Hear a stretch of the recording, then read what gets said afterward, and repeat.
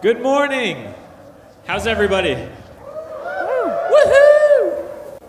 That was a good woo. Thank you. Thank you all for coming. We are so excited to start out day 2 of React Rally. To start off, I want to talk about our code of conduct one more time. We have a code of conduct. It's actually on a poster outside by the registration table. I didn't know that. Now I do.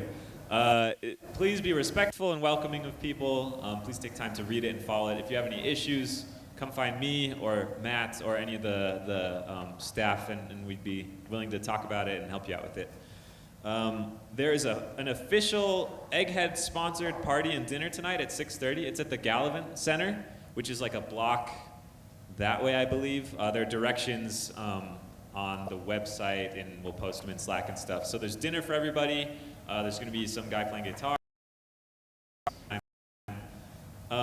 There's also, I found out a lot of people didn't know this. This is my bad. There's food and a lounge and snacks and drinks downstairs. If you just go down those stairs, kind of by the entrance, there's a bunch of tables set up. You can go hang out there if, heaven forbid, you have to work. You can go work down there. So feel free to hang out, get food in the breaks and stuff like that. Can I please get the intro music queued up for Marcy? And can we please give a warm round of applause to Marcy Sutton?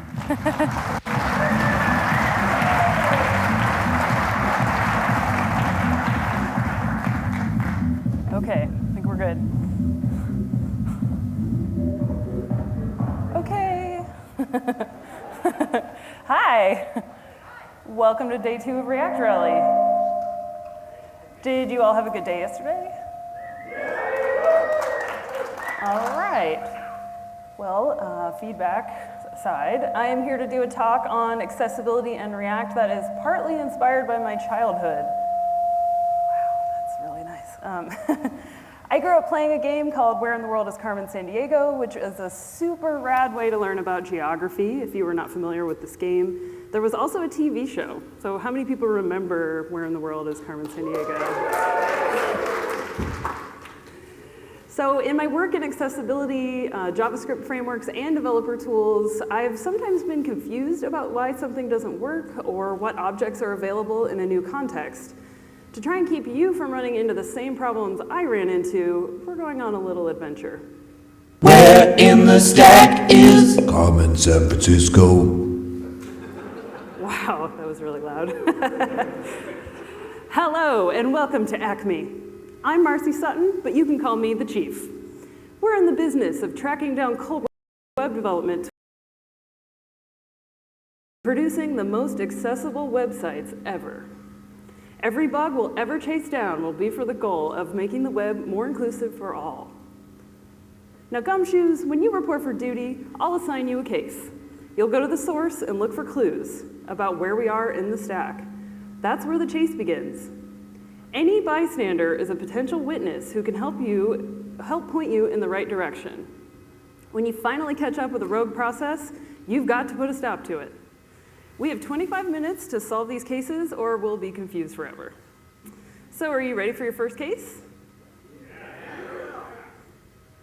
Our first mission will take us to the home of hypertext and the World Wide Web, a place in the stack we love for its reach, openness, and archivability.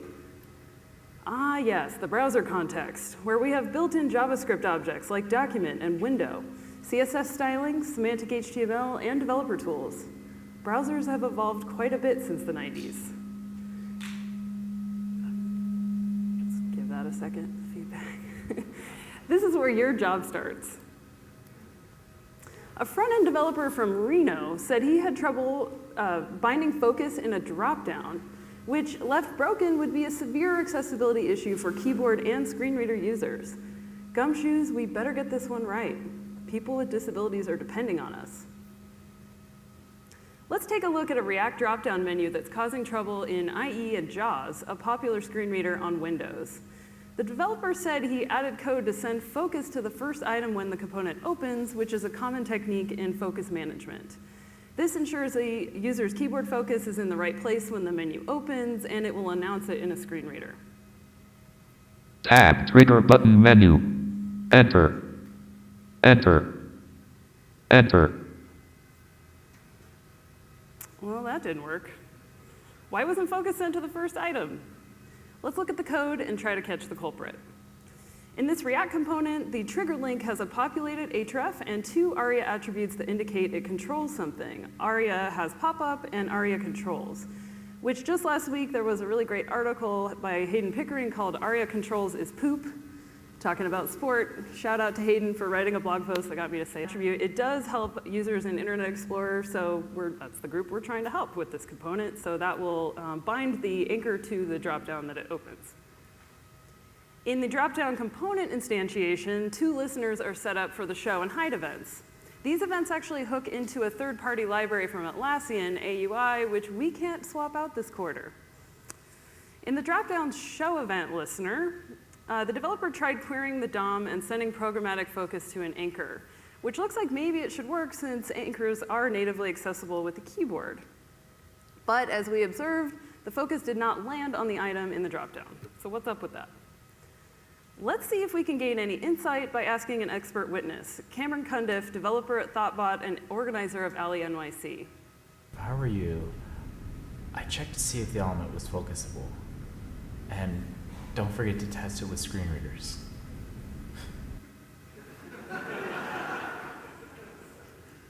So it seems there are a number of potential culprits to the focus drop. The developer sent focus to an anchor, but it didn't have an href attribute, so he added one. It should now receive focus since it has an href attribute. Tab index also works depending on what element you're working with, but be aware there's a little more that you might have to do if you're adding tab index to a div, for example. But this anchor still wouldn't focus, so that's not it. When he tried opening it with JAWS, the screen reader focus was dropped every single time. But it sometimes happened with the plain keyboard too, so maybe it's not JAWS's fault. What's going on here? I'm guessing it's a visibility race condition because the menu wasn't yet open by the time we tried to send focus to it. Layering JavaScript event handlers on top of the AUI dropdown in this case causes a race condition, where the dropdown is ultimately rendered visible by another script that we don't control. This can be a problem for screen readers and keyboards, which need elements to be accessible and interactive to send focus to them. To solve this, make sure the element is actually focusable. Use an anchor, make sure it has an href, or you could use a button if it's not navigational. You could also use the tab index attribute, as I mentioned, to make any element focusable, but you might need to expose different semantics. That said, if you know your ducks are in a row and it is a focusable element and it still won't focus, which has happened to me, make sure the focus event is wrapped in a callback on React render. That will ensure it isn't called until the component is actually rendered, and then you can send focus to it. I've also seen this solved with set timeouts or watching a property or an attribute that changes the display, or something that you know is the thing you're actually changing. But this is where React does a really great job at this because you have more control and you can really send focus at the right time after you're sure that the element has been rendered. So now that we've uncovered this culprit, let's take another look at the dropdown now that it's fixed. Tab, trigger button menu. Enter a -thing.com link. Use JAWS key plus Alt plus M to move the controlled element. A thing. A thing, that's a really useful link text. So the real fix for this, we solved it by putting the focus event in a React render callback, but the real fix would be to ditch the third-party library completely and write it in a more pragmatic way so that you wouldn't have this delay between the scripts they're like missing each other as you fire them. But we don't always have that luxury in the real world. That's happened to me where I can't swap out the underlying third-party library and I need to still make it accessible. Knowing that this is how keyboard mechanics work is a really valuable tool when you're getting into accessibility. It's also worth mentioning there is a bit more to dropdowns if you're looking to create one. There are UX considerations like trapping the focus in it once it's open so that the keyboard or screen reader user can't get lost behind it. You can also consider whether to make it more like a desktop menu or just keep it as a list of links. For more on accessible dropdowns beyond JS frameworks, because this is a pretty common UI pattern, I've bookmarked a classic post by my friend Terrell Thompson, which you can find on just this subject at bit.ly/Thompson-dropdowns. If you're interested in building accessible React components, check out the work from David Clark up on GitHub. He's got a React ARIA menu, a modal dialog, and a tab panel that are built completely with accessibility in mind. There are also a few repos on the React.js GitHub account that you can check out, an autocomplete and a modal, and those have really great test coverage if you want to see how to work on that. But these are known UI patterns that you can find all over the web. So finding good examples is good inspiration if you're looking to see how this stuff is done to be accessible. Now, if you feel confused working on accessible dropdowns, you're not alone. They're frequently a mess on the web, and there were a lot of really terrible dropdowns when I was putting this talk together. And it's really in response to the fact that we don't have the control we need to style elements like select. We just don't have the primitives to have full style control, so people move to custom implementations. But there's more that we need to consider, obviously. We need to think about focus management. We need to think about trapping focus if it's a modal dialog, so you can't get stuck behind it. But we've uncovered some of the keyboard mechanics at least for custom dropdowns. So now that the word is out, we can each do our part to improve focus management from now on. And we can even automate testing it. Gumshoes. We need to expose information about objects in a user interface. We're looking for an important mapping for understanding hierarchy and context. Can you help find it? Okay, all right. When you start coding for accessibility, it might be unclear what's happening under the hood. You might wonder, how can I make form inputs work with a screen reader? What are these role and aria dash attributes I keep seeing everywhere? And do screen readers look at the DOM, or is there something else going on? Let's ask Alice Boxhall, software engineer on Google Chrome and creator of the Chrome Accessibility Developer Tools. I heard there's a platform alternative to DOM scraping that produces a tree of objects with role, state, and name. That's pretty vague, but I think we have all the clues we need for this case. I can tell you we aren't necessarily in no JavaScript land because assistive technologies do use JavaScript. Otherwise, I probably wouldn't be here talking to you at a React conference. The HTML element API is the interface for elements, but it handles many things not related to accessibility, so it isn't really the right place either. We're close to Way Aria, the spec for standard accessibility attributes in HTML and SVG. Aria provides a collection of standard accessibility attributes which are used on various platforms. It's an accessory to our suspect, but not what we're looking for. What about accessibility APIs? There are accessibility APIs in most modern operating systems that expose information to screen readers. They interface with the web browser and provide page details through a tree known as the accessibility tree.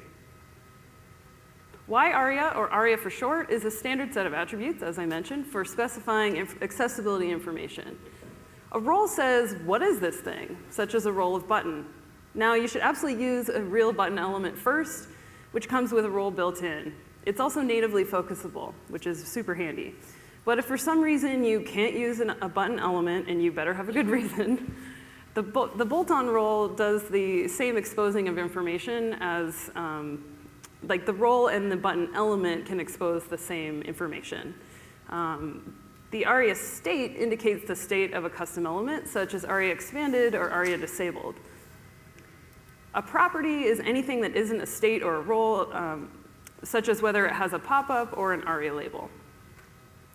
Now, you may think the DOM is slow or have preconceived notions about its value, but these underlying mechanics are a really important part of building for the web platform. It's really important if you are making interfaces that people use, that you understand this underlying semantic information, because it can mean that someone with a disability can actually use your web application. They can be your customer, and that's really powerful.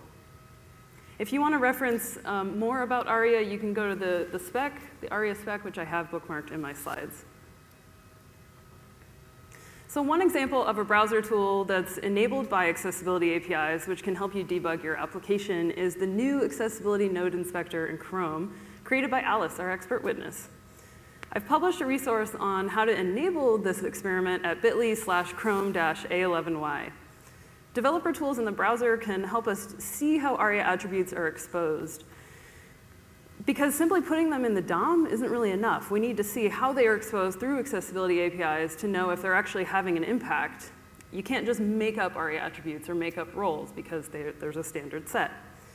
Now, at this time, testing of these attributes is pretty manual. There isn't really a way to test the accessibility tree in an automated fashion. But automated tools can catch common errors, and they promote best practices. And so by following those best practices, you can get it right a lot more of the time than if you were just guessing. All right, gumshoes, we've successfully uncovered a hidden slice of web development, accessibility APIs. This knowledge helps us by understanding how screen readers interact with the web, and hopefully it illuminates why div soup is so bad. We'll use this information to track down culprits in our next case, so be sure to hang on to your notes. Now, I got a hot tip about testing browser scripts with Node.js. The anonymous source was completely babbling on the phone, but I managed to get the gist. I need you to investigate how we can execute a browser script in Node, keeping in mind they are different contexts with different objects available. Check out this browser script for the Axe core library, a flexible accessibility testing API written in JavaScript. With Axe, you can audit web pages with accessibility rules mapped not only to best practices, but also to accessibility standards like WCAG and Section 508.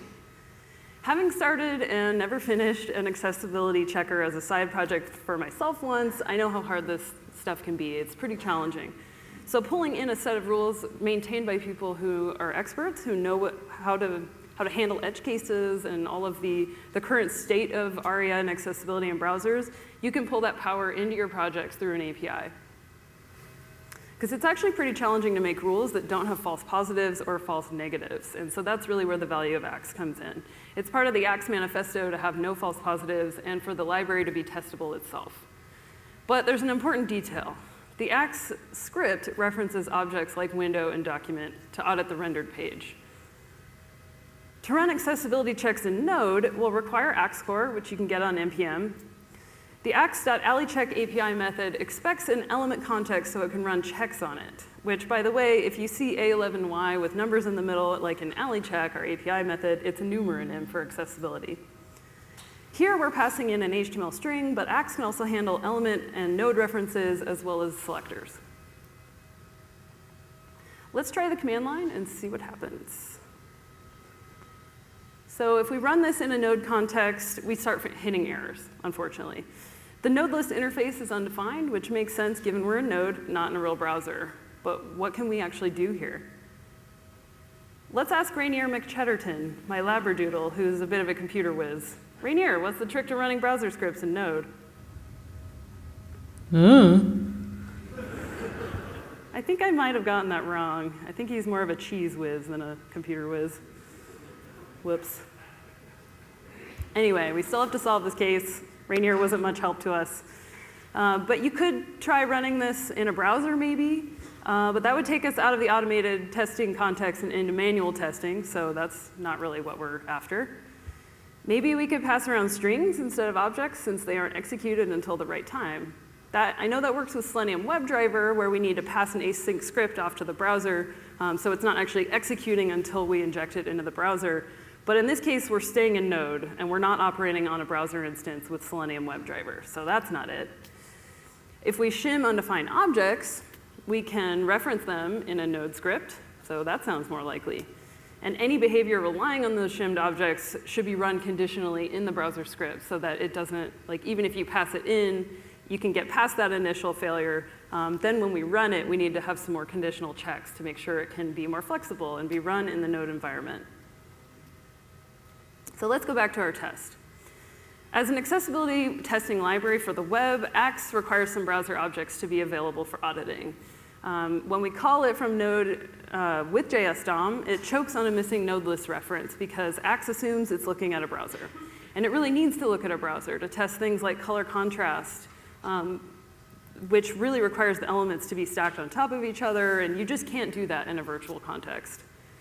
So in our test script, if we use JS-DOM's env callback and pass in references to the window, the node, and node list interfaces, that allows us to actually run the script in Node.js.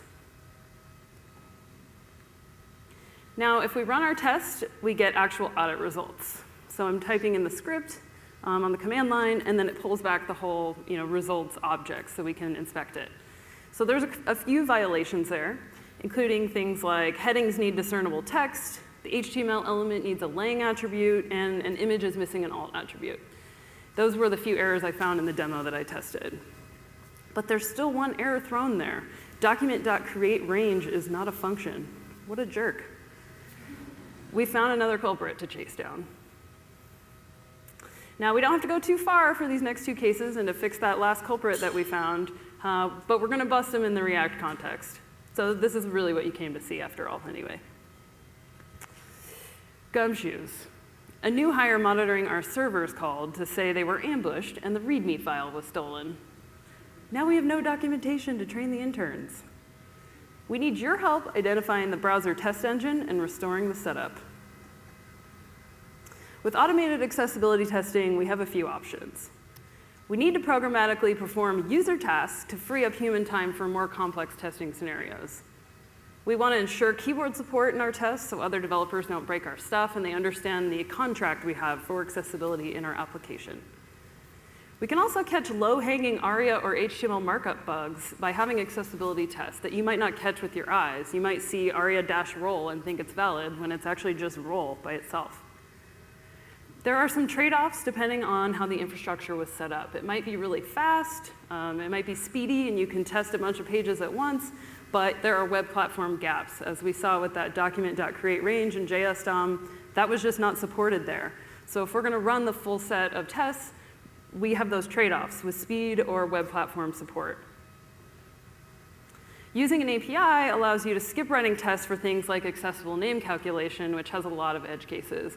That hints on that side project I mentioned that I started that I quickly realized how tough it was going to be to write these rules when I got to a form label. And I realized that the label could be like elsewhere in the tree somewhere, and there are a bunch of different ways to label a form element. And so writing a test to tell you that you're missing a label, there's a lot of edge cases there. And if you want to skip that boilerplate in your application, using an API for that, for accessibility test coverage, can give you a leg up.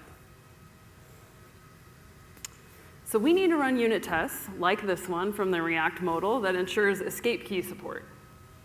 That's a feature test that we can write for our application that you should absolutely do so that you have custom tests in your application.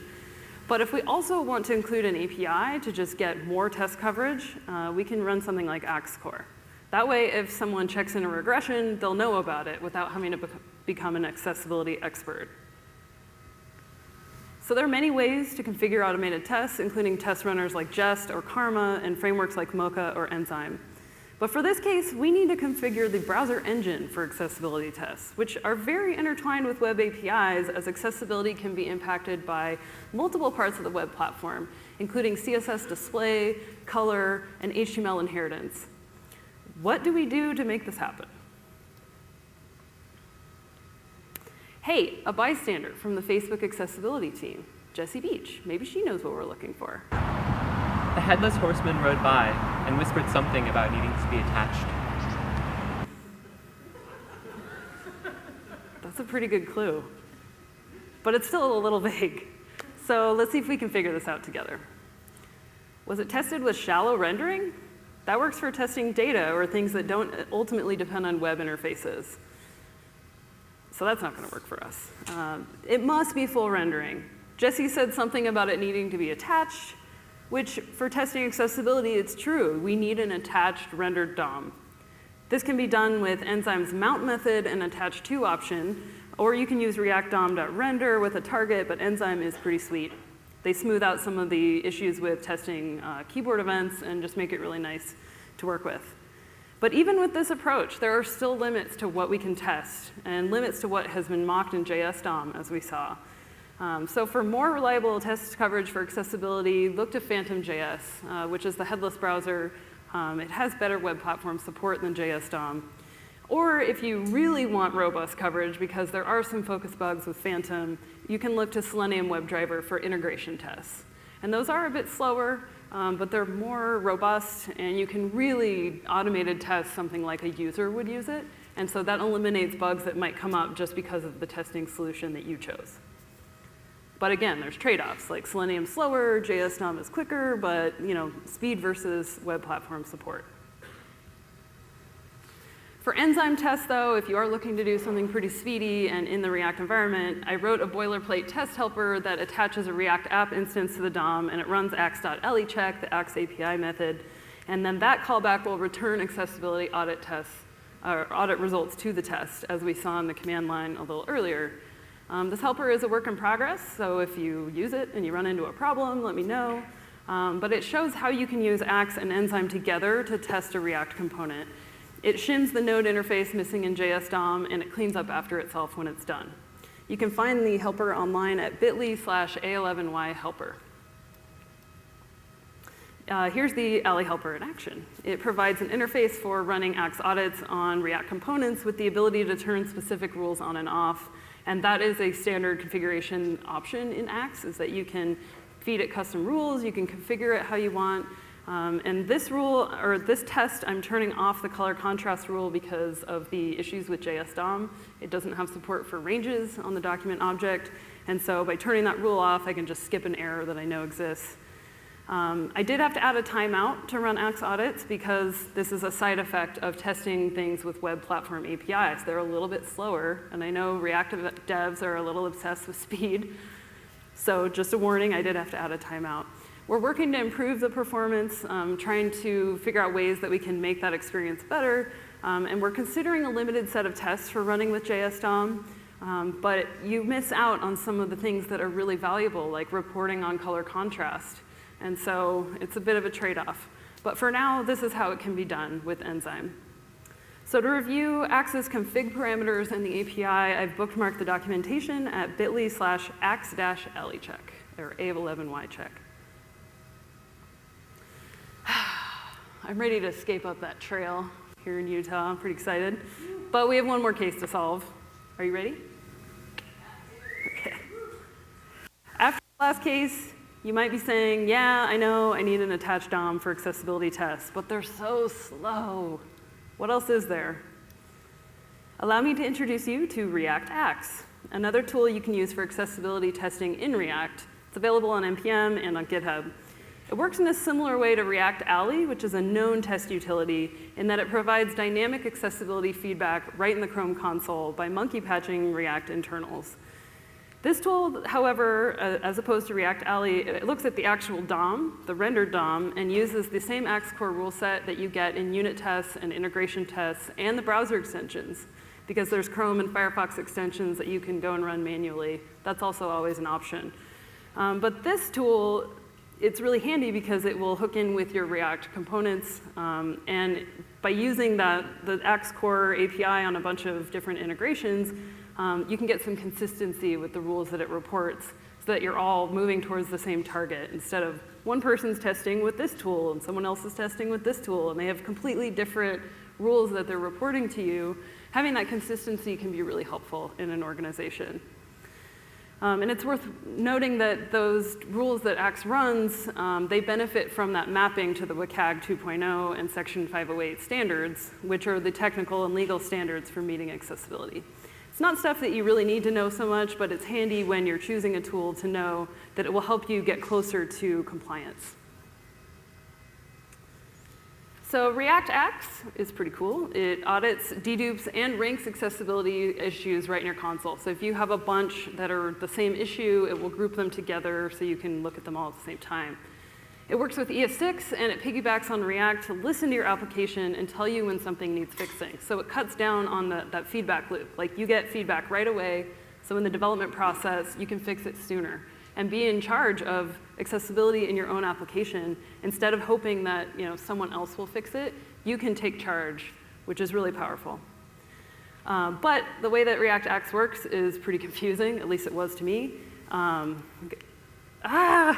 There's Carmen. We've got to be close to the source. Okay, so how does React Ax work? Magic! Not really, it's not magic. As we learned earlier, the DOM has to be attached to avoid both false positives and false negatives in accessibility tests. But unlike testing with Ax Core or Ax WebDriver.js, which is another tool that you can use, React Ax does not inject itself into the page. Instead, it uses the React component lifecycle to watch the DOM to be updated, and it can run dynamic accessibility checks against it. By hijacking React.createElement, Axe can piggyback on React and use its same render data to run checks. Because React is sending complete components to the browser, including styles, Axe can safely audit the payload while leveraging web platform APIs. So you really cut down on that feedback cycle and just get information a lot quicker without having to power up another browser. It's right in the one that you're developing in. So that's pretty helpful. All right, well, we kind of got to the bottom of all of our cases. We chased down some seriously confusing stuff today. Like, this is stuff that I have been banging my head against the wall for a while. So hopefully this is really helpful to you as well. But let's review this confusing stuff that we've learned. In screen readers, you might be focusing on an accessible element like an anchor or a button, but it just doesn't land. Check for a race condition or even a bug with assistive technology. It's important to go and check it in the environments that your users are using, even if you use automated tests. Accessibility APIs expose information to assistive technologies, and the semantics that go into your documents are really valuable. So avoid div soup, use native elements wherever possible, and know that there are APIs that take your DOM information and expose it in a programmatic way. When testing browser scripts in Node, be sure to shim global browser objects to prevent errors. You won't really get very far otherwise. You will get blocked by them. But if you start running into those node list errors, things in JS DOM, go back to the Ali helper that I created, and you can see how to help it a little bit, give it a little hand-holding to run a browser script in Node. We can automatically test accessibility with Enzyme and Phantom and Selenium WebDriver, so you have lots of options. Each one has their drawbacks or pain points, but together we can establish reliable accessibility test coverage instead of having nothing at all, saying, I'll deal with that later. If you work in some tests and make it part of your workflow, you can really move the needle on accessibility and make the web more accessible to people with disabilities. And then lastly, you can test accessibility even faster if you're frustrated with the DOM being slow, or you just want to check out a new shiny tool. You can go look at React Axe and work it right into your React workflow. It's worth mentioning that testing tools are not a substitute for user testing, so be sure that you're promoting that practice as well. But they are a really great start, and they can help you catch that low-hanging fruit that maybe you're just missing because you're human and your eyes are tired, or maybe you aren't as familiar with ARIA. So by using accessibility tests and APIs, you can catch that stuff a lot easier and free yourself up to go do something else. All right, Gumshoes. This logical approach to problem solving is very valuable, and we're lucky to have you here at Acme. I hope this builds your confidence in using web development tools to improve web accessibility for everyone. We need more high-caliber individuals, such as yourselves, committed to making a difference. Can I count on you to spread the word about the importance of testing for accessibility? Yeah. I thought so. So I'm Marcy Sutton. I'm a developer at DQ Systems. Couldn't really give that away at the beginning because I'm the chief, actually. But thanks for being a part of my accessibility testing game show, and thanks to the organizers for inviting an Angular accessibility expert. I also have some Axe stickers if you'd like one of those. So that's it for me. I'm the chief, signing off. Where in the stack is Carmen San Francisco? I had to play it again. All right, thanks everyone. Thank you.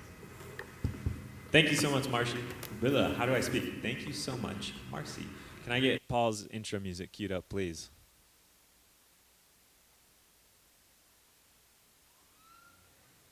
Give it a minute.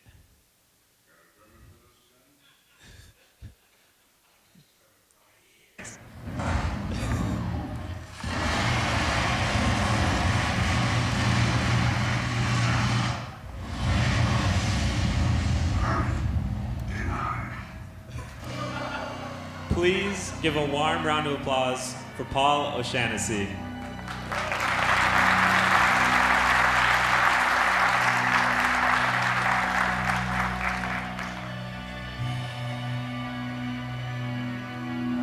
Why is it mirroring?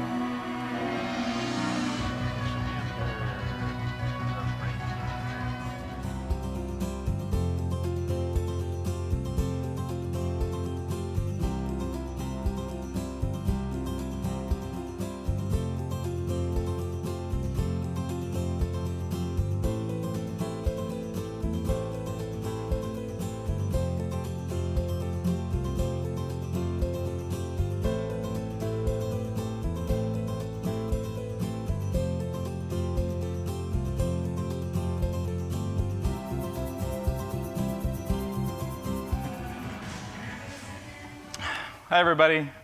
Thanks for listening to Kung Fury for a moment there. The Hoff is my soul animal. So what we're going to do today is we're going to build React from scratch.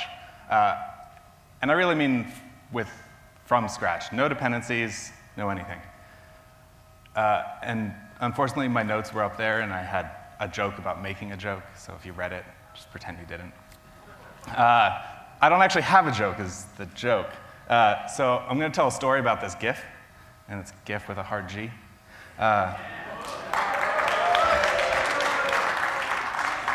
So I tried to download this in a high-resolution version, and it was 77 megabytes. And I kind of broke the hotel Wi-Fi for a moment. And then when it finally did download, it crashed Chrome. So this is just a 4 megabyte version. So I hope you've enjoyed watching it 7 times. So as Jameson said, my name is Paul. I go by ZPal on the internet. I've been working on React at Facebook for the last few years. And if you've seen that ugly mug, that's me. I've been using it on GitHub. You might recognize me. If not, hi. So this is going to be dense. So I want to make sure we review some of the terminology, because it definitely gets confusing. We have a few sort of pieces of this. We have component classes. These are what you define in your React components. You have React.create class. You have React.component as a base class to extend. What we also have are instances. Instances are basically anytime you new up, React news up one of those classes, it creates an instance. We put a bunch of backing stored data in there. You should never be newing up these things yourself, just as a reminder. We do that for you. And if you're ever confused about this is the this that has set state. So that's that one. And last but not least, we have elements. Elements are what you create in your render function. You return them. They don't have any instance information. They're super lightweight. There's a type field and a props field. And that's really it. You should never really need to worry about that. JSX transforms to those, and if you're not using JSX, that's fine too. So I promised we'd build React, so let's just go do it. OK, and we're done. Nope, that's not it. So we're going to actually build it. But the first thing we need to do, because this is JavaScript, is we need to pick a name. So let's do that. So let's call it dilithium, because dilithium powers the warp drive. And we want this to be fast, and it's great. I actually picked the name and designed the slide before I did anything else, so I had to keep it in there. Now, the second most important thing is to design our APIs. React has done the hard work for this already. We're just going to take a couple of those. So we have our top-level API. We have create element. We have this base component, and we have render. Create element is going to work exactly like React.createElement, down to all of the stupid nuances it has. Component is our base class. We're not going to support stateless functional components. We're not going to support create class. It's way too much to try to do in 24 minutes or however much time I have left. And we have render. We need to do that to make sure it actually goes in the DOM. In the component class, we're going to have a constructor. We're going to make sure we have render. It's kind of important. And we want to make sure set state works. And we also need to support props and state. So the third most important thing is to build an example. And I think we call this test-driven development. We build this first, and then it runs. And you just press refresh a lot. So all we have is a title there. We have this square that is red and just keeps becoming more red until it resets, and a counter. It's not super complicated, but it sort of covers the few things we need.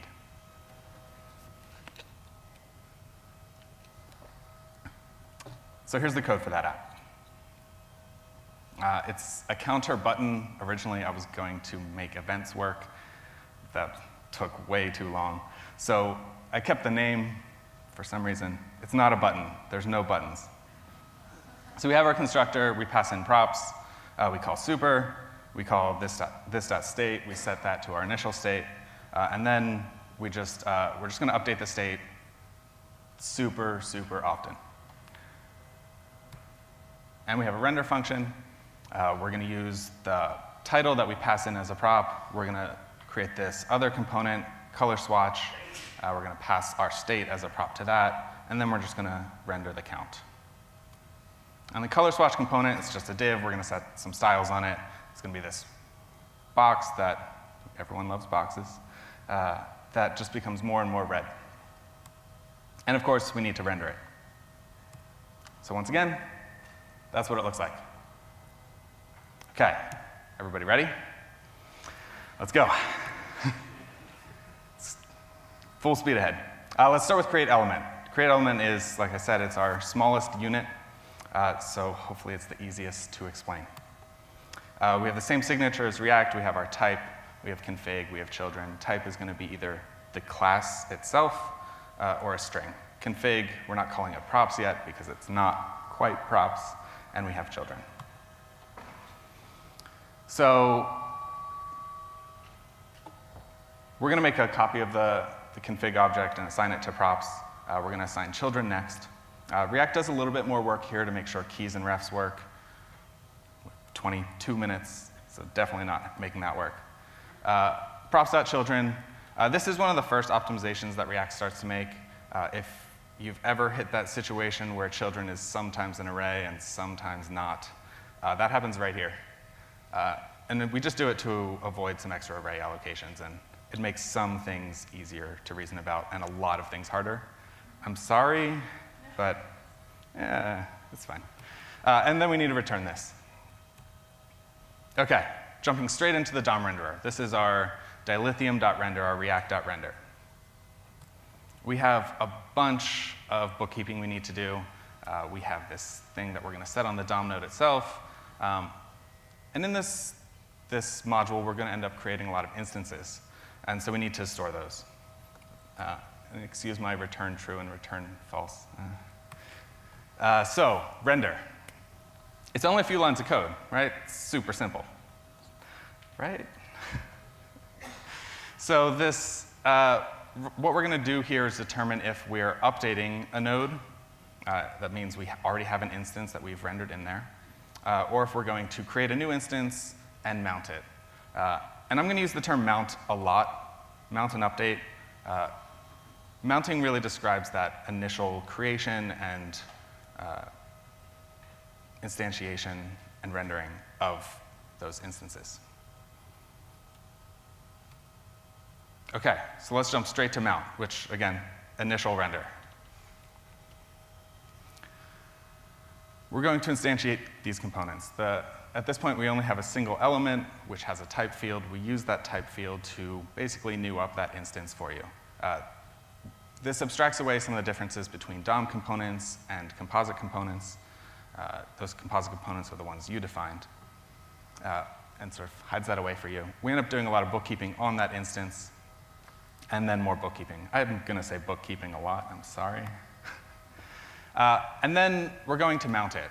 And we call into this thing called the reconciler. The reconciler is the sort of most complex and abstract part of React. That's what we're going to spend a lot of time talking about. But at this point, all it does is return a DOM node. And so this keeps this code nice and short, and we hide away the complexity. And then we're just going to go put it on the DOM node. That's important. So going back to this for just 1 second, this is going to be super, super recursive. Recursion's important, it turns out.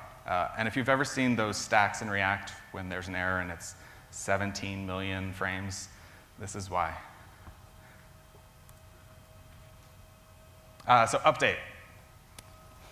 Some more bookkeeping. We need to grab the instance that we previously rendered, because what we're going to do is try to update that instance. And that's what we're doing here. So we compare the current element that was previously rendered to the one that we're receiving now. And we have this method called shouldUpdateComponent, We're going to visit that in just a second.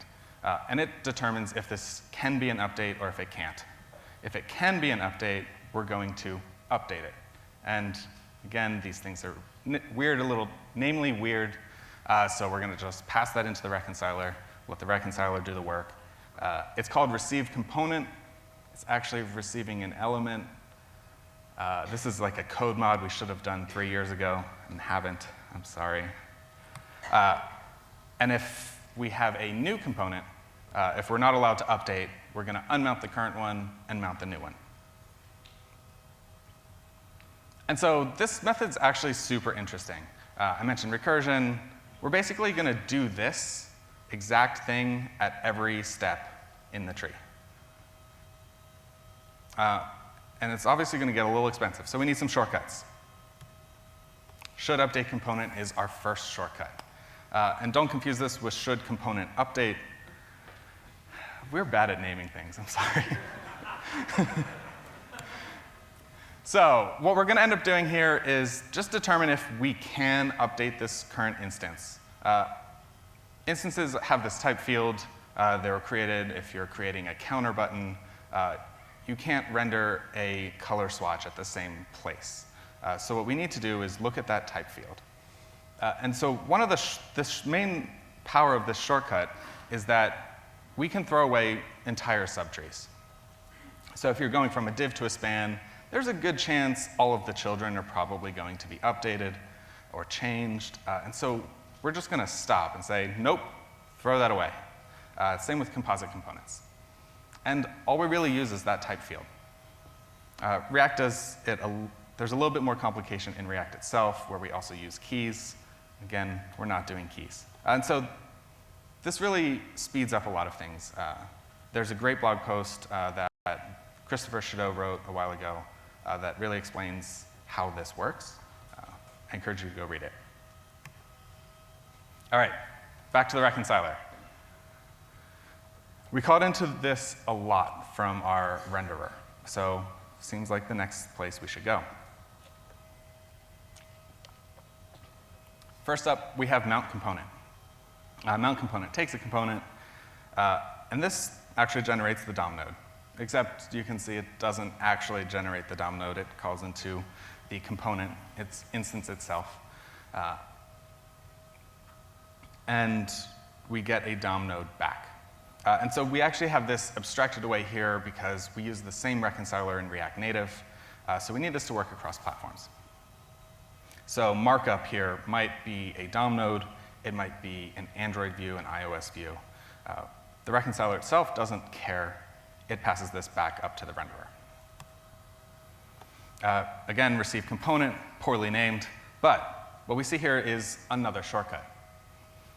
So when there are some cases where you can optimize, you can use object literals as elements. And in that case, we know that you're updating to the exact same element. So we don't need to do anything. We're going to take a shortcut. And again, if we're not taking the shortcut, we're going to defer to receive component on the component instance itself. Unmounting, again, we're going to just defer to the component. And then there's another method I'm going to skip. So we have this internal component lifecycle. And so we just called a bunch of methods from the reconciler. So we need those to work. And in order to make those work, let's explain the actual internal component lifecycle. So we have a constructor. We've instantiated our component. This is how we do it. The next thing that happens is we mount the component. This generates the DOM nodes or the React Native views and doesn't actually do anything with them, just returns those up. You can also receive updates. These are the partial updates you might get from renders that happen above this component. Your parent component renders, passes new props. You can update a component. This is mostly an internal API. Even the reconciler itself doesn't really call it. And then you have unmounting. It's very important to make sure you unmount components so that you release all that, that good memory that you're using. OK, component API. We're finally here. So this is going to be the component that the base class that you extend. and it's just a class. Yay, classes. So we have a constructor. We only have two public APIs. We have the constructor, which, again, you never really call yourself. You only ever call super inside your constructor. We're going to set some fields. We need props, obviously, and a bunch of other things we're going to use later. The last step is to make sure we actually have a render function in this class. The other public API is setState. setState, as hopefully many of you are aware, takes a partial state. And React actually is far, far, far more complicated here. I've simplified this to that, which is 5 lines of code. React has hundreds. It needs to support batching. And this is where batching starts to come in. React actually builds up a queue of partial states, and then you can call setState. Immediately after that, it just adds things to the queue. And we don't actually flush all of this out immediately. But we're going to here because synchronous code is far easier to look at. We have another helper method for our constructor. We just need to make sure we store the current element. We use that in a bunch of places. You've already seen it in our shouldUpdate component. Mounting. Again, mounting. So this is where the magic starts to happen. So we're finally calling our render function. It's kind of important. And for our composite components, we have another little shortcut. We know that we can only ever return a single element from render. To probably the dismay of all of you, you cannot return an array from render. And this is exactly where it happens and why.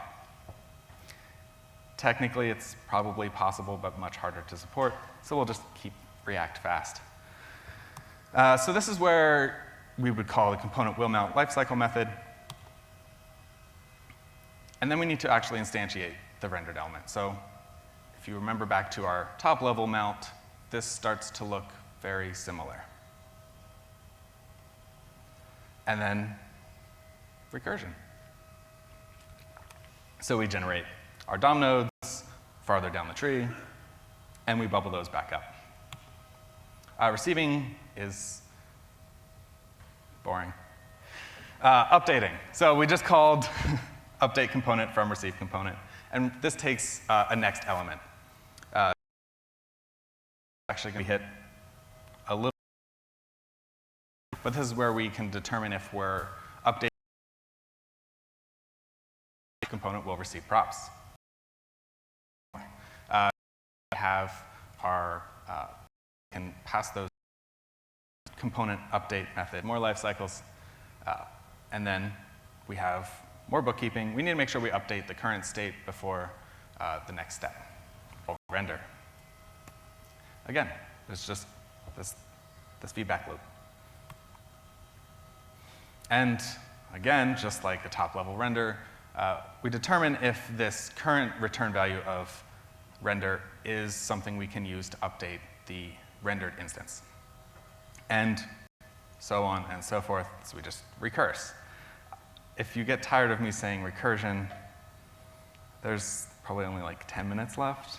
So we're gonna, if it's not an update, this looks exactly like the top level update where we've determined if we can update or not. We can't, so we need to go unmount and replace. I said that this is supposed to be a big. I'm wrapping this up soon. So we actually have a helper class, wrapper class that we use for our internal instances. These are never exposed to you. Previously, we used to do this via refs. Refs used to give you this internal instance. We don't do that anymore. It's better that way. You actually get DOM nodes as refs. But we have mostly the same API. So we're going to extend this other base class called multi-child. We'll get to that in a minute. We have a constructor. Again, we're passing in an element. We're calling super. We're doing some bookkeeping stuff. We need to make sure we store current element. We're going to do a lot of the same comparisons. Mounting. So mounting is actually a little bit different here. Because we're finally at this bottom layer, we can do the things that need to happen, like creating the DOM node. So we're going to do that here. It gets far more complicated in real React. Creating DOM nodes for SVG, you have to do something different. You have to make sure you create them in the right namespace. For custom elements, you need to pass an extra field. We won't do all that. So we have update DOM properties. This is exactly what it sounds like. We're going to go update DOM properties. At this point, we don't have any, so we're just going to go set a bunch of things. And then create initial DOM children. We're going to look at that a little bit more closely. So this ends up being the lead-in to multi-child. And it starts getting weird, unfortunately, but it makes for more things for me to talk about. So we can take a shortcut right here. If our child is a single child and it is a string or a number, for example, we're setting the title and we're showing the current count, that's this case. We're just going to go and set the text content of that node. In React, this is actually, again, more complicated. There's a bunch of bugs around setting the text content. We actually have a wrapper class to make sure we can track updates. In React previously, version 14 and below, that was the wrapper span that you saw all over the place. It's now just text content with some comment nodes in there to help differentiate. But we're taking an even bigger shortcut. The interesting case is right here, where it's either an element or an array of elements. And so this is similar but different to the regular component case. We no longer know that we only have a single child.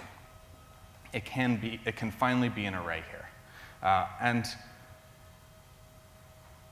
while that might not seem immediately clear, happy to chat with you later, we don't have time to really explain why that can only happen here, and why only this class needs to worry about multiple children. But trust me. So mount children, like I said, it looks a lot like mount component. And for good reason, we're going to effectively do the same. We just have a lot more things to start tracking. So let's recurse again. So multi-child. We have this mount children API. That's what we just saw. We have update children. We have unmount children. This is sub-in children for component, and it's virtually the same thing. And this is the last slide with code. So it's also the worst code. So this is where we actually start to see the real magic. I mentioned magic before, but this is where the real updates happen. We build up this list of update operations that we need to do. And so these are the things that we have insertions, we have moves, and we have removes. And so these are abstract at this point. And the goal is that these bubble back up to the native layer, and that layer, which we just came from, can handle the actual DOM operations. We're going to cheat a little bit and do that directly because it's faster. So we represent these update operations as sort of just lightweight objects. Again, similar to elements, lightweight, but it's just this thing that we use internally.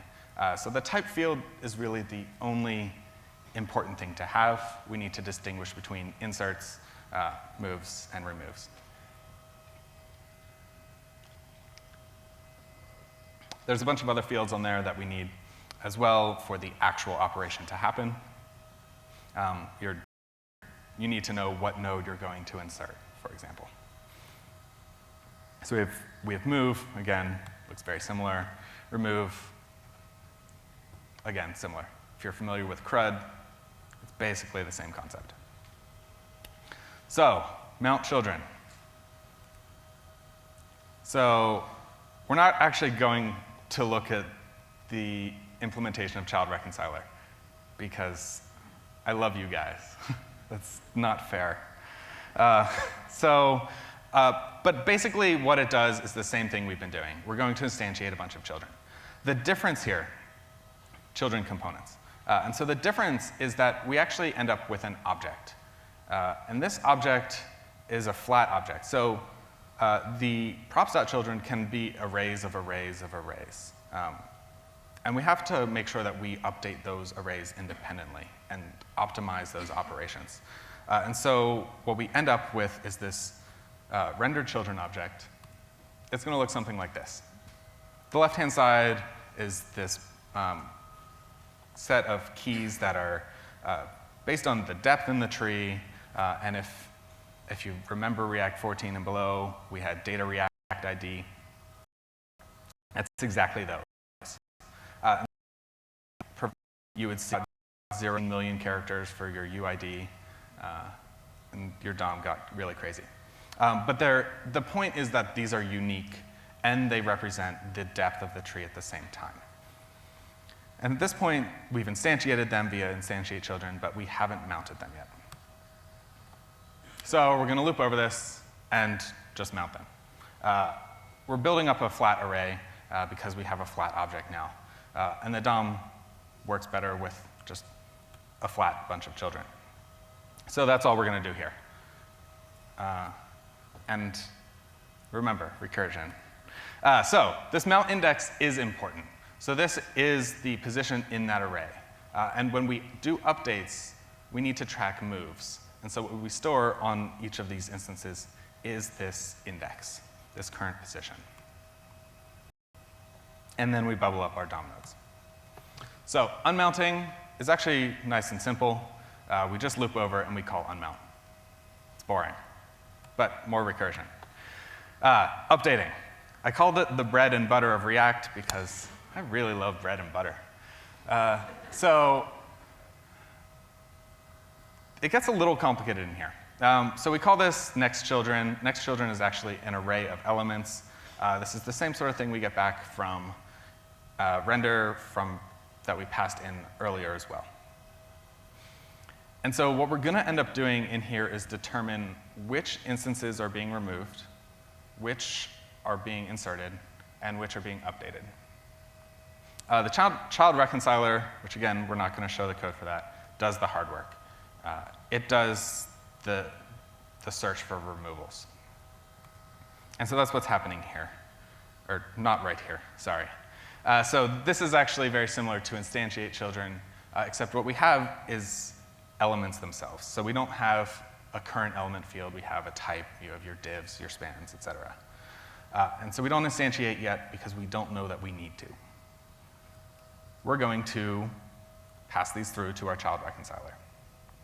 And so we need to do some tracking to figure out which ones are being removed and which ones are being inserted. So that's what we have, those two tracking objects. We pass these through. Update children is a very mutative API.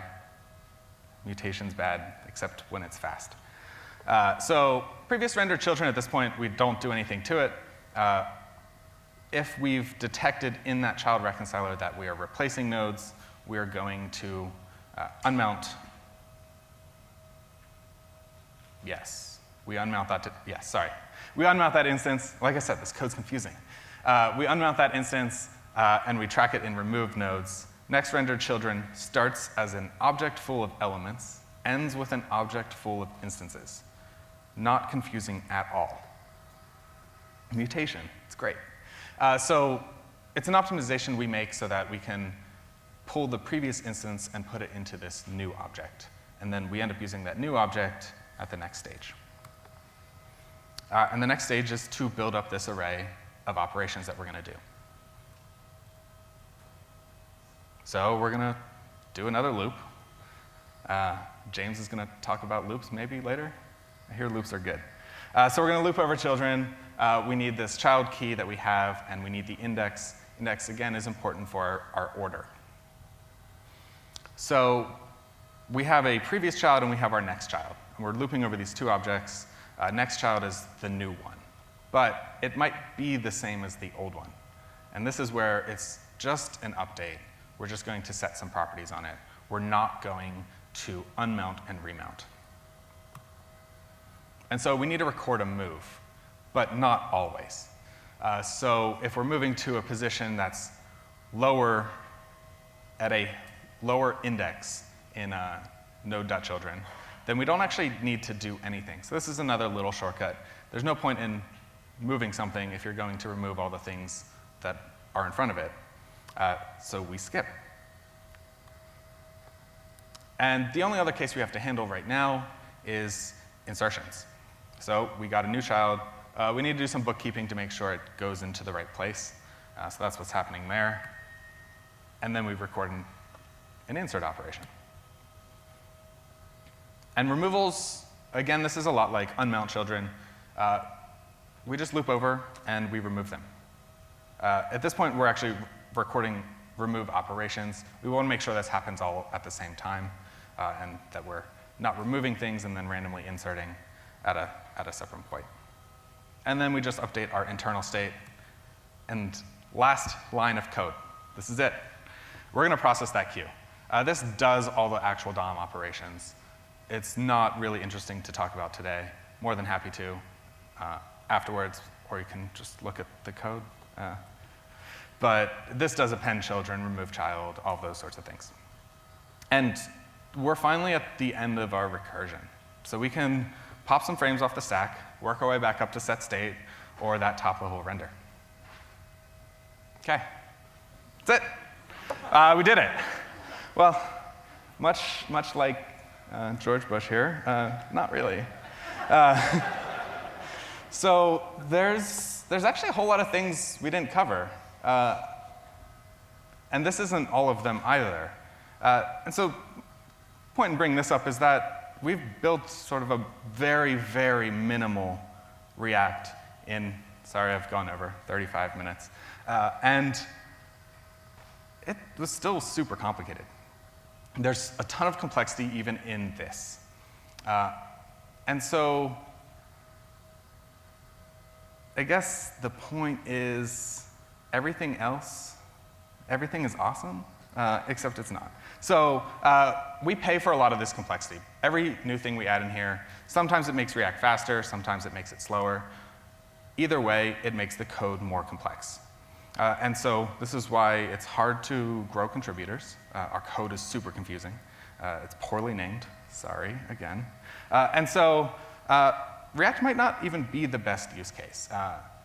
Raquel talked about this yesterday in her talk. She mentioned, React was forced upon her, and maybe it wasn't the right thing. And maybe React's not the right thing for you. There's a ton of great alternatives. We've got Vue, Ember, Cycle, Angular, even something super small like Preact. These are all great choices, but you're going to make trade-offs. And so if you want some of the things that are actually in React, feel free to use React, or not. That's it.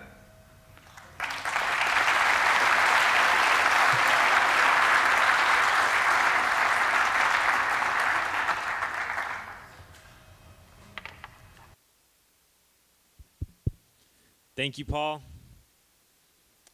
Why do sharks swim in salt water? Because pepper water would make them sneeze. What is black and white and black and white and black and white and black and white? A penguin rolling down the stairs. Things to think about during the break. We're about to go to a break. We'll get back at 11. Right before we do, I want to talk about hiring.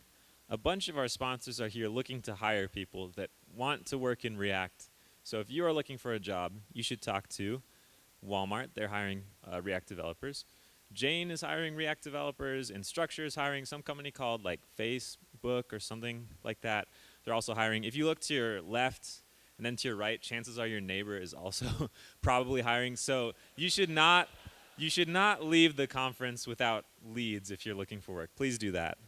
And we'll start back up at 11. See you then.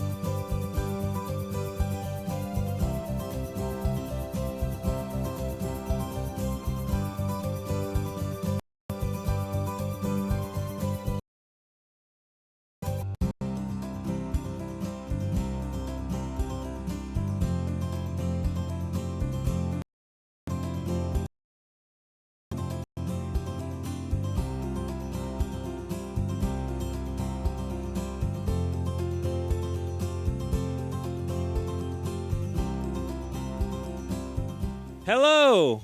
Welcome back from the break. Welcome back to React Rally. We've got...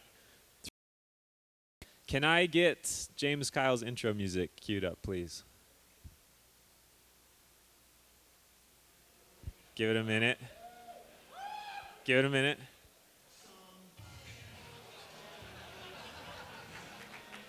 Give him a round of applause.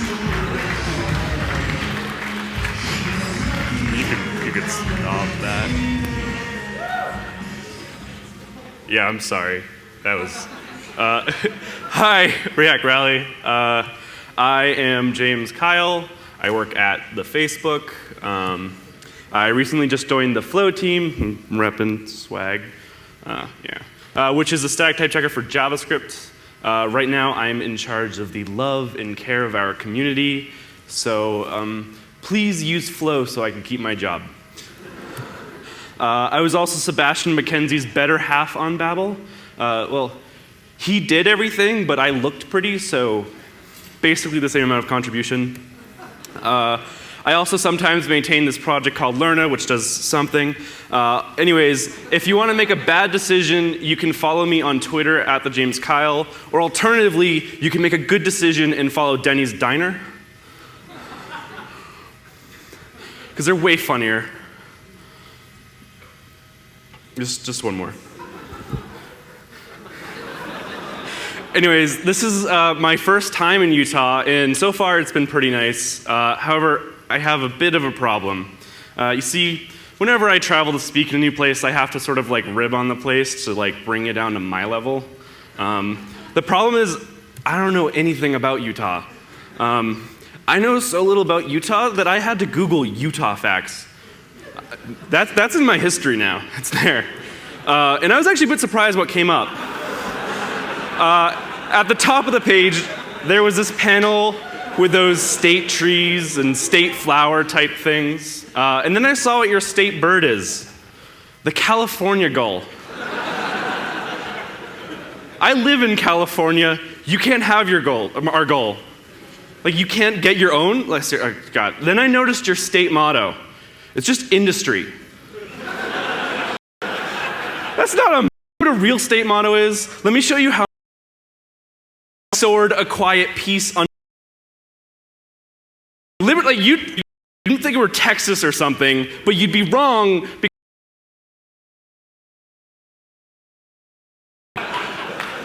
But even that doesn't compare to New Jersey's motto. Anyways, I'm very happy to be here. Let's talk about some data structures. And you'd be right, because they're very important. Not just to pass Computer Science 101, but in order to be a better programmer. Knowing your data structures can help you manage complexity and make your program important.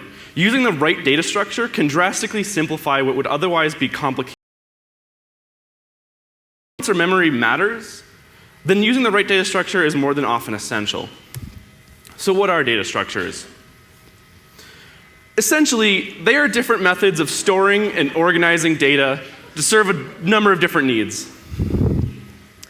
Data can always be represented in a number of different ways. However, depending on what type of data you have and what you need to do with it, one representation will probably be a better choice than all the others. To understand why, let's first talk about algorithms. Algorithms is just a fancy name for a step-by-step set of operations to be performed. Data structures are implemented with algorithms, and algorithms are implemented with data structures. It's data structures and algorithms all the way down until you reach the tiny microscopic people with Intel is enslaving people. Wake up, sheeple. Any given task can be implemented in an infinite number of ways. So for common tasks, there are often many different algorithms people have come up with. For example, there's an absurd number of algorithms for sorting in a set of unordered items. There's insertion sort, there's selection sort, merge sort, bubble sort, there's heap sort, quick sort, shell sort, Tim sort. There are more, but others. So you'll need to make a decision based on what your needs, you'll need a way of them. When we compare the performance of algorithms, we use a rough measurement of their average and worst case performance with something called Big O. Is a way of roughly measuring the performance of algorithms in order to compare one against the other when discussing them. Big O is a mathematical notation that we borrowed in computer science to classify algorithms based on how they respond to the number of items that you give them. There are two primary things that you measure with Big O. Time complexity, which refers to the total count of operations an algorithm will perform given a set of items, and space complexity, which refers to the total memory an algorithm will take up while running a given set of items. We measure these independently from one another because while an algorithm may perform less operations than another, it may also take up way more memory. Depending on what your requirements are, one may be a better choice than the other. So these are some common Big O's. We have their name, their number, and how you feel when they show up at your party uninvited.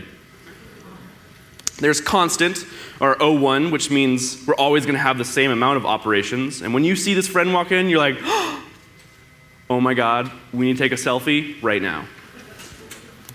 Next is logarithmic, or O log of n, which means the number of operations increases very slowly as you add more items. When this friend shows up, you're like, hey, let me get you a drink, and let's do this up.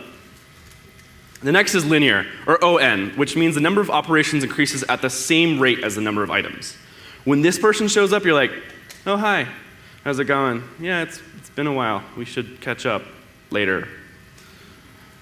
Next is I always call it linearithmic. Linear arithmetic, or ON log of n, where the number of operations increases a bit faster than the rate of linear. When this person shows up, you're like, who brought them? They smell like soup. Next is polynomial, or ON to the power of 2, where the number of operations increases exponentially and quickly gets to be way too many. When this person shows up, you get like all salty, like, hey, I don't remember inviting you, but I was drunk the other day, so maybe that was it. Last is factorial, or O factorial of n, when the number of operations just shoots straight up, like getting into the billions and trillions and quadriplegicillions really, really fast. When this person shows up, you're like, I invite you for a very specific reason, and that reason is I hate your guts. So bye. To give you an idea of how many operations we're talking about, let's look at what these would equal given the number set of items.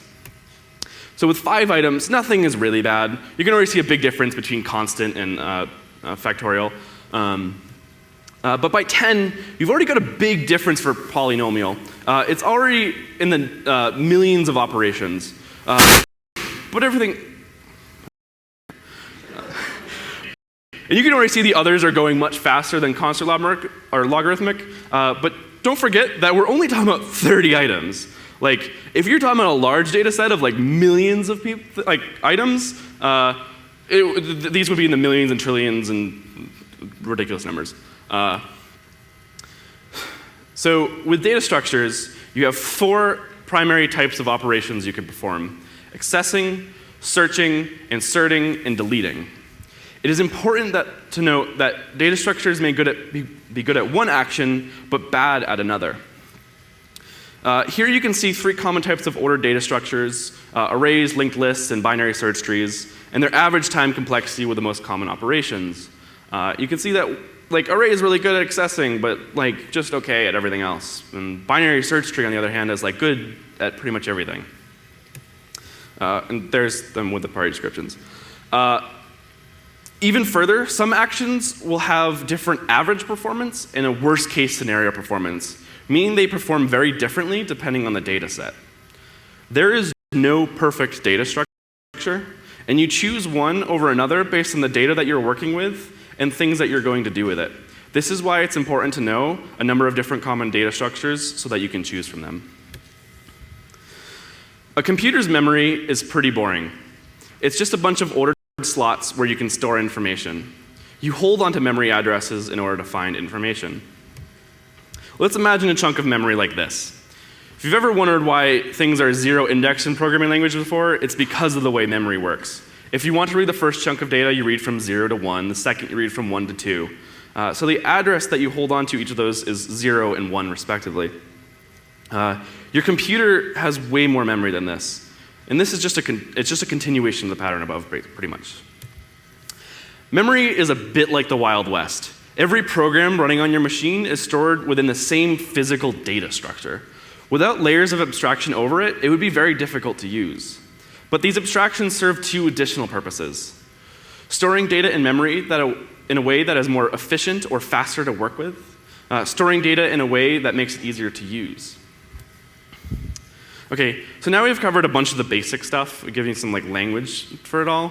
So let's dive into actual data structures. We're going to cover lists and hash tables and stacks and queues and graphs and linked lists and trees and binary search trees. So let's just jump into it. But don't worry about understanding all of this code. It's only to act there as an aid to the things that I'm saying. To demonstrate the raw interaction between memory and a data structure, we're first going to implement a list. A list is a simple representation of an ordered sequence of values where the same value may appear many times. There are four types of primary operations to add and remove items. You're probably already familiar with them for array because a list is basically an array in JavaScript. Starting with push, we need a way to add items to the end of our list. It is as simple as adding a value to the address at the end of our list, and then we store the length to calculate that, and we increase the length. Pushing an item to the end of a list is constant. It's always going to take the same amount of time. Push and pop both operate on the end of a list, and overall are pretty simple operations because they don't need to be concerned with the rest of the list. But let's see what happens when we operate at the beginning of the list with unshift and shift. In order to add a new item at the beginning of the list, we need to make room for our value by sliding all of the other values over by 1. In order to slide all of the items over, we need to iterate through each one, moving the previous value over. Because we have a way to iterate, or because we have to iterate over every single item in the list, unshifting an item to the start of a list is linear. Finally, we need to write a shift function to move in the opposite direction. We just delete the first value and then slide everything back over. And it's pretty much the same exact code, just backwards. The code, yeah. I thought it was down here. Shifting an item from the start of a list is linear. Next we have hash tables. Hash tables don't have any order to them. Instead, we have keys and values where we compute an address in memory using the key. If you're wondering, yes, these are exactly what objects are in JavaScript. The idea is that we have keys that are hashable, which we'll get to in a second. And they can be used to add, access, and remove data from memory very efficiently. In order to store key value pairs in memory from our hash table, we need a way to take the key and turn it into an address. We do this through an operation known as hashing. All that happens is that we take a key and serialize it into a unique number for that key. So you have to be careful, though. If you have a really big key, you don't want to match it with a memory address that doesn't exist. You don't want to go infinitely. So the result is that hashing algorithms need to limit their size, which means there are a limited number of addresses for an unlimited number of values. The result is that you can end up with collisions, places where two keys can get turned into the same address. Any real-world hash table implementation would have to deal with this. However, we're just going to glaze over it and pretend that doesn't happen. So let's set up our hash key function. Don't worry about understanding outputs of mostly unique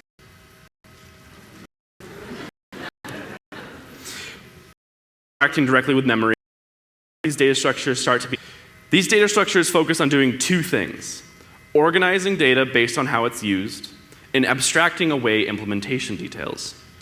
These data structures focus on creating an organization that makes sense for various types of programs. They insert a language that allows you to discuss more complicated logic. All of this while abstracting away implementation details so their implementation can be changed to be made faster. Directly to memory.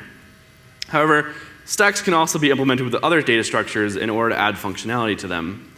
The most common uses of stacks is places where you have one process adding items to a stack, and another process removing them from the end, prioritizing the things that were added most recently. Next, we're going to build a queue which is complementary to stacks. The difference is that you remove items from the start of the queue rather than the end, removing the oldest items rather than the most recent. Again, this limits the amount of functionality, so there are many different ways of implementing it. A good way might be use like a linked list or something. There's other tons of different things you can do, but you'll see that later. The next data structure is a graph. Note that these are different than a visual graph that you might use to represent data. Instead, imagine it like this. We have a bunch of nodes, A, B, C, D, E, that are connected with lines, one that points to another. They have lines that are just references to the other nodes. And then the whole graph looks like this. And we have that array just as to like keep a list of all of them. So yeah, we'll hold on to all the nodes in the regular JavaScript array, and not because there's any particular order, but because we just need a way of storing references to everything. We can start to add values to our graph by creating nodes without any lines. Next, we need to be able to look up nodes in the graph. Most of the time, you have another data structure on top of a graph to make searching faster, but for our case, we're simply going to search through all of the nodes to find the one with the matching value. This is a slower option, but it works for now. Next, we can connect two nodes by making a line from one to the other. First, we find the nodes for each value. We freak out if one wasn't found, and then we just push a reference to the end node from the start node. Finally, you can use a graph like this. And this might seem like a lot of work to do pretty little, but it's actually a quite powerful pattern, especially for finding sanity in very complex programs. They do this by optimizing for the connections between data rather than operating on the data itself. Once you have one node in the graph, it's extremely simple to find all of the related items in the graph, and you can just keep expanding from there. Tons of things can be represented this way. Users with friends, the 800 transitive dependencies in the node modules folder. The internet itself is a graph of web pages connected together by links. Next, we're going to see how a graph-like structure can help optimize an ordered set of list of data. Linked lists are a very common type of data structure. They get used pretty often to implement other data structures because of its ability to efficiently add items to start, middle, or end. The basic idea of a linked list is similar to a graph. You have nodes that point to other nodes that look sort of like this. And then you can visualize them as a JSON structure like that. But unlike a graph, a linked list has a single node that starts off the entire chain. This is known as the head of the linked list. We're also going to track the length. First, we need a way to retrieve a value from a given position. This works differently than normal lists, and we can't just jump to the correct position. Instead, we need to move through all of the individual nodes. So searching is kind of slow. We start at the head of the list, and then we loop through all of the items using node next until we reach the specified position. And then we just return what we found. Next, we need a way to add nodes to the specified position. We're going to write a generic add method that accepts a value and a position. So you just create a node. You do a little special case if it's the first position. Otherwise, you go to the position before it, you get the current one, and then you sort of like pull them apart and shove something in the middle and link them together again. Which is that. And then just increment the length. Finally, you have removing it out. Again, do something special for the first position, and then everything else, we get the position before it, and just set the position before it to like the skip one behind it, and decrement length. The remaining two data structures we're going to cover are both in the tree family. Much like real life, there are many types of tree data structures, like a lot. And that's not even all of them. But don't let any of this scare you. Most of those don't matter at all. There were just a lot of computer science PhDs who had something. Trees are much like graphs or linked lists, except they are unidirectional. This means they can't have loops or references, loops of references. Have many different uses. They can be used to optimize searching or sorting. They can organize programs better. They can give you a representation that is easier to work with. We'll start off with the very simple tree structure. It doesn't have any special rules, and it looks something like this. You have a value with children with more nodes that have values and children just forever. So the tree has to start with a single parent, the root of the tree. And then we need a way to traverse our tree and call a function on each node in the tree. So we define a walk function that we can call recursively on every single node in the tree. First, we call our traversal callback on the node, and then we iterate through all the children and call a walk function on them to just recurse forever. And now we just kick the traversal off from the root. That's it. Next, we need a way to add nodes to our tree. First, we create a new node that we're going to add. We traverse through everything, trying to match the node to the value that we're trying to set as the parent so that we can push the node to its children. This is one of the most basic trees that you could have and doesn't give you a whole lot of extra things. It's probably only useful if the data you are representing actually resembles a tree. But with some extra rules, a tree can serve a lot of different purposes. Binary search trees are a fairly common form of tree for their ability to efficiently access, search, insert, and delete. Imagine taking a sequence of numbers and turning it into a tree starting from the center. This is how a binary tree works. Each node can have two children. The left is less than the parent node's value, and the right is greater than the parent node's value. In order to make this work, all of the nodes in the tree need to be a unique number, or value. This makes traversal to find a value very efficient. Say we're trying to find the number 5 in our tree. We go from starting at 4, we go 5 is greater than 4, so we move right, and 5 is less than 6, so we move left, and we've reached 5. And to do this, we've only had to do 3 checks to reach the number 5. And if we were to expand this tree to 1,000 items, you'd go for like 500, 250, 125, 62, 31, 15, 7, 3, 4, 5. And so it's only 10 checks for 1,000 items to find that's in there. If you were to go through iteratively, you would reach 5 to search through every single item that way. So the average performance is better. The other important thing to note about binary search trees is that they're very similar to linked lists in that the sense that you only need to update the immediately surrounding items when adding or removing. If a value exists in the tree, we first need to search through the tree. We start at the root, and then we're going to keep running as long as we have another node to visit. If we're right that is null, then this loop just ends, and we know it's not in the tree. Oops. If the value is greater than the current value, we move to the right. And if it's less than the current value, we move to the left. If it's neither greater than or less than, we assume it's equal to, so we return true. If we haven't matched anything, then we return false. In order to add items to this tree, we're going to do the same traversal as before, bouncing between left and right nodes, depending on them being less than or greater than the value we're adding. However, this time, when we reach a left or right value that is null, we're going to add a new node in that position. So let's first set up our node. And again, special case when it's at the root. And we'll start at the root, and we'll start this like current variable that will just keep resetting in this loop. Don't do that in most code, but in this case it works because logically it'll never repeat forever. But we're just going to keep looping until we find we added an item or we've discovered it already exists in the tree. If the value is greater than the current value, we move to the right. If the right does not exist, we set it to our node and stop traversing. Otherwise, we just move on to that node and to its children. If a value is less than the current value, we move to the left. And we do the same check, or if it does not exist, we set it to our node and stop traversing. Otherwise, we continue to the left side of the tree.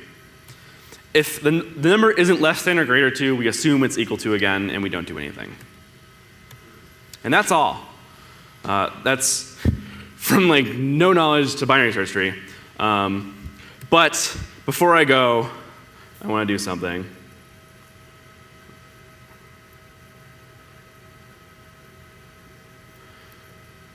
Ooh, no, shit.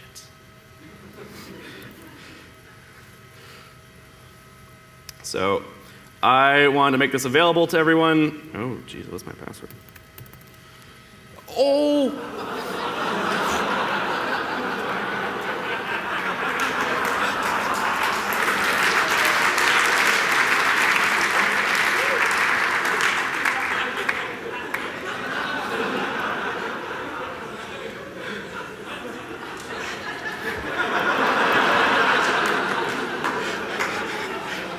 is. It is now public. If you go to my GitHub and don't log into it, I'm gonna change that really fast before someone does. Luckily I have two-factor on. Yeah, you can come check out all this code and read it. Anyways.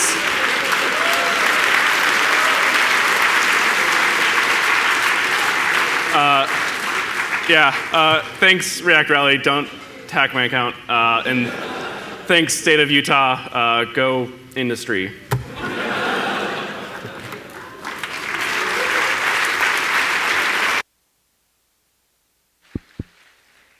Thank you, James. Can we get Ben's intro music queued up?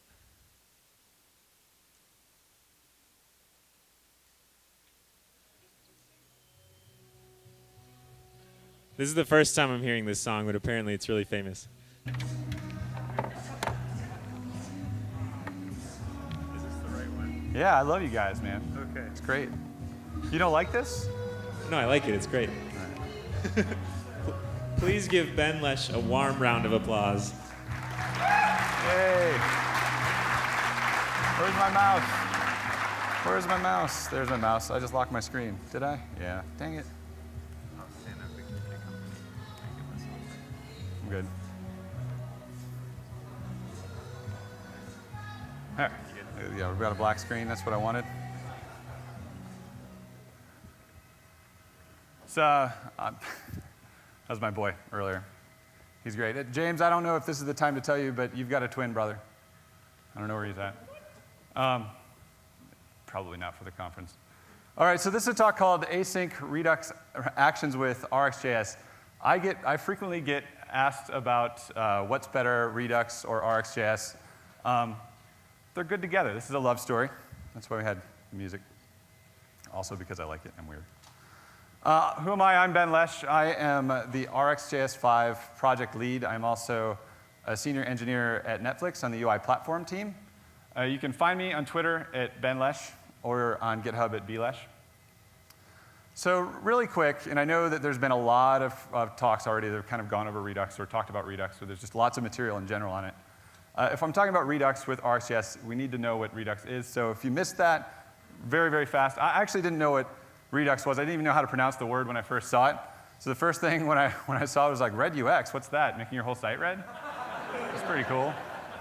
And then I was like, well, maybe it's a shelter specializing in abandoned ducks, or a startup for bioengineered foie gras. That's duck livers, I don't. Or an evil recycling program for unwanted ducks. That's sad. So let's get serious here for a minute. It's Howard the duck. I actually had to remove a lot of duck pictures from my talk. Well, what Redux really is it's a library for managing state with reducers. It's basic functional programming wizardry brought to you by Dan Abramoff and friends. So it's fantastic. I like it a lot. But a reducer, what's a reducer? So really quick, what a reducer is, it's a very simple function that takes state and an action, and you produce new state with it. So that's all a producer is, or a reducer is. So it comes in a few forms. One form is you get a state and an action, and you decide, I don't want to do anything with this action, you just return the same state. Another form is where you get a state and an action. In this case, the state, I guess, is an integer or something, and you return a brand new state.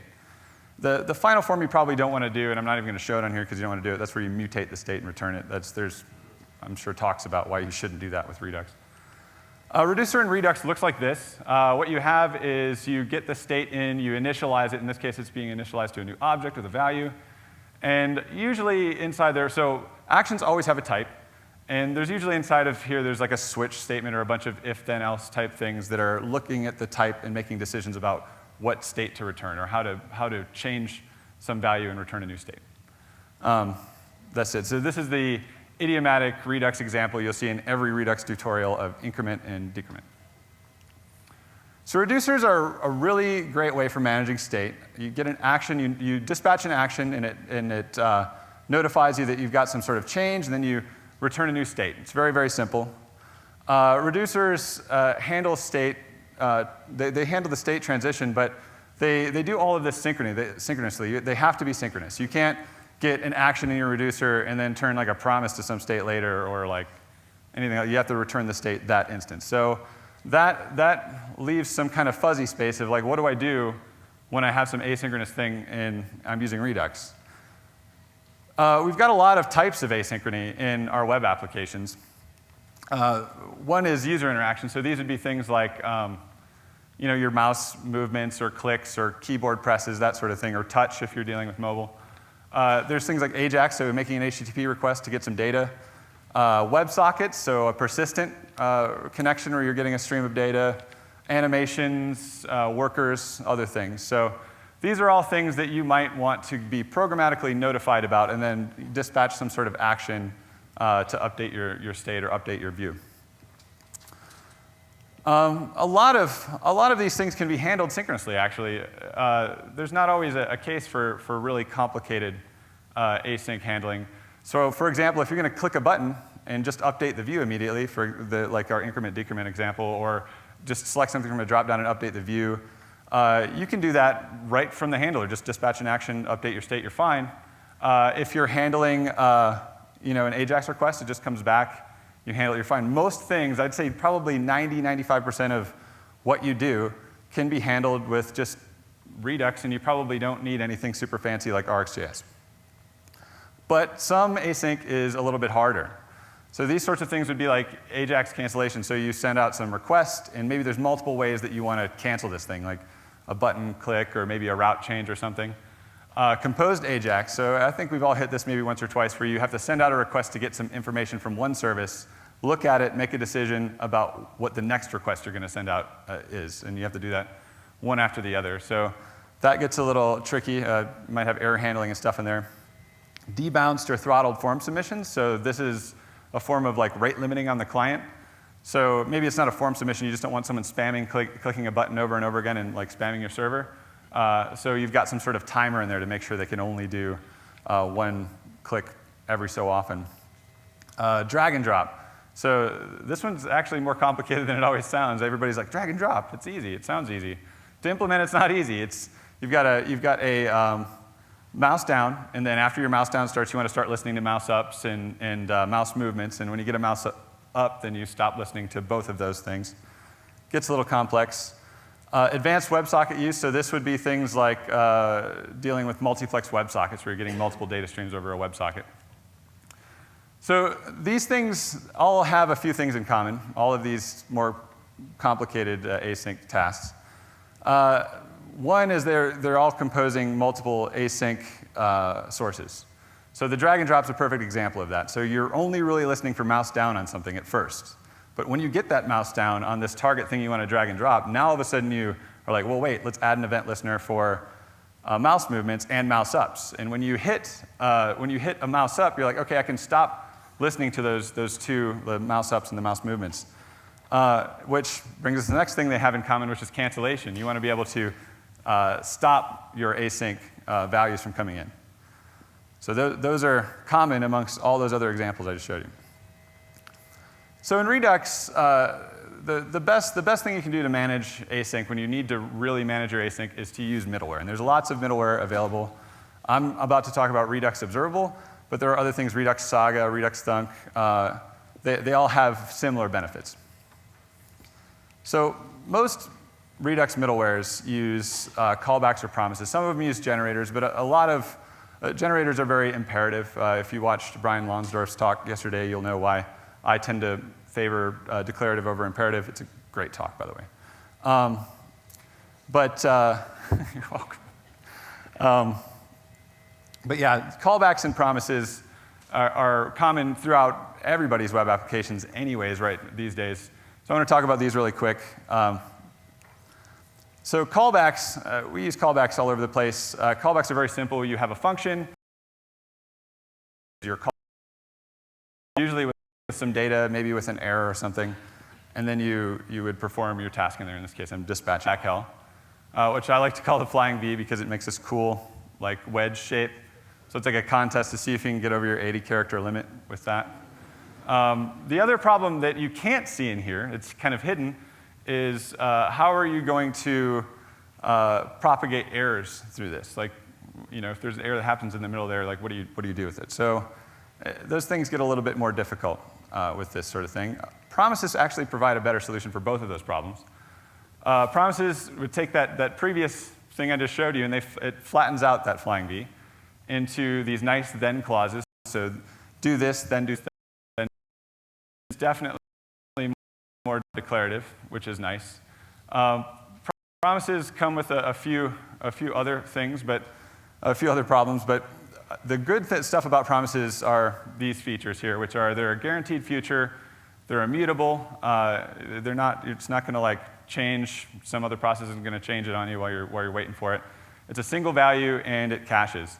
So I actually really like that promises are a guaranteed future. I think that's a kind of a powerful feature of promises. But these two things are actually problematic in modern web applications. Guaranteed future and a single value. So why is a guaranteed future problematic? A guaranteed future is problematic because that means that promises cannot be canceled, which means you're probably executing some code you didn't want to. I'm going to set this down here. I'm a little worried about dumping it on my laptop. You're probably going to execute some code you didn't want to. And you want cancellation. Cancellation is important. So here's a few just like really minor examples of where you might want cancellation in an app. You probably want it in a lot more places than this. But so autocomplete, and this is the thing that everyone shows an example of with RX talks. Autocomplete is where you're typing in a text box, and then on key up, you're probably throttling or debouncing or something, but you're sending an AJAX request to get some data for recommendations for what to put in that text box, right? And that means that you're probably sending off a lot of AJAX requests, and sometimes you're going to send one off before the previous one gets back. And so you'd like to cancel the previous one if you can. Changing views and routes, and I'm going to show an example of this in a bit.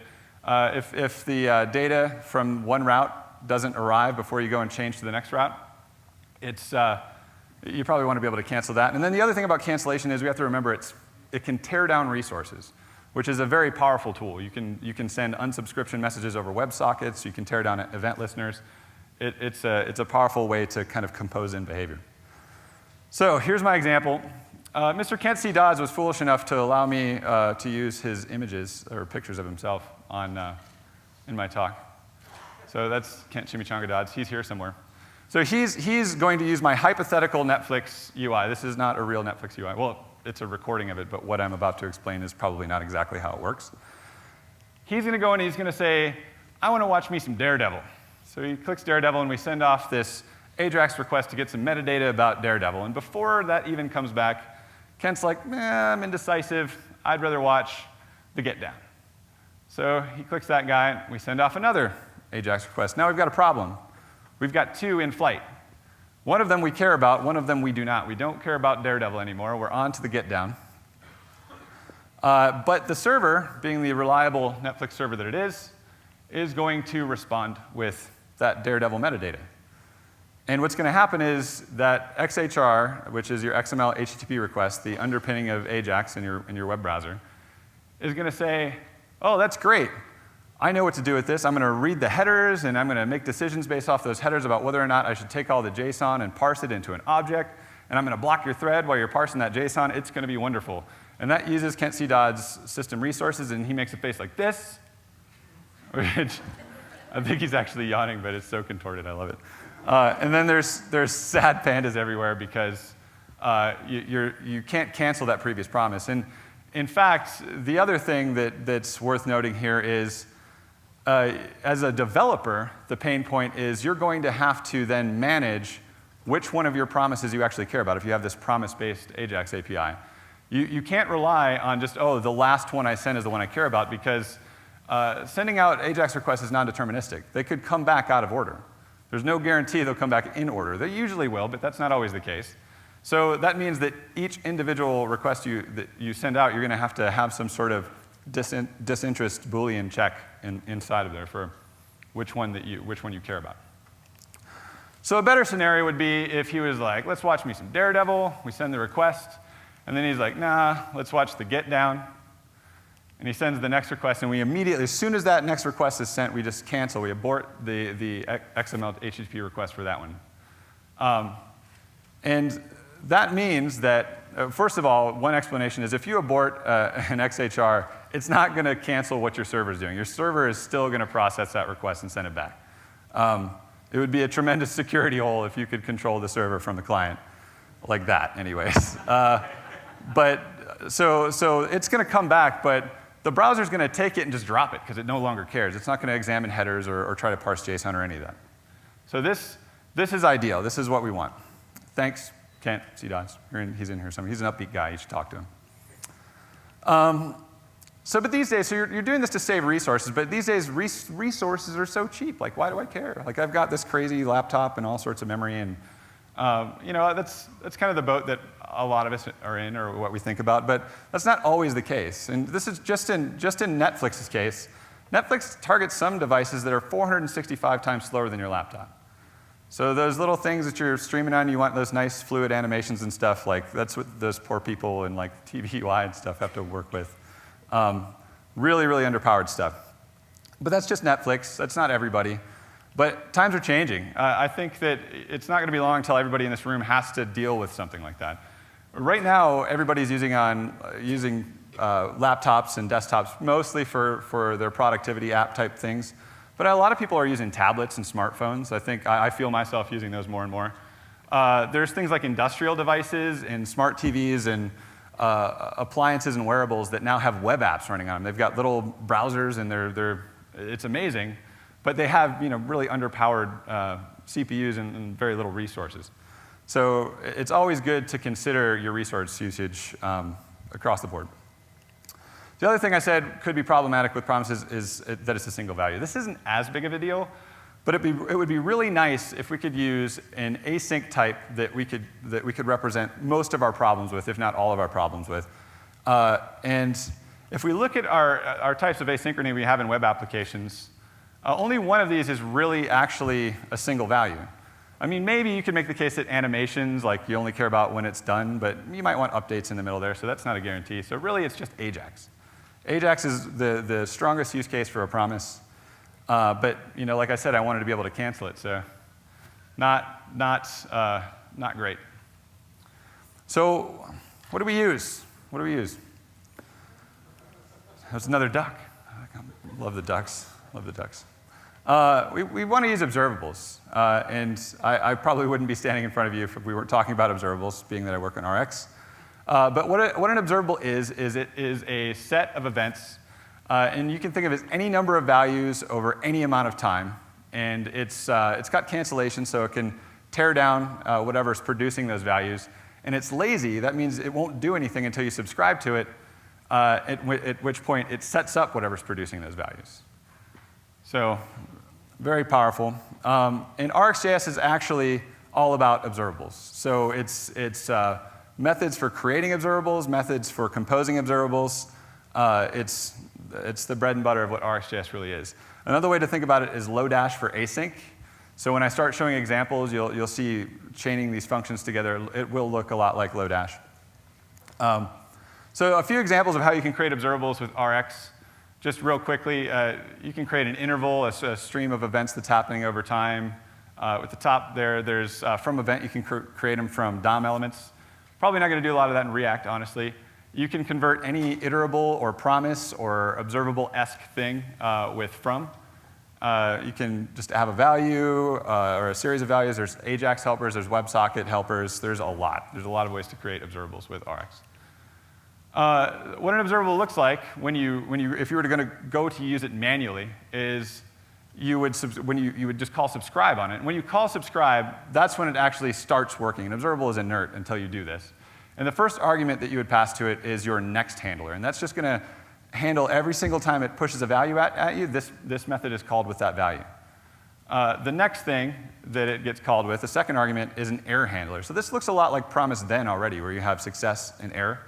The error handler gets called if there's an error originating from anything inside the observable. And that'll be called, then the observable is done, and it will call your teardown logic for you automatically. And then the final one is your completion handler. This is saying, I'm done successfully. I am notifying you that I'm complete and I have not had any errors. And that'll also call your teardown logic after this fires. And then when you call subscribe, you actually get a subscription back.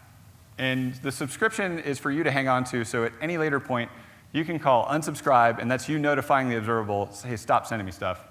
And that's your cancellation. This is actually the imperative way to cancel an observable. I'll show the declarative way in a little bit.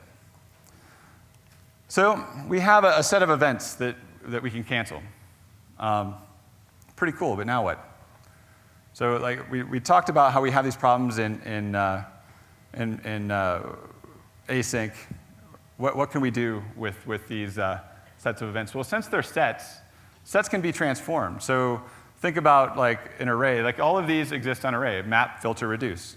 It's set mathematics that you can do some of these things over sets. The other thing you can do with sets are you can combine them. You can take two different sets, two different observables, and combine them. You can concatenate them, you can merge them. Merge them would just kind of mesh them together.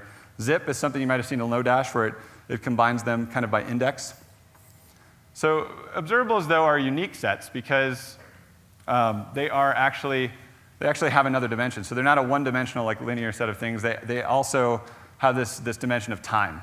So there's other actions you can take with a set of things that happens over time. You can buffer them, you can throttle or debounce, you can combine the latest values from two.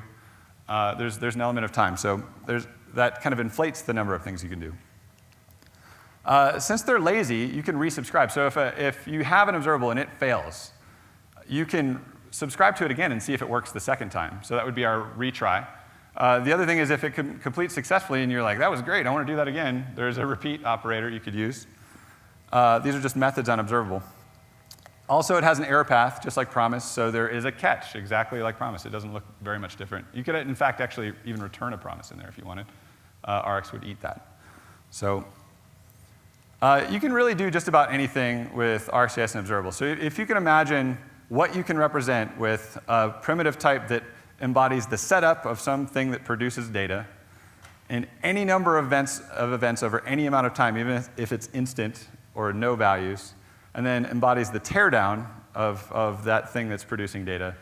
That's a lot of stuff. You probably do just about anything in computer science with that, almost, except for data structures. That was a different talk.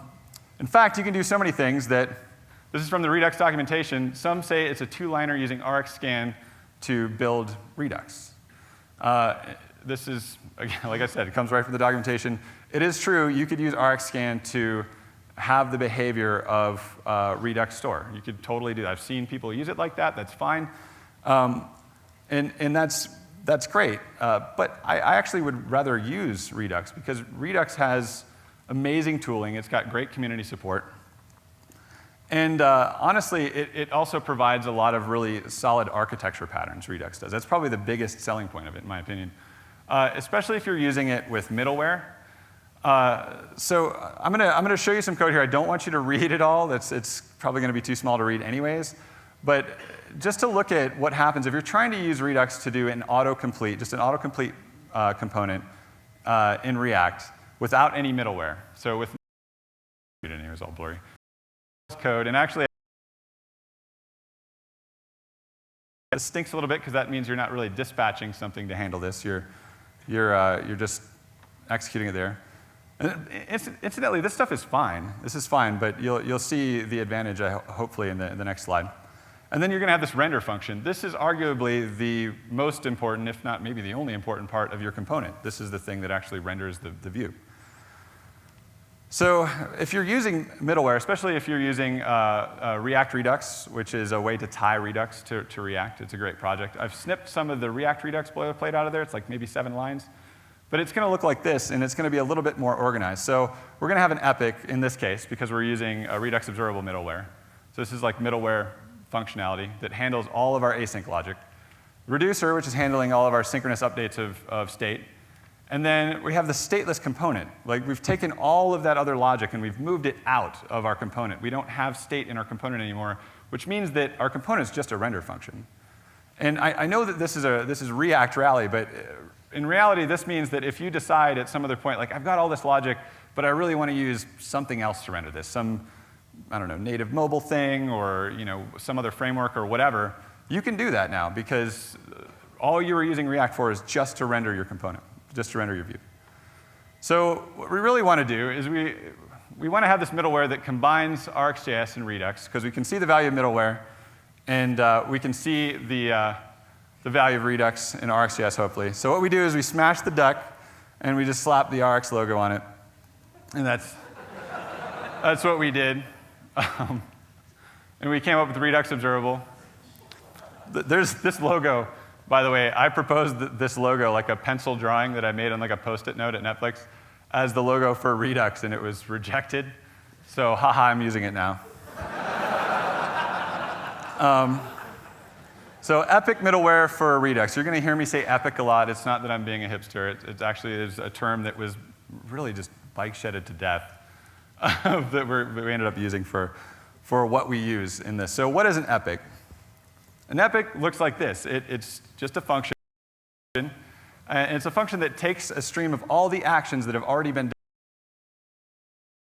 done. Observables are asynchronous. That means you could add some delay in and then dispatch something. In this case, I'm doing something totally synchronous. And I'm saying, hey, every time I get a dispatch action of type ping, let's dispatch an action of type pong. But this is just a function. This function just returns an observable, and observables don't do anything until you subscribe to it. But the middleware does that for you. So let's look at how we set that up. Oh, first, another way to look at an epic, just to simplify it, is actions in, actions out. It's a function that you could just take that store out of there, and it's just actions. So this is how we use it with the middleware, basic middleware setup. If you've never used middleware with Redux, this is how you basically use all middleware. You import, create, store, and apply middleware from Redux. And then the other thing you have to do is you import create epic middleware, which sounds so amazing. The middleware is not that big. It's not very epic, but it's wonderful. You import create epic middleware from Redux Observable, and then you also bring in your reducer function that you use for Redux, and you bring in your epic function, which is just this guy that I showed you. It's going to be shaped like that. And you take your epic function, you pass it to create epic middleware, and it will then create the epic middleware, aptly named. And then you pass that to apply middleware as the second argument to your create store. And so after that, every action that's dispatched to this store, after it goes through the reducer, will show up in your epic. It'll be pushed out of that actions observable that epic provides you. So let's talk a little bit about, so I showed you earlier the idiomatic increment decrement. So it looks like this, just to jump forward. That's when you're doing I'm clicking a button and I'm incrementing a value, classic Redux example. But what if I wanted to debounce those button clicks? So if I wanted to debounce those button clicks, maybe I have them dispatch up or down instead. And I'm going to intercept all the actions of type, well, I'm not intercepting them, I'm taking all the actions of type up, and I'm using debounce time on it, which basically just says, hey, I'm going to wait for a full second since the last value I got before I let anything carry on to map there. And then once it does allow something to go to map, it's going to map it to a new action of type increment, and that will be dispatched on your store, which is then going to hit your reducer and update your state and then update your view. So that now looks like this. This is a screen capture. You can see I click the button multiple times, and it waits a full second before it actually does it. So I've kind of got some client-side rate limiting on my increment decrement. This is the app we're all writing today, right? This is really important functionality. If I have my way, this is going to show up on Netflix for sure. So again, another warning. Don't read all of this code. What I want to show you is kind of the example of just a very high level of why use Rx to do these sorts of things over imperative code, which in my mind might include some things that use generators and stuff like that. So here is what an autocomplete example. This is a snippet out of a component, an autocomplete example in plain JavaScript. Very similar to the example I just showed earlier, and it's a lot of code compared to this. This is the autocomplete example in our epic. Now, one thing I want to note is in this example, I'm not actually dispatching anything that says, hey, I want to load a query. So it's less testable. It's much more testable if you have something where you're like, I'm going to dispatch an action that says I want to get a query from Ajax or whatever. Here I am. I'm dispatching an action of type load query, And every time that happens, I've got my debounce on there, and I'm using this switch map to make my AJAX request. Switch map has an implicit cancellation semantic to it. So it has that behavior I showed earlier with the Kent C. Dodds example, where we had a request go out, and if it's not done yet, switch map is going to say, well, I've got a new one, so let's use that, and I'll just cancel the old one. So that's what switch map does. So there's an implicit cancellation there. But let's say, for whatever reason, you want to add a button to your page that cancels this autocomplete request, or you want to cancel it when you do a route change or something. You can dispatch any other action and then just use take until. So take until is the declarative way to cancel your observable, so as opposed to using subscription.unsubscribe. So this is the better way to do it. Now I can dispatch, anybody can dispatch cancel query, and if there's one of these in flight, it's going to kill it. There's another one. Don't read it. You can't anyway. It's too small. Socket on which you're sharing multiple data streams. That means that when you want a data stream, you have to make a decision about whether or not you need to connect the socket. Then you connect the socket, then you have to send a subscription message to the server once it's connected. You have to filter out all of the values that are coming to you for that specific data stream. And then when you want to do another data stream, you have to say, oh, well, is the socket already open? It is. OK, send the subscription message, filter out my data. When you want to close any data stream, you have to make decisions about when you close it, and then you have to make decisions about whether or not to close the socket itself, depending on how many data streams are still listening. So there's some reference counting in there. And it gets even more gross if you want it to stay. Your network goes out, you lost your WebSocket. Now you have to reconnect the WebSocket and make decisions about, well, what was I subscribed to? OK, well, we'll reconnect the WebSocket. Once it's connected, which is an asynchronous action, by the way, we're going to go ahead and send these subscription messages and start filtering data out again. So this is all the code you would have to write to do this. There's probably bugs in here. It's got a lot of state management, and it gets crazy. This is what it would look like if you did it in RX with an Epic. So really, again, you don't need to grok all this, but there's about 5 lines, maybe like 5 lines in there where there's like socket.multiplex. That's all of the multiplexing logic is right built into that. It comes out of RX. There's a block in the middle there for retry when. That's everything that is responsible for saying, oh, well, I need to retry this whole WebSocket thing if I lose my network connection and so on. And then there's a take until at the bottom that is for receiving messages about canceling specific data streams and just killing that. So a lot less to grok. But let's talk about the good and the bad of this to kind of wrap it up. So the good of this is it makes it really easy to compose these very complicated async things because you've got the power of RX. You can use Redux tooling. Redux tooling is great. There's a lot of really awesome Chrome extensions and Firefox extensions to help you work with Redux. You can dispatch actions. You can see what the state is in your store. There's great things like hot reloading and all this other stuff. You don't want to end up managing your own RX subscription. So I know I showed you how to imperatively deal with. Does that for you. If you find yourself manually managing subscriptions, you might be doing something wrong. So if you use it with something like React Redux, also, you end up taking all of your async and synchronous logic and moving it to these abstractions that are very easy to test if you follow all the Redux patterns, which I actually didn't in my example. My example, I'm sure Dan Abramoff was going to see this and shake his head. But, or Jay Phelps is in the audience. He's definitely going to shake his head. So yeah, if you follow those examples, I mean, it totally isolates those things from your rendering, from React itself, which makes everything a lot more testable, a lot more flexible, and honestly, a lot less code for the most part. The bad, though, and I say this in a lot of my talks, don't, never let anyone get up here and be like, oh, I made this thing and it's amazing, there's nothing wrong with it. The bad about this is, one, you're going to have to know Redux in advance. And I think everyone here, if you really like React, should probably, at the very least, learn Redux. It's got some great ideas. It really does.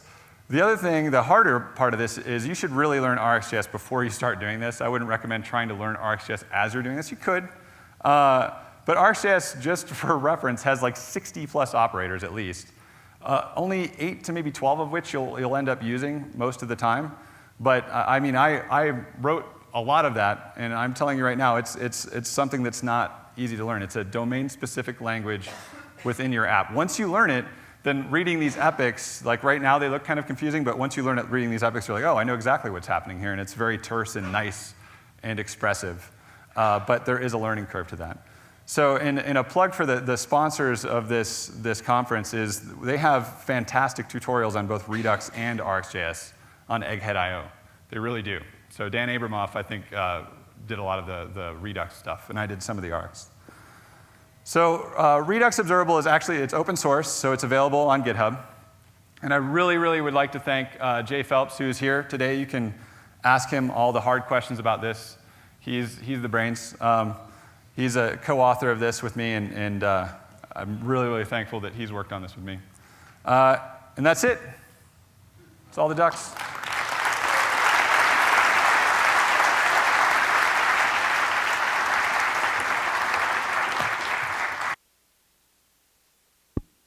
Thank you so much, Ben. Can I get the music for Ram queued up? Please give a warm welcome to Ram.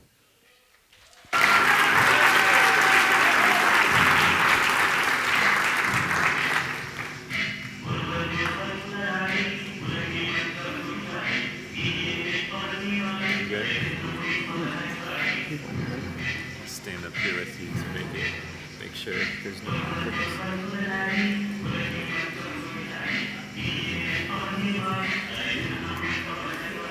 Yeah. All right.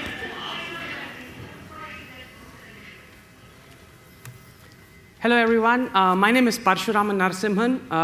As Jamison said, you guys can call me Ram. Parshuraman Narasimhan is actually a pretty long name.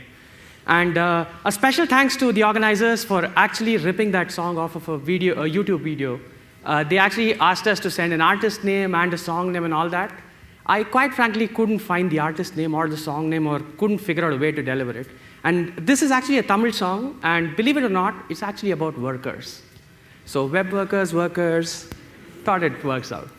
Anyway, so I'm going to be talking about the rise of web workers. And like most of you, I'm a great fan of React. I've been working on a bunch of React stuff, including things like I wrote a custom debugger for React Native, which is now a Visual Studio Code extension for React Native. I wrote a plugin that lets you use PhoneGap or Cordova plugins in React Native. And more recently, I've been working on enabling time travel debugging for React Native. The idea being, in a normal debugging session, you can step forward or step into statements. With time travel debugging, you can step back in time. Oh, ain't that cool? So those are all the projects I've been working on, and this talk is based on one similar experiment. I'm also a program manager at Microsoft. That's my day job. And a program manager is basically a fancy title for someone who doesn't have to write production code, who just has to go work on these cool prototypes. At Microsoft, I work on the team that builds tools, developer tools for React and React Native. Yes, you heard it right. Microsoft actually has a team that builds developer tools for React and React Native. And if you guys are interested in knowing more about it, come talk to me. I'd be more than happy to talk to you guys. So before I begin, let me tell you a story. A long time ago, in a galaxy not that far away, there were these men and women. They were called the web developers. Life back then was pretty hard. It was pretty much the Jurassic era of the web. They had to tame web browsers as old as the dinosaurs themselves. I mean, you remember IE6, IE5, IE4, things like that. So they had to tame that, and that was hard. But guess what? They were good people, and they were changing the world by creating websites and using this weird language called JavaScript. Yeah, JavaScript. Life was hard, and along came some really clever people. One of them was a cowboy, and his friends, Paul and John, they basically gave web developers a weapon. And that weapon was actually pretty interesting. It was pretty useful. It was like taking a gun to a knife fight. And that weapon was called jQuery. Now, I know this is a conference about React, and when you hear about jQuery, your reaction is probably what is shown on Ray's face there, like, jQuery, seriously? But hey, for those of us who are old enough to remember jQuery, it was awesome when it existed, right? jQuery was all about the trees. It was all about the DOM trees. It was all about trimming the trees. Basically, you had a DOM tree, and you wrote imperative code that eventually modified the DOM tree. Now, the thing here is, over the past 2 days, you've heard how the DOM tree is evil, how imperative programming is bad. So guess what? Let's actually forget the imperative nature. Let's look at how we can make it declarative. In fact, let's forget the DOM tree. Oh, wait, hold on. In fact, let's actually forget everything we know about programming and embrace this really new weapon that we've been given, React.js. This is how a typical React program looks like. And I'm sure when most of you saw React the first time, the way you reacted is probably the way Ray reacted there in the background image. You were kind of happy, you were sad, you were not sure about life, but you felt like you discovered something that you thought existed, but you finally found it. So that's React, right? And what React basically does is it creates a virtual DOM representation, and it projects it over to the UI or to the main browser. Whenever you change a state, it creates a second copy of, or it creates a diffable DOM, and it goes through all the individual elements, figures out where the change is, creates new instructions, and applies them to the DOM. Now, all of this was something that Paul spoke today in his keynote, and this is nothing new. This is pretty much how React works. I might be a little bit weird, because when I saw React first, the angle brackets inside JavaScript didn't really bother me. I know it's weird, but what actually bothered me was all of this virtual DOM stuff. I was like, wait, how is this virtual DOM really this fast? I mean, isn't this a lot of work? So I decided to basically measure it all. I was not happy about how it's all going to work. I started to look at what people were doing to measure performance, and what I noticed is that in the React.js GitHub repository, they had tons of performance benchmarks. However, most of those performance benchmarks were about making JavaScript fast. I really couldn't find anything that told me how all of this fast JavaScript is eventually going to impact or eventually going to look good on the DOM. So because I couldn't find any, I wrote my own. So I run this website called web-perf.github.io/react-perf. This is like a website that runs the famous dbmonster application. And I've been running this for React versions all the way from 0.5.0 to 15.0.0. And I've been tracking things like frame rates, things like how much document is updated. In fact, things like how much of the screen area is painted. So not the JavaScript part. So the JavaScript part is already taken care of by the React performance utilities. What this performance suite tracks is how does the DOM or how does the browser really react to all of the DOM work. And one of the things you notice there is React 15.0's performance is actually much better. The frame rates have gone higher. There was a ton of work done, and it actually showed up pretty well on the DOM side also.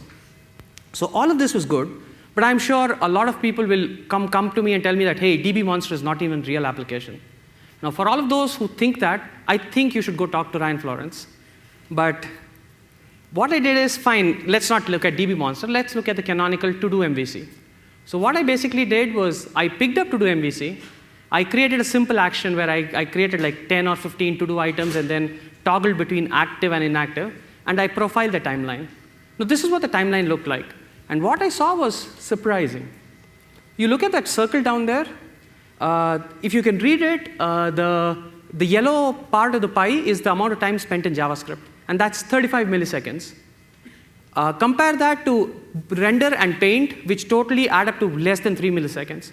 So what's basically happening is, in a React application, you're spending almost 10 times more time running JavaScript than you're actually doing any kind of rendering and painting. And that's surprising. To put this into perspective, look at what jQuery and plain vanilla JS do. jQuery is a little less, and plain vanilla JS is pretty much distributed.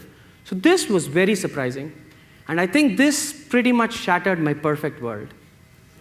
So I was like, this is a problem. And the reason it could be a problem is because of what the guys at Chrome have been telling us. They tell us about the Rail model of performance, which is 60 frames per second. For a website to be smooth, you need to run it at 60 frames per second. That's approximately 16 milliseconds per frame. And 16 milliseconds is not a lot of time. It's actually time closing in on you. In that 16 milliseconds, you'll have to do your painting, your rendering, your library, all of your React work, and then finally you get your me time. And in that time, you'll have to run your Ajax. You'll have to get the data back from Ajax. You'll have to do event handling. You'll have to do Redux, GraphQL, Falcor, Redux Saga, Redux JavaScript fatigue, all of that. And finally, you have to do your page transitions. That is not a lot of time. And 16 milliseconds is just 16. That's not going to increase.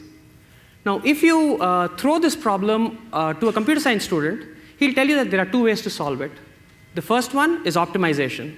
But guess what? Some great computer science scientist had said the code goes something like, blah, blah, blah. Optimization is the root of all evil, blah, blah, blah.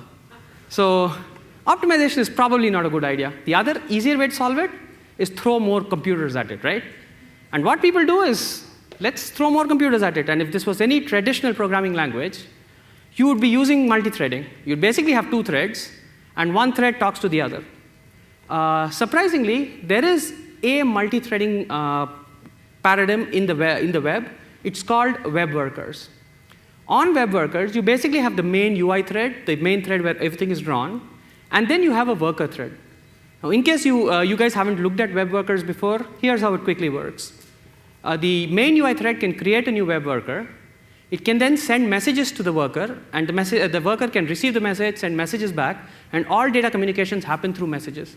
There is none of those mutexes, semaphores, or any of those terms that escaped a biology class and entered computer science. None of that.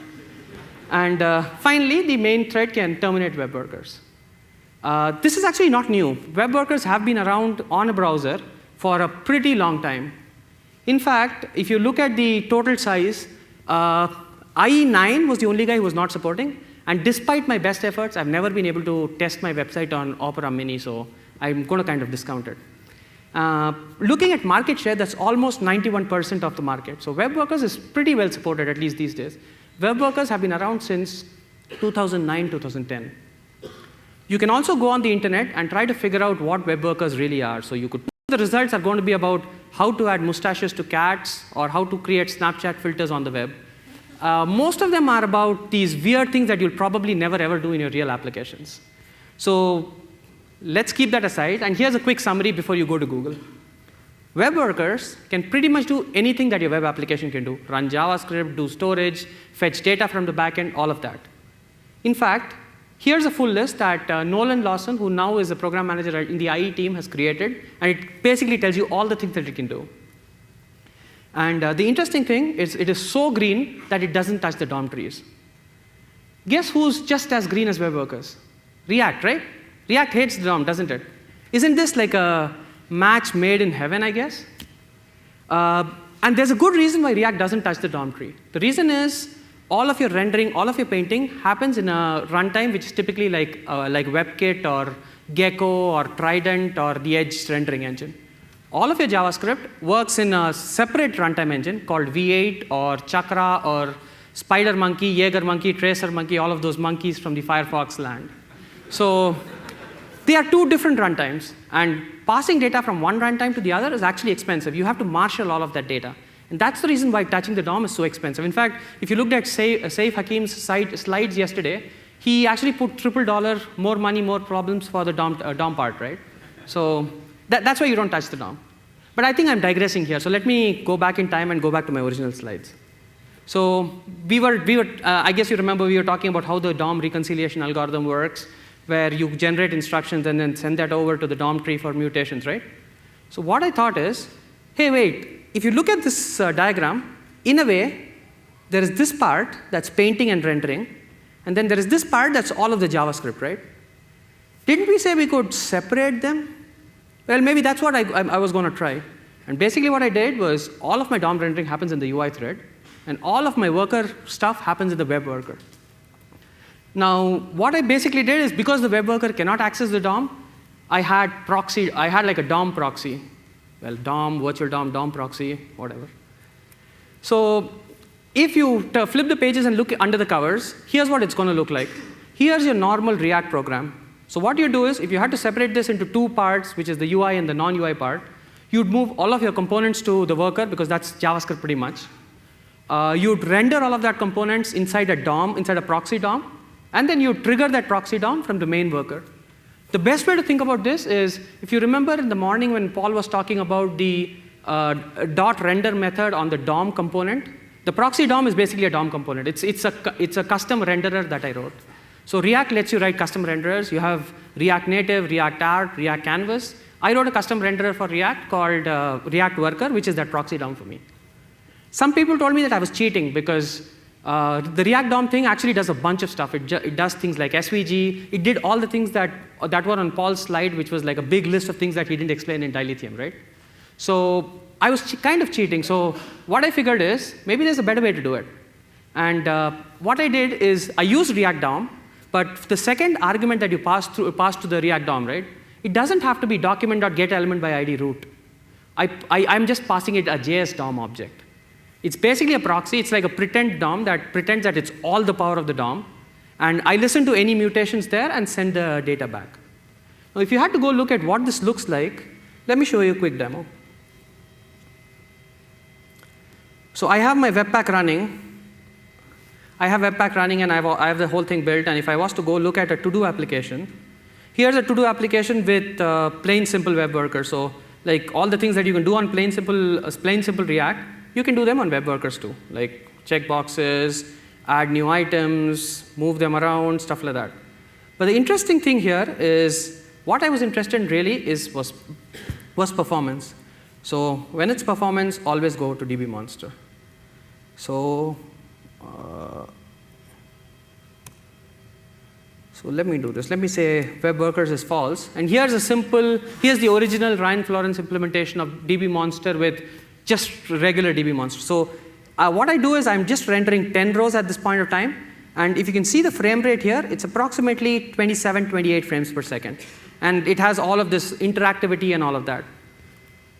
If I was also to go to the timeline view and record my timeline, so I'm going to go to the timeline view and hit refresh. So it's going to start recording my timeline. I'm going to let it run for a while. And then if I say stop here, here's what my timeline looks like. And whoa, that's bad. Like, all of those red things that you see there, that's actually long frames. Like those indicate that the frames have been super long. And look at the amount of JavaScript that's happening. Like this is per frame over and over and over and over again. Now let me do this. Let me go back and show you the version with the web workers. So I say web worker is true. I just have a script in the index.html that loads the web worker version versus not. So if I refresh my page, my frame rates actually go much above 30. And because my main thread is so free, if I move it around, so let me zoom into that, zoom into the frame rate, it's actually hitting like 33 frames per second. And if I move it around, it actually goes even higher, because guess what? The main thread doesn't have anything to do at all. It's pretty much sitting there free, waiting for me to move my mouse. So it's helping me there, and I'm actually getting to 44, 45 frames per second. Now let me record the timeline for this guy also. So I go to the timeline console and clear this guy and hit refresh. So it's going to start recording. I'm going to give it some time, like say 5 seconds, and it stops it there. And here's what my timeline looks like. So one of the things that you notice is there's no big red marks anymore, like at the top here. At the top here, I don't have big red long frames. I just have it once initially when the whole page was trying to render, but apart from that, I was free. The other thing that you notice here is rather than the solid yellow, I have like these lines. What that means is my main thread here is free. All the work was actually happening in a dedicated thread. So let me do this.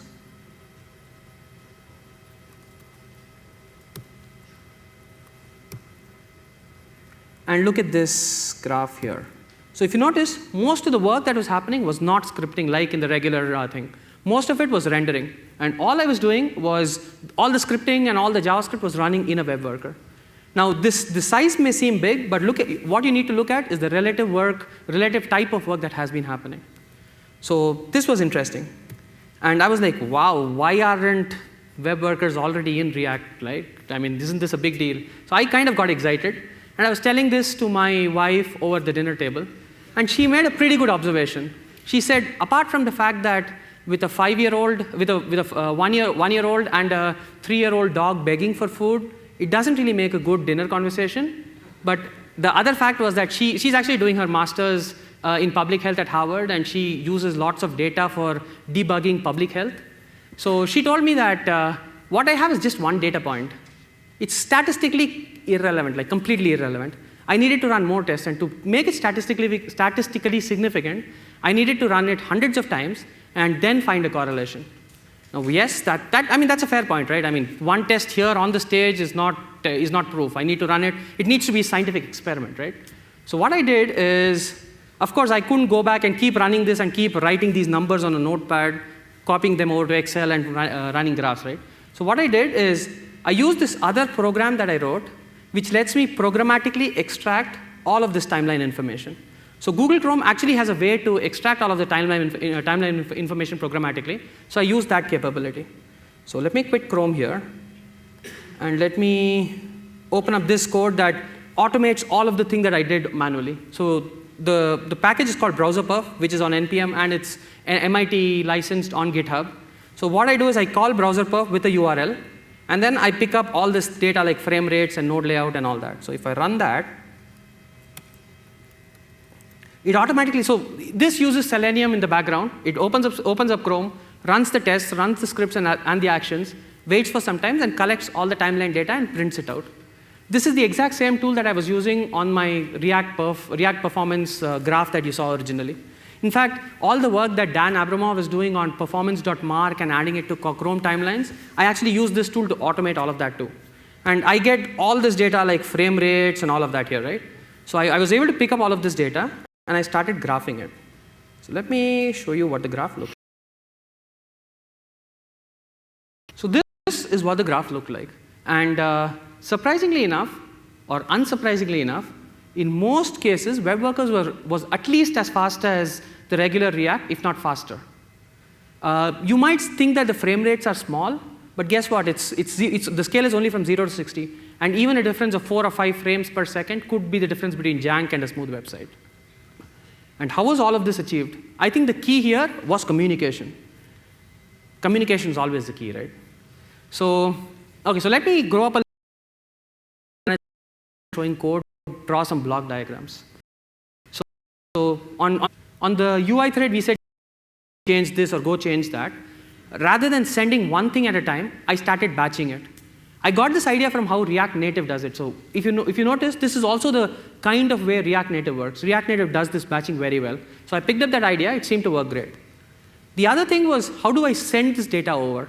So well, I could send plain JavaScript objects, but they apparently for some reason were pretty slow. That's when I heard about this whole concept of transferables, and there is this thing where if you just send JavaScript, it's copied over. If you send transferables, it's like pass by reference, where only the memory address is sent over. So it's not copying, and it's super compressed and all. So to send a transferable object, I needed to create a JavaScript typed array, which is like an int 32 array or something. So to do that, I picked up Google's protocol buffer library and converted all of my messages into a protocol buffer and sent it over. The problem with that was protocol buffer requires a schema, and it didn't work very well for me. So the other thing I did in this experiment was, hey, screw protocol buffers. Let's actually use this thing called SuperPack, which is a schema-less compression library, which gives me the same results. This was good, but it wasn't good enough. I was not sure what to do. I was kind of heartbroken. I wanted it to be faster. I mean, you don't want an experiment to fail, right? So I wanted it to be faster, and I finally found out how to make it better. I kid you not, it's JSON.stringify. Why? JSON.stringify beats protocol buffers and SuperPack and even plain JavaScript objects hands down when you want to transfer data between main UI thread and web workers. So JSON.stringify it is in production. So that's what I send. And the interesting thing here is I don't have to just send it. I can also play this thing where when I'm on the DOM, I will know how long that instruction set took. So basically, if I send a batch of 4 instructions, I'll know how long that took. And if that was too much work for the DOM or less work for the DOM, the next time I send my batch, I can actually change the batch size so that it adapts to what my device's capability is. In this case, if it's like a phone and it's a low-power device, my batch size will probably be lesser. If it's not, it's going to be higher. So I'm basically learning from the state diagram here. And that seemed to be interesting. The other thing was DOM does not have any idea about the web workers do not have any idea about layouts, right? So how do I fix that? There was this other interesting technique that I came across, which is if you don't know about layout, you may as well just ask the DOM, right? So I created like a message bus protocol where if you didn't have access to say the layout and stuff, you can ask the DOM, and that's how things like events and everything else is sent back. So there's this proxy object where you can ask and get all the data back. Now, I know that it's kind of weird to talk about Angular 2 at a React conference. Oh, by the way, how many of you have heard of Angular 2? None. That's interesting. It's probably the lights, I don't know, but may the record show that. I'm kidding. So giving credit where credit is due, Angular 2 actually has Web Worker Renderer as a part of their core. In fact, Angular actually has a pretty good way of writing custom renderers. It's pretty well documented, and there are tons of custom renderers that are being written. So there is a Web Workers-based renderer. They kind of still use the JavaScript objects, so they probably haven't discovered the bad parts of JavaScript. But what I really liked about them is a very robust message passing architecture. So if you look at React and React Native, React has one way of handling events and React Native has another. Angular actually seems to be using one single way to deal with all of that, and that's actually pretty impressive. So I like that, and I pretty much picked up that idea from there. The other idea that I picked up from Angular is the way they use proxy objects. So all of the work that I'm doing is kind of copied. So that's how it worked. The other interesting thing that I ran into this experiment was events. Events are always a problem. Here's why. So imagine that you have an anchor tag on the page, and when you click the tag, you don't want to reload the page. Instead, you just want to Ajax, fetch the document using Ajax and refresh the page. Ajax, right? You don't want to reload, you just refresh. So here's what the code would look like. Now, if you had to transfer this to a web worker, you'd basically move all of this code. But the problem is, web worker doesn't have e.prevent default, because e.prevent default is synchronous. And if you remember, all of the communication between the web worker and the main UI thread was asynchronous, right? So this poses to be a problem. How do I solve it? Well, I know I kind of feel like an imposter standing on a stage talking to you guys because I have no clue. A bunch of people, so I wrote up this blog post, and a bunch of people, including Christopher Shadow, commented on different ways to solve it. Christopher basically says that if the event handlers are like pure functions, just pass them over to Stringify and pass them over to the main thread, and that'll work. But the hack that I finally came up with is the first time an event is fired, always prevent default and save it. If my web worker does not call e.prevent default, create a copy of the event and fire it as if it was the first event that was fired. So I know it's a hack, but that's what I got. But all is not lost here. One other thing that you can do is this third parameter that you add to add event listener, right? So I used to think that parameter always meant, is it going to rain in Seattle today or not? I had no clue what it was. Like I mean, I'd say true, false, all randomly, but apparently it has a purpose. And a new specification called event listener options let you specify this thing called passive true or passive false. So when you say passive true, you're actually telling the browser that, hey, I'm never ever going to prevent the default, so go on with it. Now this is interesting because React today, when it starts up, it attaches a global window.onScroll event. And when React attaches a window.onScroll event, remember I told you how the rendering engine was a different runtime and the JavaScript engine was a different runtime? The moment you attach a window.onScroll, every time a scroll happens on the render, the JavaScript has to get called. And the best way to solve it is passive event listeners, and that's why they were written.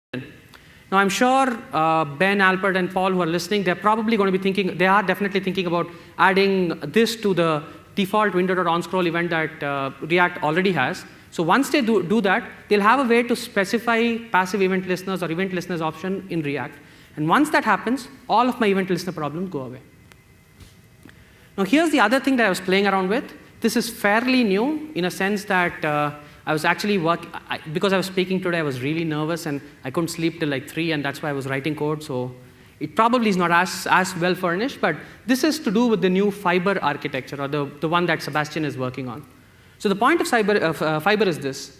You guys remember how the DOM manipulations happen, right? So if there's a state change, you have these instructions that are generated that are then sent over to the DOM tree. The point of Fibers is you can schedule them. So you can only send a part of it and then yield, and then you can send the part later and all of those.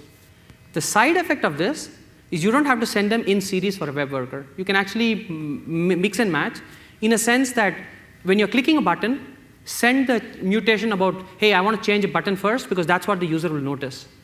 Then send the information about changing a span or a div sometime later.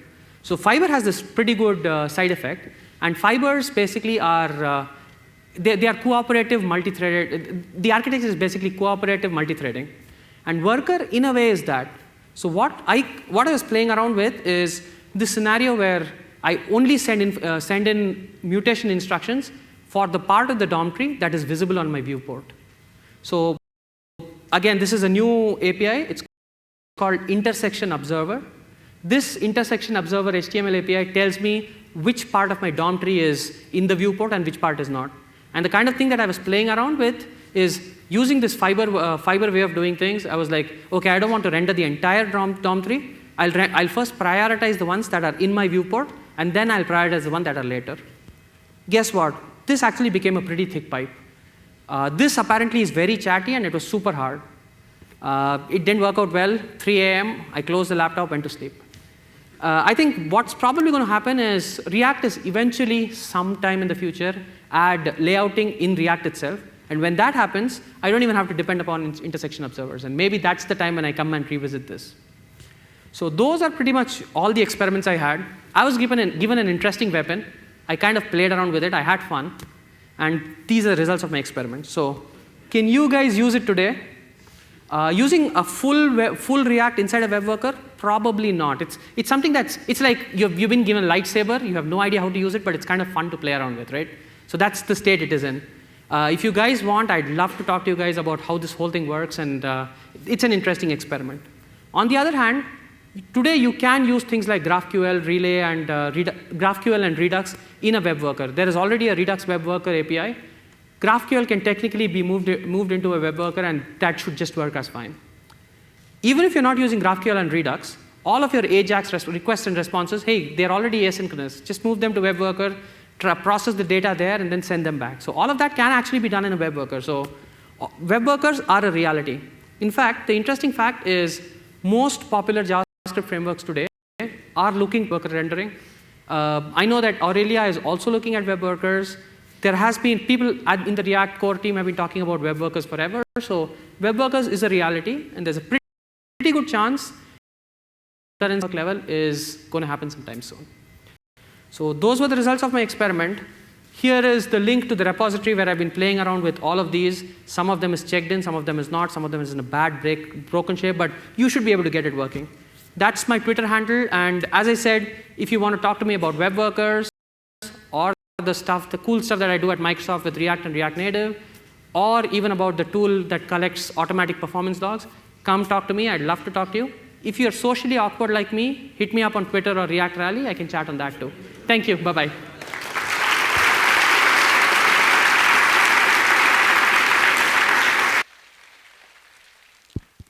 Thank you so much, Ram. So he said something about like YouTube and like taking music from there. I don't know what he's talking about. I'm sure however we got the music, it was very legal. Thank you to James Kyle for open sourcing his GitHub password. That was just so brave of him. This thing is a stroopwafel. It's Dutch, I think, and I don't know what the word means, so I'm going to assume it means like heavenly cookie. So we have like 150 of these over on the Egghead table. I will eat all of them that are left. So please take some, because I don't want to eat all of them by myself. But I will if they're there. We're going to lunch right now. We're going to be back at 2:30. Really quick, last thing before we leave. Progress is giving away 2 MacBook Airs. They've had like 75 registrations so far. So if you are interested, go talk to them. Your chances are good. See you at 2:30.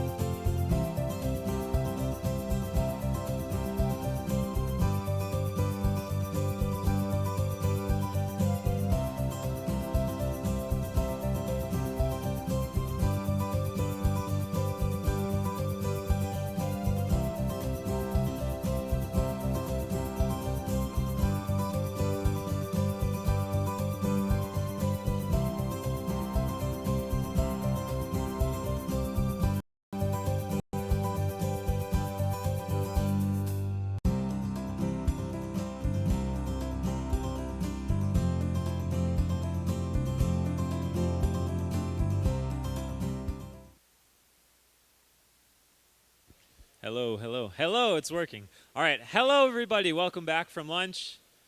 How was lunch? Awesome. I'm glad you liked it. Got a couple announcements.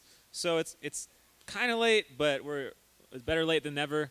We're gonna do a sticker table downstairs by the end of the food table, kind of by where the water is. There's a little table that has some t-shirts and stickers. So if you brought stickers and you just want to hand them out, put them there, like kind of leave a penny, take a penny, leave a sticker, take a sticker. Everyone loves stickers, right? Can you turn that house music down a little bit, by the way? Or I could start dancing. Yeah. The party is at 6:30 at the Gallivant Center. The website has directions to it. It's about a block away, so it's pretty close.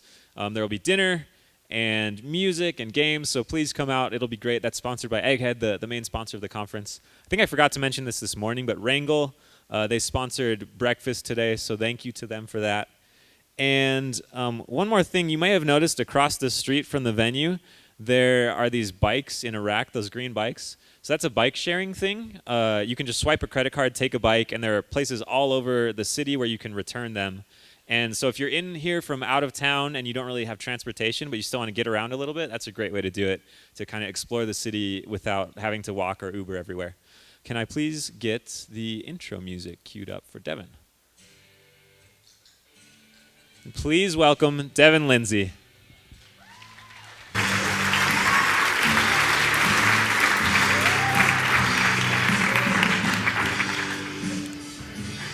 Hello. Hello, everyone. I'm nervous, so be nice to me. Also, I only practice. Anyway, I'm nervous. This is React Give Back. I'm Devin BL at all the places. This is an actual photograph of me taken last week. So, hello, that's me. I run the React.js Bay Area meetup in the San Francisco Bay Area, not the other Bay Areas that you might confuse it with. We do a meetup like once or twice a month, and I do it by myself. And I also was sort of an early adopter of React, telling everyone you should switch to React. It's really awesome and really easy. So that's me, being an evangelizer. I'm also a facilitator. This is called Help Desk. So like anytime anyone has questions about React, I try to find those answers, figure them out for people, or tweet them, or like start Twitter shitstorms about different topics that have to do with React. So yeah, that's me. But most importantly, the things that pay the bills is that I am a professional Reactor, front-end means, but I write React all day long and try to help all of the people at Apple sort of incorporate React into their products. Apple loves React. Okay, so here's the thing about this talk. You guys are probably gonna hate it. It's not very technical, and like most of it's kind of lecture-y. I won't even get into like the software stuff until like pretty close to the end. But I'm wearing a shiny dress so that you can be enamored with that, or you can look at the emojis, or you can just laugh at me or laugh with me. But just so you know, I'm a little bit of a do-gooder. People get annoyed with that, and that's fine. But I'll check you if you say something about systemic sexism that's inappropriate. And this talk's going to be a little bit about charity. So all of those things that I kind of mentioned above, and me just sort of being me, gives me this huge amount of what I call privilege. And you might have heard that mentioned before by other people on the Twitter or on the internets or whatever. I underworked a little bit, like I don't have to work. Case, I take that to work with me, carry my MacBook in it. And so that means I have some amount of extra times and some extra money. This is my money flying away to the drugstore or whatever. Also, I think, so I have a paper outline, if you can see, I'm underprepared. Because of my interactions with the React.js community, I have a little platform there that I sometimes use to do what I want. So this React.js community is, and they come to all the meetups and stuff. So I have this like privilege that I get to tell them and ask them things and inform them of different things that's happening. Also, I think sometimes people follow me on Twitter, and this is me tweeting, because they want to see something funny that I've said or like learn something about React, probably more about React, like something that I found out. And then also there are companies in this very audience, actually, who reach out to me. This is a company in San Francisco. This is their office building. And they say like, hey, Devin, we'd really like to sponsor a React meetup. What can we do to get in your good graces? And then I use that as a platform to ask them for things. I abuse the platform. And then also, obviously, my peers reach out and they ask me questions, and then I like perpetuate those questions and try to find other answers. And that gives me like a little bit of clout for those people who have asked me a question, so like have a little leverage with those people. Here's where it might get a little bit more grumpy. This is actually, it's my mansplaining finger. Everyone in this room, everyone here has privilege too. It's not just me, it's you too. I think like contributing to open source software, this is a computer that you contribute to open source software because everyone uses a Mac,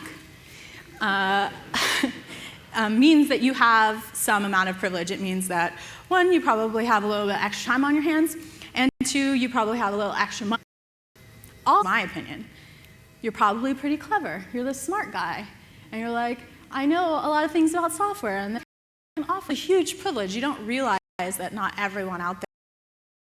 Oh, also, attending, so this is us at a conference. I'm not sure why it's a hospital, but that's us at the conference.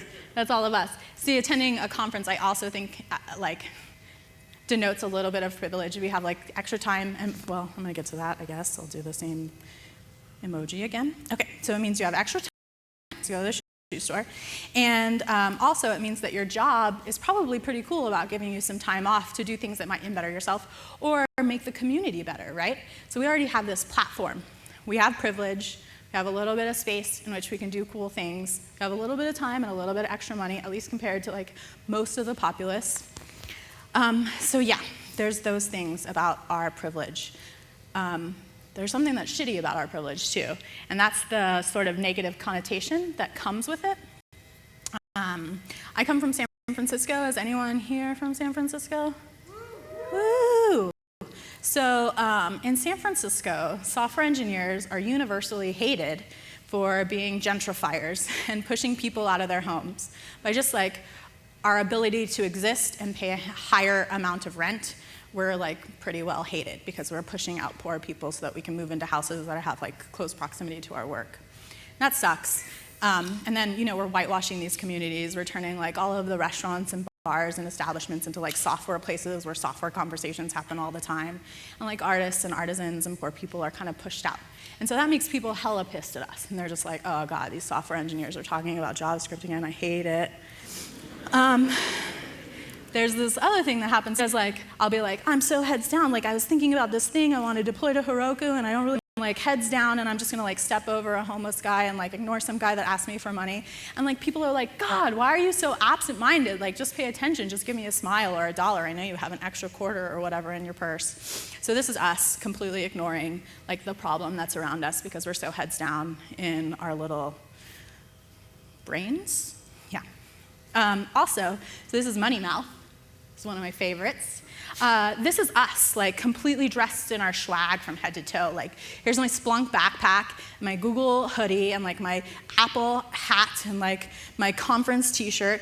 And if you talk to people who aren't part of our little intrinsic community, they're man, it feels like you're pushing it in my face all the time, that you're in software, and that you have a little extra money, and that you have a little extra time, and you're not doing anything good for me at all. And you're everywhere, and you're wearing this uniform, and it's offensive. We're wearing it on our bodies all the time, that we are part of this problem, and just sort of telling everyone, kind of deal with it. This is our uniform.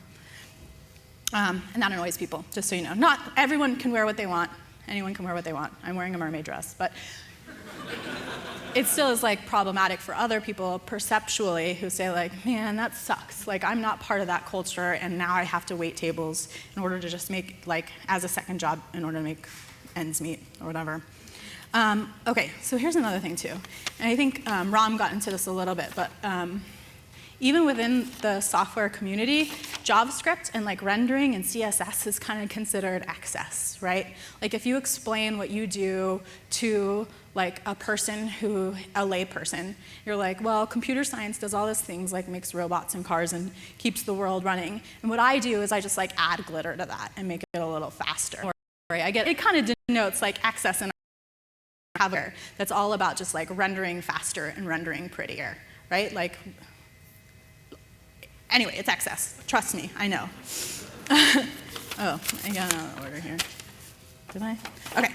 So the next thing that you probably already know is that not everyone has this like huge amount of privilege around them all the time. There is obviously a great class disparity, not just in this country, but in the world at large. And so that sucks. There's a lot of people that need help constantly just because they're parents, like a little bit of availability to computers and to like specialized programs in order to like take interest in that. Not everyone has that available to them, much less the ability to even graduate high school or college.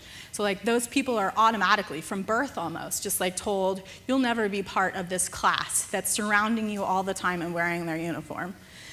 We also see a little bit of privilege taken away from people around us. We've seen this a couple times, just within the last couple months, right? Like in Italy and in Louisiana, like there's these huge catastrophic failures where people who might have traditionally been considered privileged are suddenly stripped of their wealth, of their family, of their homes, and sometimes their lives because of some sort of environmental effect that happens. These people need help, and these people are no longer privileged. And then the final little categorization of person, I think, is you and me, who are privileged at this moment, but at any moment could like become sick or become really depressed or get hit by a bus and need help as well. And even some people like travel agents, right? Like they used to be hella rich and super important, but then their jobs got completely replaced. So then they needed new like career changes and they needed like, you know, some help regaining a little bit of privilege so that they could continue owning their homes and breeding and all that stuff that people do who have privilege.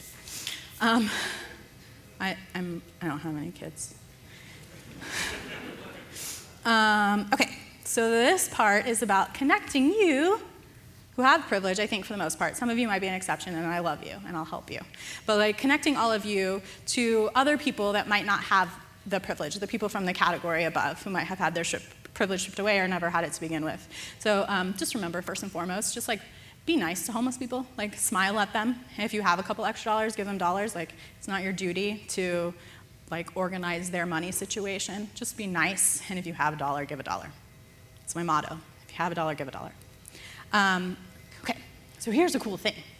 I work for this company. I don't know if you've heard of them, but I work for this company, and this company does this thing where every time that I want to donate a dollar to charity, they match that 100%. Like up to hundreds of thousands of dollars. So most companies will do this, right? Corporate agenda and whatnot.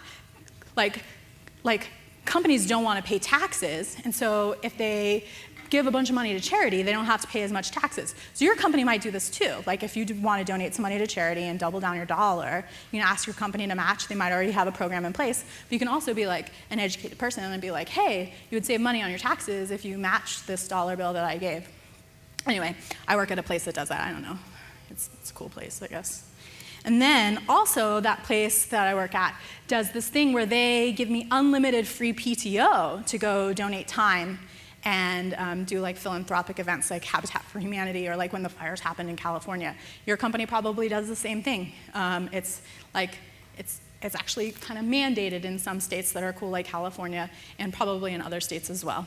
And then they'll also give $25 an hour to the charity while I'm there donating my time. So like use this as a platform and tell your company that there's a company out there that does this and maybe they should compete on that sort of basis, and then they'll like save a little bit of money on their tax bill or whatever's important there.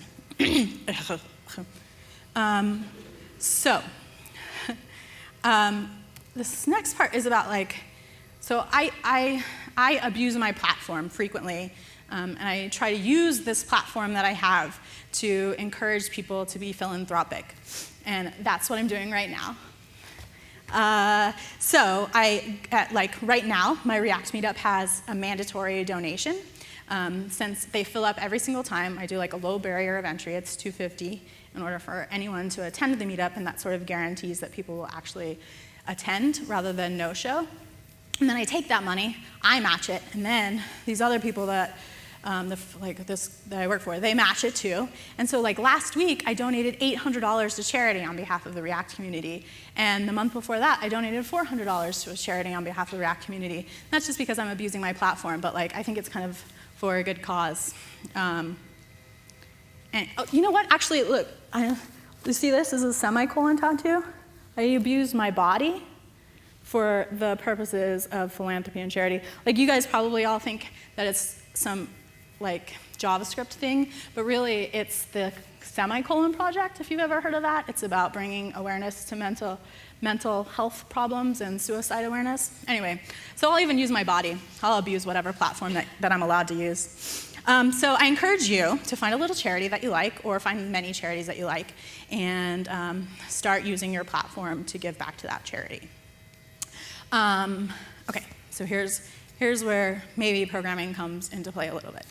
So, since you guys are all like hella skilled Reactors and you're super smart, and you might have a little bit of extra time and a little bit of extra money, I would challenge you to try and use just like 1 hour a month. And 1 hour a month is like pretty small. Like that's 1/10 of the time that I spend stuck in a Reddit hole. So I think anyone else would probably be able to find 1 hour a month to just like give a little back to charity, whether it's with money or a number of other things I'm about to suggest. There's a lot of different organizations in just your community. If you can't find like a single person that might need help, there's like Boys and Girls Club, there is like neighborhood associations, there's after-school programs, there's relearning annexes. If you hate kids, there's like Veterans Affairs or whatever. There's all sorts of things where you can like work with grown-ups too. It's just a matter of finding those things. And honestly, like if you want to help with charity and you can't find one that you really love, like holler and I will find you one. I don't mind that job at all. So, what have I done? Oh yeah, oops. This one? Yeah, cool. What I encourage you to do is if you find a program that you really love, you can encourage them to start a JavaScript path, so that you can become like a subject matter expert for them. And what that'll entail is like, typically, for me at least, what that's entailed is like answering questions and emails. This is the email icon. Is it? I don't know. This is the email emoji, and it means like answering emails on behalf of the organization when people have questions about JavaScript or whatever. It means like tweeting to your community like, hey, here's a charity that needs some help, or like they have a question that they need answered about this React thing or this JavaScript thing. It means finding answers. Is that this one? Yeah, this is you finding answers. Like I'm looking for the answers that need to be answered for this charity that I really adore and respect. And then this one's really cool. This is you writing a blog post, because I know that you guys all love writing Medium posts all the time. So this is you writing it and being like, oh, there's this charity. It's really awesome. Okay.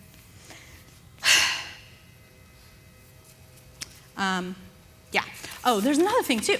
Yes, this is the best part. So like, because you're really good at computering, you can like throw up really easy static websites for these different organizations and give them a face to the internet. Like everyone sort of deserves this little bit of representation. And since like the internet's really easy and there's Heroku, you can just like throw, or like even GitHub pages, you can throw up a little lightweight page for any of these charities that would normally not know how to do it on their own.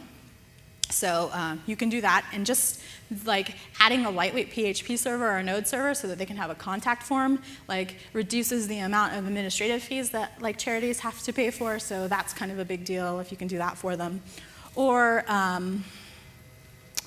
yeah, oh, you could also like make a little tag, right? That's like donate now. And like they could include it in their website, or you could include it into your website, and it donates to Silent Campaign, and then like they get extra money, which also reduces overhead, and they don't have to like set up a merchant services fee and stuff. So that's pretty sick. So see, this is the button. This is the Donate Now button you would press. Yeah. Also, there's this cool thing like you can do if your boyfriend's brother is like an esthetician and he needs a website, and you don't want to spend 3 hours over the weekend like building that website. You can find some little community organization that builds websites, pay them $300, wham bam, thank you ma'am, they get a little bit of experience and you get a little bit of extra time onto a Reddit hole. So that's pretty sweet. So now I'm going to type some stuff, but not really. So the other day I was on the bus, and I did an NPM install, and I took down the Wi-Fi, and everyone started yelling at me. But like the girl next to me was watching One Tree Hill, and I was like, my job is more important than you. Anyway, what I learned was that I'm not technically allowed to do NPM installs over public internet ever. People really hate that. So first, I want to, tell you about this thing. Have you guys ever heard of this, Create React App? Yeah. So Dan Abramov, he did like a pronunciation thing that I fucked up, created this a few weeks back, and it's so sick. So if you want to throw up an application really fast and do like Heroku style, this is sick. It's done for you. It's like 3 easy, cheesy Japanesey commands, and then you have like this really sick React app up. So pretend that I did like npm install, create React app, and then pretend that I did this thing, and then pretend that I CD'd into it, and then pretend that I did an npm start. And then here it is. Oh my God, that was so fast. Did you guys see? That was incredible. Like, startup time was like so amazing. And look, it's even animated. Did you see that, Sarah?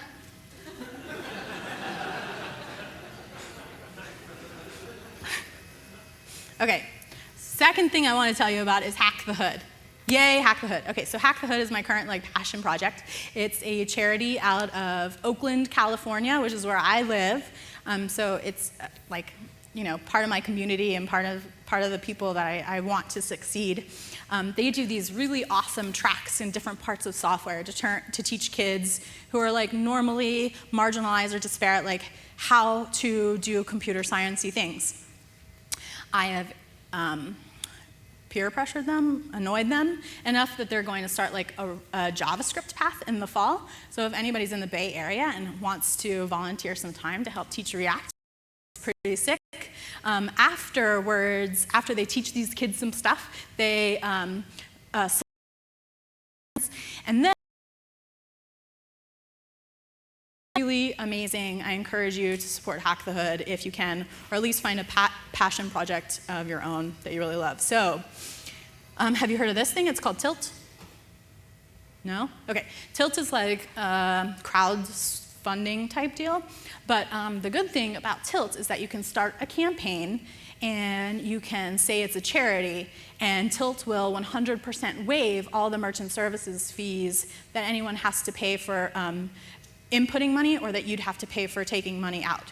So I've started this little Tilt campaign. Holy shit, I got $20. Was that one of you? Thank you. This is www.tilt.com/tiltshack-the-hood. And yeah, you can put money in there. But don't yet. We'll get to it. And then the other thing I want to tell you about is this little thing, Devin BL, that's me. We learned that at the top of the hour. I created this little thing called React Give Back. And it like is this tiny little tag that you include in your little website or whatever. And remember earlier when I said like you could make a button and include it in your website for those people and then like make it all easier? I did it for you because I know you're lazy, so just include it. And it's really easy to use. You can just do an npm install. So that's what we'll do. Oh, wait. This? Is this it? No, I don't want that. Sorry, my hands are shaking because I'm nervous. Silly. Here it is. Okay, so here's what app.js looks like in Dan's little sick thing, except I've done a couple of things so that it would be easier for me to like, whatever. I'm gonna cut this out. I'm gonna replace this with my little thing. Oh wait, I should comment it back. Uncommented. That's an important part. Don't leave comments in the middle of your return method of a render, because they don't comment out. They just show up.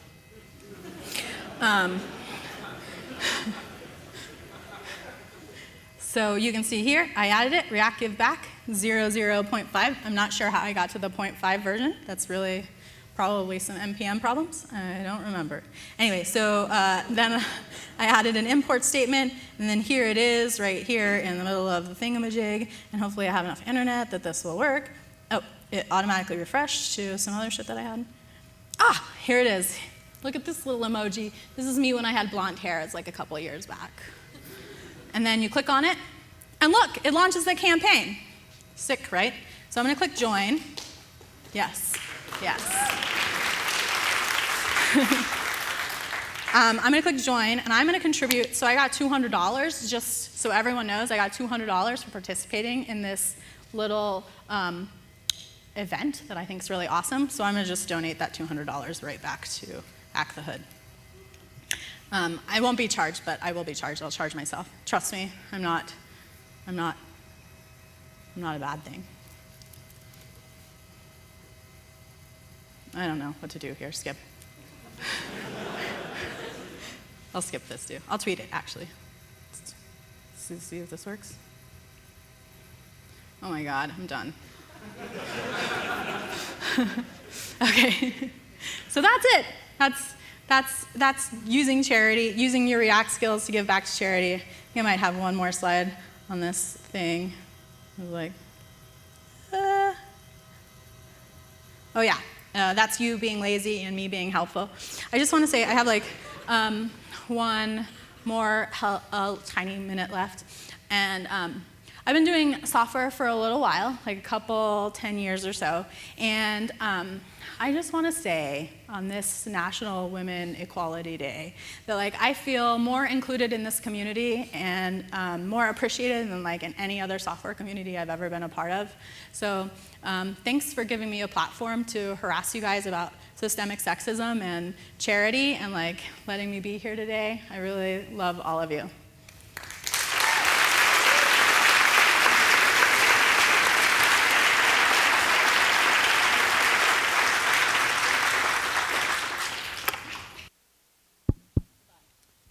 Thank you so much, Devin. So before our next speaker comes out, I just want to talk about something that's related. So the stuff Devin talked about is really important to Matt and I as organizers. And because of the conference, we have some resources that we can do what we want with. So we've actually taken a portion of every ticket sale, and there's also some donation tickets that some of you have purchased.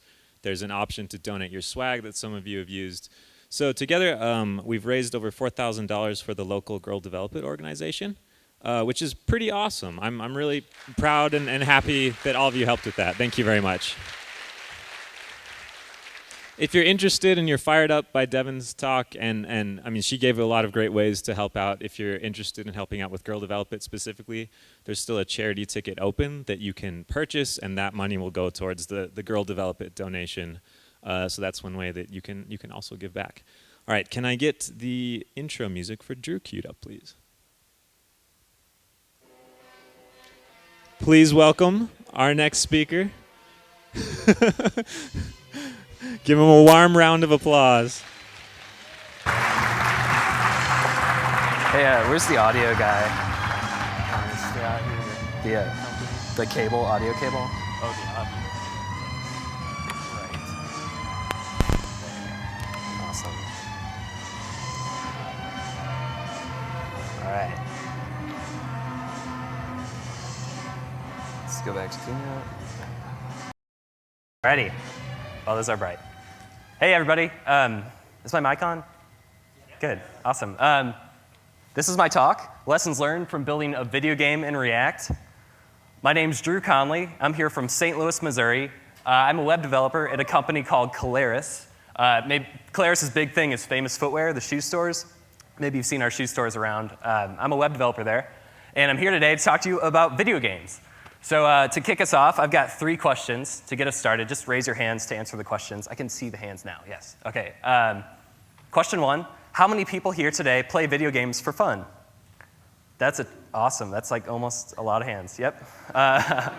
Okay, question number 2. How many people, as you're playing a video game, start to reverse engineer parts of it in your mind, and you wonder kind of how it was made? Excellent. Still a lot of hands. All right, and third question. How many people today have considered making a video game of your very own?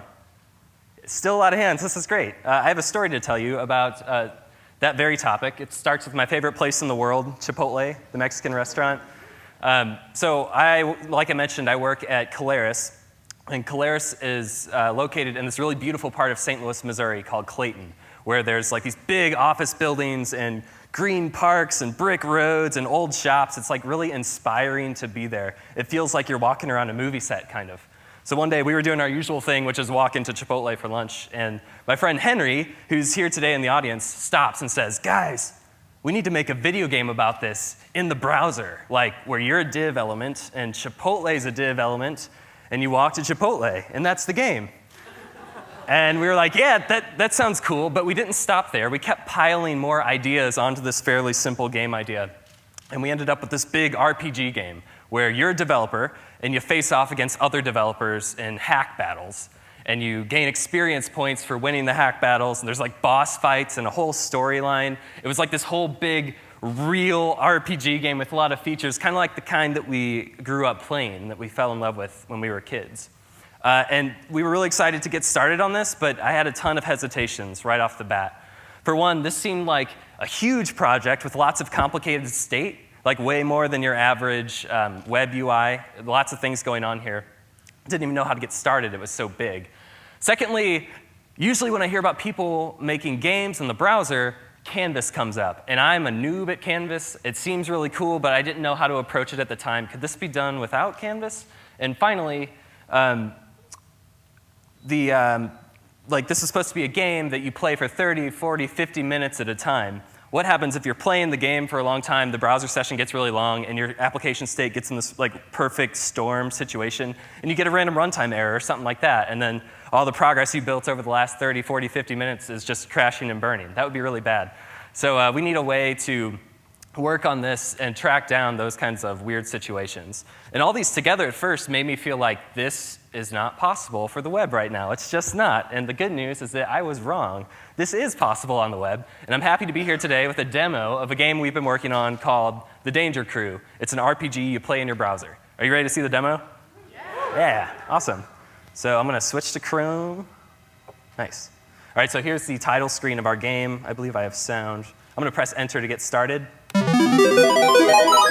Awesome. We have this really great music that Henry made. So here I am in the streets of Clayton, Missouri. I'm controlling the character in the middle of the screen. His name is Jacob.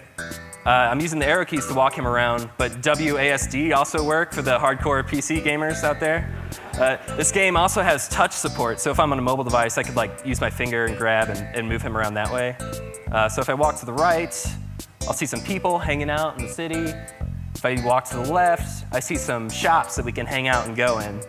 And with the spacebar, I can talk to people. So I'll talk to this guy. He says, have you been to South North before? That's the coffee shop straight ahead. Developers are always hanging out there. So he says we should check out the coffee shop. Let's go ahead and do that. All right. So we walked in the coffee shop. Here it is. I can interact with things in here. You know, almond milk always costs extra.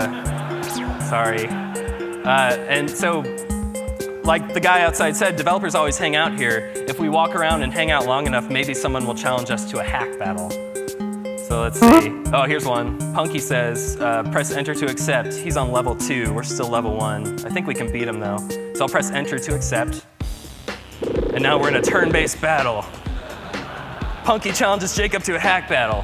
Now, the premise of a hack battle is a little silly, but you're a developer, your opponent's a developer. You fling terminal commands back and forth at each other, trying to drain your opponent's laptop battery life. So, this could be a real thing one day. So we have 2 attacks to choose from, Slice and Curl. Slice is an offensive move. We'll go ahead and use that first. Jacob used Slice. Nice. That was a pretty good hit. That did more than half. All right, now Punky's using a move called Curl. What that's going to do is go out and download some of the items that we have in our bag and steal them away from us. So we had a mini battery pack in our bag, but he just stole it away from us. Jerk. Okay, I think one more slice can finish him off. And it did, yes. We've won the hack battle. So Punky has run out of battery life. Jacob is the winner. Now, because we won, we receive experience points. This little pop-up is going to tell us that we've gained enough experience to go from level 1 to level 2. If I pause the game with the escape key, I can access our pause menu. So here I can press enter to level up, and we get a new skill point to invest in our character. So what do you guys think? Health, attack, defense, speed, or efficiency? I heard efficiency loudest. Is that fair? Okay, we'll use that. Nice, good choice. I like that one. So we'll press enter to submit our level up. Nice. Now we're on level 2. And because we've leveled up, it looks like we have a new attack. See the attacks tab has the new badge on it. So here, it looks like the for each attack is now available for us to use. So I can press enter, and now in our next hack battle, for each would be available. As you can see, there's a lot more attacks to unlock here. And that is a demo of our game, The Danger Crew, an RPG that you play in the browser. There we go. Okay. So there's only 3 people that worked on this. I was the front-end developer on it. My friend Henry, who I mentioned before, remember from Chipotle, he did all the music, while my friend David, who's also here today, did all the graphics of the characters and the maps. It was just like 3 front-end developers taking a stab at something new. But it wasn't that new, because everything I've shown you today is just a React app. I used React for the view layer, Redux for state management, and just a lot of CSS tricks to make it feel kind of like a video game. Before I started this project, I thought that game development and web development were 2 completely different worlds. And to get into game development, I'd have to kind of start over and like learn a whole new platform or a whole new language or whatever. And it turns out that you absolutely can make really rich, deep gaming experiences in the web using the same technology that we use today to build web apps. So my hope here is that if you've ever been curious about making a game, if you've ever thought about it, that the things I'll show you today will show you that the things you know as a web developer are also useful for making video games, and you can get started right now. So to do that, this talks about you making games. To do that, I'm going to rip open parts of my game and just show you how I handled a few areas in React. We're going to talk about walking around an overworld. We'll talk about turn-based battles, and then I'll show you this concept that we've used to keep the project really maintainable and easy to work on. So let's dive right in. The first area I want to show you is walking around an overworld. We were inspired by the early Zelda and Pokemon games where you're a character walking up, down, left, or right on a 2-dimensional plane. And you're exploring this big world, and the world is made up of a smaller unit called a map. And a map is just a data structure that's loaded into application state. It kind of looks like this, where we have a background image. That's the actual asset that we're using to walk around on. We have a collection of walls and a collection of people.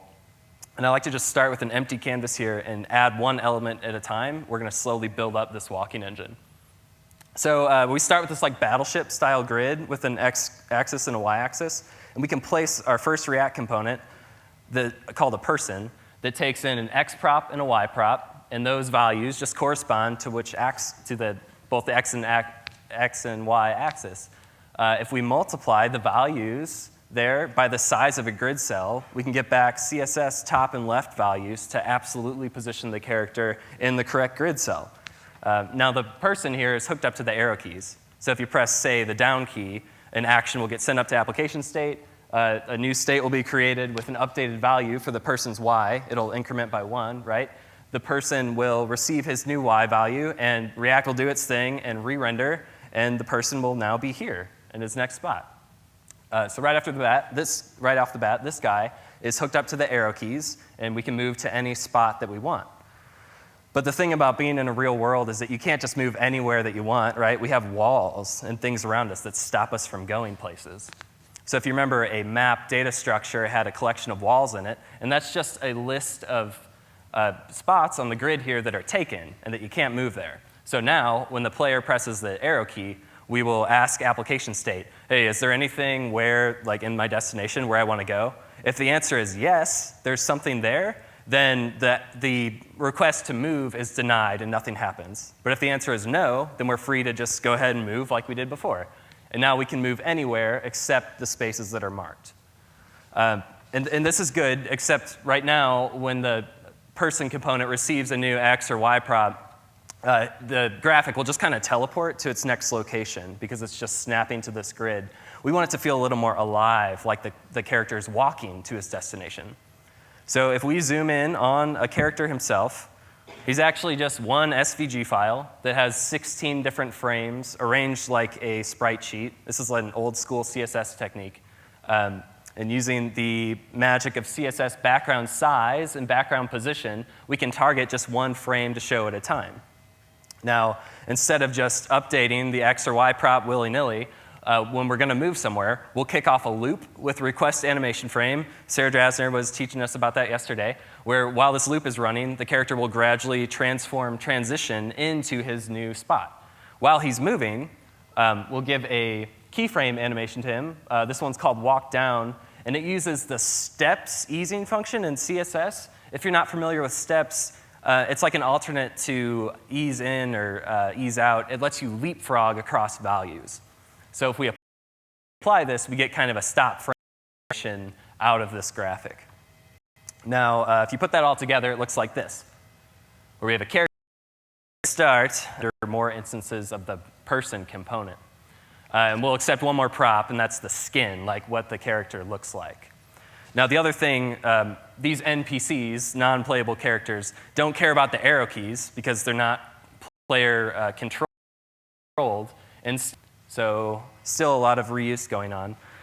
There's one last thing that glues this whole walking engine together to make it feel like a video game, and that's a game viewport. I want you to keep your eye on this green outline in the middle of the screen. That is our game viewport, and it's not moving, but this pinkish red plane inside it is moving relative to the top left corner, and the people are positioned relative to that. If we just throw overflow hidden on that, we get this kind of Game Boy effect where we can't see anything outside the green lines. And then because we're dealing with SVG, we just scale it all the way up to however much screen real estate we have, and then everything, we don't lose any quality because it's vector. You put that all together with the graphics of the game, it looks like this. We have the character walking around, people on the map, still can't collide with walls, you can talk to people. It's a walking engine. I think the big takeaway here is that while you can do a lot with just CSS and a handful of DOM elements. At the time when we started this project, some games just don't require it. And if you don't know Canvas, don't let it be a barrier to entry to getting started and making games. You can absolutely use DOM elements. So that's a little bit about the walking engine. The next thing I want to talk to you about are battles. So the type of combat that we chose to do in this game is called turn-based combat. And if you're not familiar with it, this is the easiest way I've figured out to explain how it works. We have just a simple 3-step cycle where step 1, players submit actions. Step 2, actions are processed by this thing called the game engine and looked at by the game rules, and then a new game state is created. And finally, step 3, the players are notified of the new game state. And that's kind of where our view layer comes in. We just repeat these 3 simple steps until we have a winner declared in the new game state.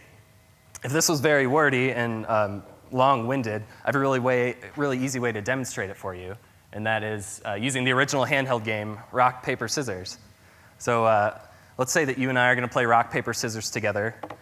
We start with 0 points each, right? Step 1, we submit our actions. We have 3 to choose from: rock, paper, and scissors. Let's say that you choose paper and I choose rock. Step 2, we submit our actions to the game state. Remember, you chose paper and I chose rock. The game rules say, all right, paper beats rock, so now you have 1 point and I still have 0 points. Step 3, we're notified of the changes. In paper, rock, scissors, it's just like your facial expressions or whatever, like, oh man. But anyway, then we just repeat those 3 steps until someone has acquired the amount of points you need to win. So how does this apply to a video game? Well, imagine we have 2 players in application state. We'll say player 1, player 2, and we can represent an HP value, which stands for health points, using these life bars. And these would be rendered with React, taking in that value of HP. So player 1 starts with HP of 100, player 2 starts with HP of 90. We'll submit actions. So let's say player 1 submits an action A that does 30 damage, but it's only 80% accurate, while player 2 submits action B that does 20 damage, so less, but it's 99% accurate, so it's way safer that it's going to hit. We submit this. Step 2, we submit to our game rules. They take in the actions and figure out what the game state is now, and here it is. Our React components are happy. We received our new game state, where player 1 now has 80, but player 2 still has 90 HP. This, like I said, this is great for our React components because they're just reading from state, so they were able to update. But there's a mystery here for the human player, and that's how do we get to this new game state? Like, what actually happened? So what we need is something human readable that the game engine doesn't just return the new state, it also needs to give us what I call a rollout, which is like the step-by-step human readable instructions on how we got to the latest game state. So here it's just lines of text. Player A used action A, but it missed, so that's why the HP didn't change, while player B used action B and it did damage. If you remember from the demo I just showed you, our rollout was at the bottom of the screen here. And by having the player acknowledge each line of text, it kind of tells a story. It took me a really long time to wrap my head around this whole turn-based battle thing. It took me a few tries. This is what my first try looked like. Harry Potter versus Lord Voldemort, this epic battle between wizards. This was my first time using Redux, and it's where I really fell in love with Redux. But like your first time trying anything, it got a little gross, the code got messy, and I decided I needed to try again and utilize all the things I learned from the first time. So the second time looked like this. The TV show Friends, Joey, Chandler, and Ross, completely unstyled. I was just trying to get the concept down, and I purposely chose Friends because there's a lot of characters in Friends, and I wanted to code something that was flexible enough to support more than 2 combatants. This also had online support, so we could play with WebSockets against each other to actually test the game out and make sure it felt fun. Finally, we ended up at what I showed you today, and even right now, in my hotel room, I'm literally working on the next version of the battle that will be available in the next version of our game that adds more features to it. So I think the big takeaway with all the turn-based battle stuff is that it's a big system, but the big system is made up of little parts. And each part can be iterated on separately. An example of a part is like the action you submit, or the notification you get back, or the rule that takes in the actions. So you can iterate on each of those parts separately without breaking anything else in the system. And that lets you play test and be set up from a technical perspective to iterate on the game rules. Because often you will get your game in front of people and they play it and they think it's too hard, or it's not challenging enough, or it's not fun. And you can iterating on those parts is the way to solve those problems. So that's a battle. There's one last area I want to show you, and that is separating application from content. This is the principle that I was talking about that helps keep the game really maintainable and easy to work on. If you've used Redux before, this is going to feel really familiar because it's how I learned how to work and think this way. But when I'm talking about application and content, an application example is like what happens when a character steps on an icy spot. This is how is the game handling a situation, like what happens. Does he slip, does he fall, does he spin out, or does he make some sort of fun sound effect or something? Versus a content consideration is like where are the icy spots that I could possibly step on right now? And there's a lot of benefits on keeping these two, keeping walls between these two areas. And here are some of my favorite ones. For one, remember, we're talking about basically just keeping one global sense of application, like one single source of truth. And so if you have that, any bit of your game state is perfectly recreatable. If you imagine a screenshot of any game, theoretically, you can just pipe whatever state you need into the application, and the React views or the view layer will be reading from the application state, and that screenshot would be perfectly recreated. It helps with those bugs I was mentioning earlier, that if you have some weird edge case, you can just pipe the application state in, let the React views update, and then you're instantly right in a good spot to be debugging that problem.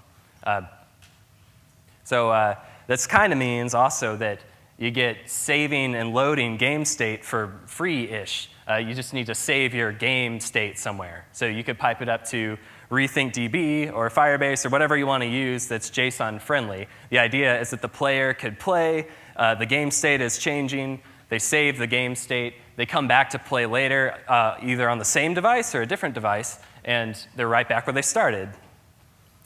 Finally, this is my favorite reason, and I have a demonstration to go along with it, is that separating application and content makes it really easy to iterate on level design, puzzles, and storytelling. So to show you that, I have a quick demo of a tool that we made for internal use. Let's see, so here we go. This lovely thing is a tool we made called Danger Studio. It's just a glorified JSON editor. And what we have is this simple, where's my mouse? Here we go. We have this simple like grid editor with some tools, kind of like The Sims style, if you've played The Sims before, where we can place objects on this map. What we're going to do here is just build out one of those map data structures that I showed you before. I've prepared an image for us to use. See, we have like an apartment building here with a bed and a dresser and a night thing over here. You know, I'll just grab this image and bring it over here. This image was designed as a 6x6 grid, so we'll tell the editor that. And just plop it in here. And see this guy kind of live updates according to all the inputs. Can you guys see this okay? Yeah, it's pretty big. So I can drag the player around where he starts, so I'll put him right here. I have a walls tool right here, which means I can mark those wall spots that we shouldn't be able to walk on.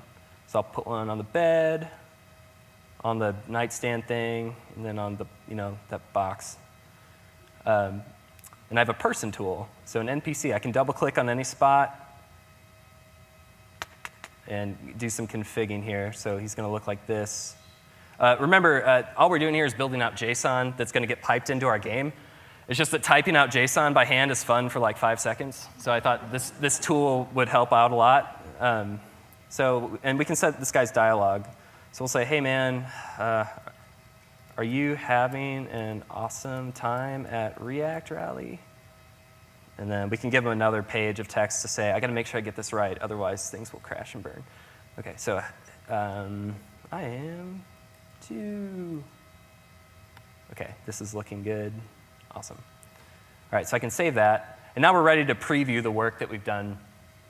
We're big fans of CodePen, the code editor in the browser. We always have the latest version of our game up on CodePen so we can send ideas back and forth to each other using like different iterations. But I'm also running that copy on localhost. So I'm going to press this localhost button, and what's going to happen is all the JSON that we've built out here is just going to get stringified, piped through a URL bar to a development copy of our game. So let's do it. All right, we get our title screen. And here's the map we made. So here we can test out the work we did. I can't step on the spots that we marked as walls, and I can talk to this guy. Yeah. I am too. Awesome. Okay. So all this tool is made possible because our application has this clear separation of content and application. It lets us really build out the content of our game really quickly. And even people that aren't really technical can come in, use this tool, try out new ideas, and build out the game. So that's separating application and content. I hope the things that I've shown you today are inspiring and that you feel like the technology that you use today to build web apps can also be used to make video games. This project has been the most fun and kind of fulfilling thing that I've worked on in a really long time in the browser. So I hope that if you're interested at all, you take a stab at it. If you are interested in making games, but you're not sure how to get started and you have questions, or you are already working on a game, or you've already released a game, I would love to hear about it. So here's my contact info. My email address, drewconley@gmail.com, or my Twitter handle, or you can just come find me at the conference. We also have a website if you want to play the game that I just showed you. It's thedangercrew.com. There's a big blue play the demo button. There's also an email sign-up field if you'd like to be notified when the next version of our game is ready for you to play. So that's all I have for you today. Thank you for having me, and go out and make a game. Yeah.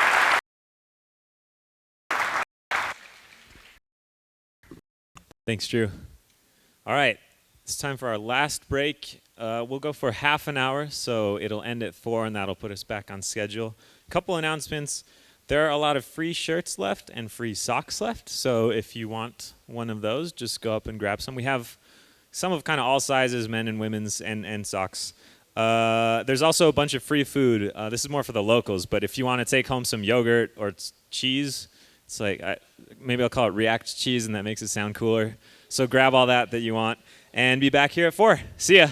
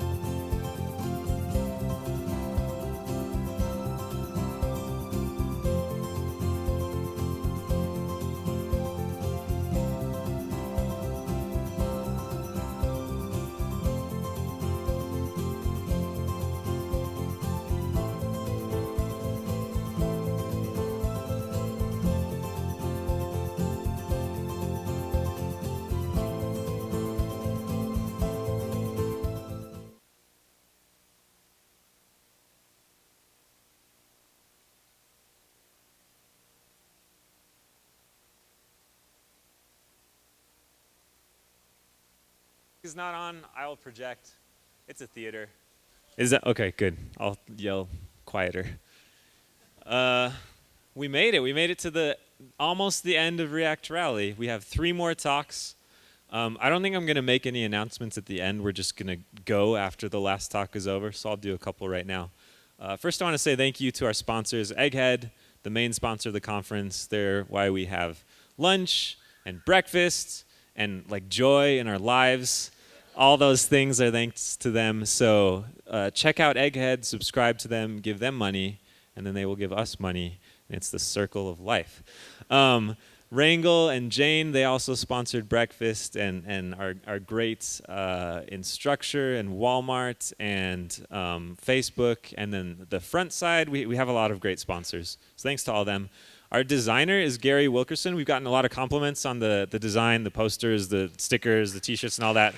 He is rad. He was here yesterday. I don't think he's here today, but he'll hear he'll just like have a tear run down his eye and be like, why am I crying? Someone is applauding for me.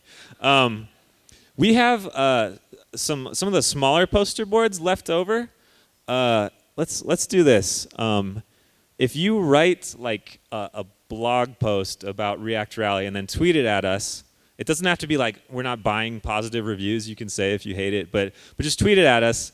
We'll like put you in some drawing thing and we'll pick a bunch of people out randomly that do that, and we'll just mail you the little posters. So I don't know what I would do with them, just like put them on my ceiling or something. I don't know. So and we're definitely doing this next year. So if you had a good time, tell people about it. Follow us on Twitter for more info, and we'd love to see you all back here next year. So thank you so much for coming.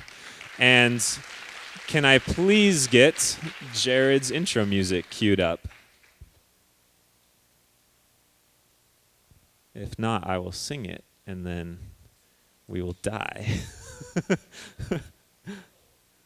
No, I'm not making that mistake again. Is there any? I can't see anything because the light is blinding. I don't know. I just came up with that idea literally standing on stage. So later, I don't know. Maybe in a couple weeks. All right. Well, I don't think we have Jared's intro music, but the best intro music of all is like giant, overwhelming applause. So please give him a huge round of applause.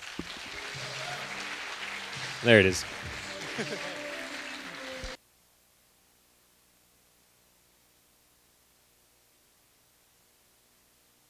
I'm a mobile and web developer at Khan Academy, and we're working to bring a free world-class education to anyone, anywhere. A little bit of background with me and React. I started using React shortly after it came out. I was deep in a really gnarly Angular project with a dozen other developers. It was React was a breath of fresh air, and I've been using it ever since. And Khan Academy, as far as I know, was the first production user of React outside of Facebook. So we've been using React for 3 years. We have, I did a quick count, we have over 1,500 components. So we care about debugging React a lot. But before I go into the debugging, I want to take a minute to talk about the React community, and specifically what we can do to help women feel comfortable in the React community. Sophia tweeted this a couple weeks ago, and I've been thinking about it a lot. She said, have I had men who would be considered part of the React community say sexually inappropriate jokes and comments to me at conferences? Yes. Now, Sophia is a really awesome developer. She's doing some cool things with React over at the Interact project. She's spoken at conferences, but she has to put up with stuff like this. So one thing we can do is combat sexism and misogyny. If you see something like this, totally speak up. Have the courage to. But the other thing is, just stopping sexism won't be enough. Because we already have this situation of disparity where there are just a ton more men than women, and that's not going to fix itself by osmosis, right? So we have to be actively uncomfortable with the disparity. There's a really great interactive article that I suggest you all look up about this social phenomenon. And what we can do, the first, I think, is to combat our own bias. I was at a React meetup a couple of months ago, and there were mostly men there. And I saw a woman sitting, and I saw a man next to her, and my subconscious immediately went to the thought, oh, I wonder if she's here with a boyfriend, or if she's here because she loves React. And I noticed that, I caught it, I dismissed it, because even if it were true in one instance, that's totally not a helpful thing to think. And the other thing we can do is to give a signal boost to women that you see doing awesome things in the community. I tweeted this out last week, got a ton of really good responses. The contrast on the screen is ridiculously terrible, but it says, hey, React.js friends, who are some women in React I should follow? If you want to be more aware of the women that are doing great things, follow that. And that'll have two great effects. First, for men, it will help us it'll help us to notice that there are lots of women doing awesome things and be less prone to assume that women are just inherently less technical. And for women, it will help them feel less alone and more comfortable. So, debugging.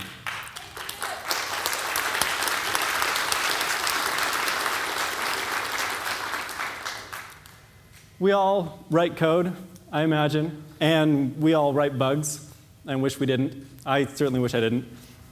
So I'm going to start out by talking about how we can not write bugs in the first place, and then how we can catch the bugs that we do end up writing, and finally how to fix the ones that we find. But I'm going to be talking about a bunch of different techniques and tools and practices, and I want to make it clear that there are trade-offs to all these things. Some tools have a big setup time where you have to do a lot of work to maintain them, and it just doesn't make sense if you're doing a side project or if you're just starting out in React. So I've made this little key for you. The emojis that also don't show up very well. And this will give you some indication of, for each of these tools, how much hassle I think it'll be to you. Definitely the ones that are large hassle can also have huge payoff if you're in a large team, if you're working on a large project. So how do we prevent bugs in the first place? There are lots of different kinds of bugs, but the ones that I want to talk about are those that arise from having a code base that is just difficult to understand. I talked about that gnarly Angular project I was on, and there was state everywhere. There was mutation. If you wanted to edit something or add a feature or even fix a bug, you had to read through thousands of lines of code just to make sure that you weren't breaking it even worse. And so I think that figuring out where state should live is one of the hard problems of working in UI. You can feel free to disagree with me on this. But I've seen it not only in React, but also I do native iOS and Android development. It's the same there. And it's not like we start out going into a project and think, oh, I'm going to spew state everywhere. Let's go over to this file, and then let's mutate it over here. No, I mean, you start out with a small project, and it's reasonable. So here's an example that actually is based on a bug that I was fixing a couple months ago in our Code at Khan Academy. This example is you've got this button that you want to click and have the background turn green. And when that happens, and it's within a parent component. And we know how to do this. You do an onClick handler, set state, super easy. But then a couple weeks later, you come back, or your coworker comes in, there's a new requirement. We actually want there to be a counter in the parent component to keep track of how many times you've clicked this button. And if the parent wants to know something about what's happening to the child component, we know how to do that too. You pass in a callback through props. Just like this, we can say props.onClick. And this is a huge red flag. If you're setting state in a component and you're passing that up to a parent, chances are you're just going to have state everywhere eventually. So my rule of thumb is if a parent needs to know about it, the parent should own it and just pass it down to the child through props. Another example of this problem is using refs. You've got some component and there's a child that's doing something, it's got some state, and at one point the parent needs to know about it, and so they just call, child, have you, tell me about your state. Also a big red flag. If the parent needs to know about it, the parent should own it. The other pattern I want to talk about is decoupling logic from presentation. Now, when you start out, you're just kind of getting the component together. You're trying to figure out how to take the props that you've got, produce the result you want. But when you're going through, later refactoring, adding features, it can be really helpful to find chunks of logic and extract them, put them in a pure function that you can easily test, so that when you're reading through the component later, you don't have to simultaneously, A, validate that, OK, this is going to produce reasonable HTML, and figure out this complicated algorithm. So to split those up, your life will be a lot easier. Unfortunately, we will still write bugs. And I realized just 5 minutes ago that I could have had a really great Pokemon Go meme throughout this whole presentation. But I've got these like old fishermen that I think those are birds, actually, in the net. Anyway, so you've got a net and you're catching bugs or whatever it is. So how do we catch bugs? Of course, we all know the answer to this. Let your users do it. Push to production. They'll complain to you. Twitter is great for this. And this was just 2 months ago, actually. So maybe you don't want your users to actually see your bugs. And there are a couple of things we can do. There's linting, testing. Both of these are something of a hassle. And so you have to ask yourself, is it worth it? You know, our users are nice, they like us. Or I'm the only user. And with these things that you set up, this is a net caught on a coral reef. Sometimes your tests, they catch things you don't want them to catch. They snag and they get broken. And there's work that you have to do to maintain them. And so there are definitely projects where, no, actually, it's not worth the hassle. Some reasons it would be is if you have lots of production users that you care about, if there's money on the line, and you really don't want your users to see your bugs. Also, if you have lots of people touching the same code, and you don't all have all of the context that you need, and so it can be really helpful to have tests to back you up to give you more confidence that you haven't broken everything. And finally, if you expect to be maintaining this code for several months. I don't know about you, but when I go back to code that I've written 2 months ago, it might as well have been written by somebody else. And so having these safeguards in place, even though they take some maintenance, can be really reassuring. So one way to catch these bugs is with linting. We use ESLint at Khan Academy, and we have a ton of rules. This actually isn't even all of them. But I'm just going to focus on a couple of them. These lint rules, I suggest that everybody use. They catch simple mistakes, typos, things that your coworker would catch if they were reading through it. It just saves them time. The no undef rule catches if you're using something that's not defined. You know, you're rendering this component and you didn't actually import it. Or you're referencing a variable and you forgot to define it. No duplicate props has actually been a lifesaver for me before. If you can look at this, I don't know if you can catch the bug. We actually have items in there twice. And I actually saw this in production code at Khan Academy last month. And it can be surreal. If you go in, you're changing a prop, and then you refresh the page, and nothing's different. And you go back and you change it again, you refresh the page, you question your sanity. And it turns out actually there's just another definition of the prop below that's overriding everything. Now these two are some rules that are a little bit more hassle, but also have a lot of benefit to them. At Khan Academy, we really believe in prop types. And we want all of our components to have prop types for all the props that they expect. But prop types are only useful if they actually reflect the props that your component accepts. Of course, at the beginning, you write your component, you put in prop types, and for all of the components that you've got. But then a couple weeks later, you add some functionality, you accept a new prop, but you forget to add the prop type. And this first rule will catch that. It'll go through and see all the places where you're doing this.props.penguins and make sure that you have penguins in your prop types.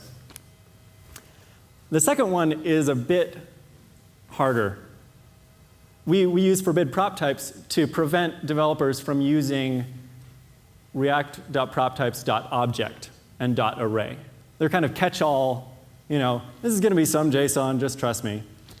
And that doesn't actually help you very much. Not nearly as much as having to specify this is an array of integers, this is an object with this shape, these keys, these value types. But again, linting for prop types might just be more hassle than you want to put up with. Like I said, we have over 1,500 components, and just linting won't get us to where the confidence we want. Of course, we still have users that complain to us about all the bugs we write. But automated testing can be a great second net. And I've long been skeptical of automated UI testing.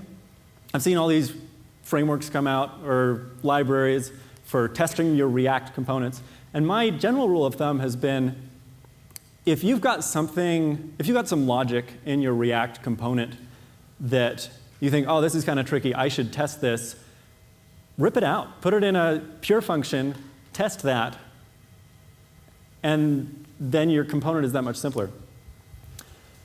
But the one thing that we do that I implemented a couple years ago when I was an intern at Khan Academy, we have fixtures of our prop data. So when you're creating a new component, you also create a JavaScript file that contains example props that can be used to render this component in the various different configurations that you're expecting. To make this more clear, I'll go into an example screen. This is what, well, my goodness.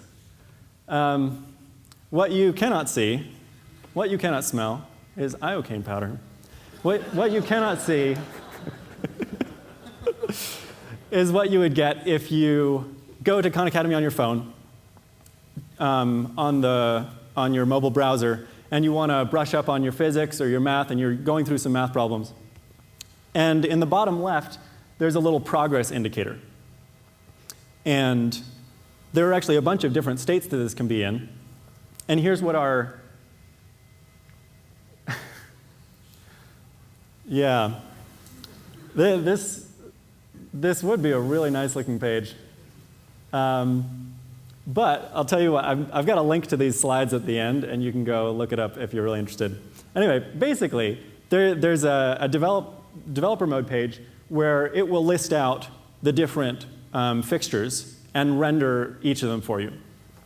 And here on the left is a cruel mockery of what it would look like to have all of the different fixtures rendered. And on the right is kind of just what the JavaScript looks like. It's pretty standard. Now these fixtures, they give us, as a developer going in to look at a new React component, you can see, oh, these are the different kind of configurations it'll be in. This is what it looks like visually. You can double check.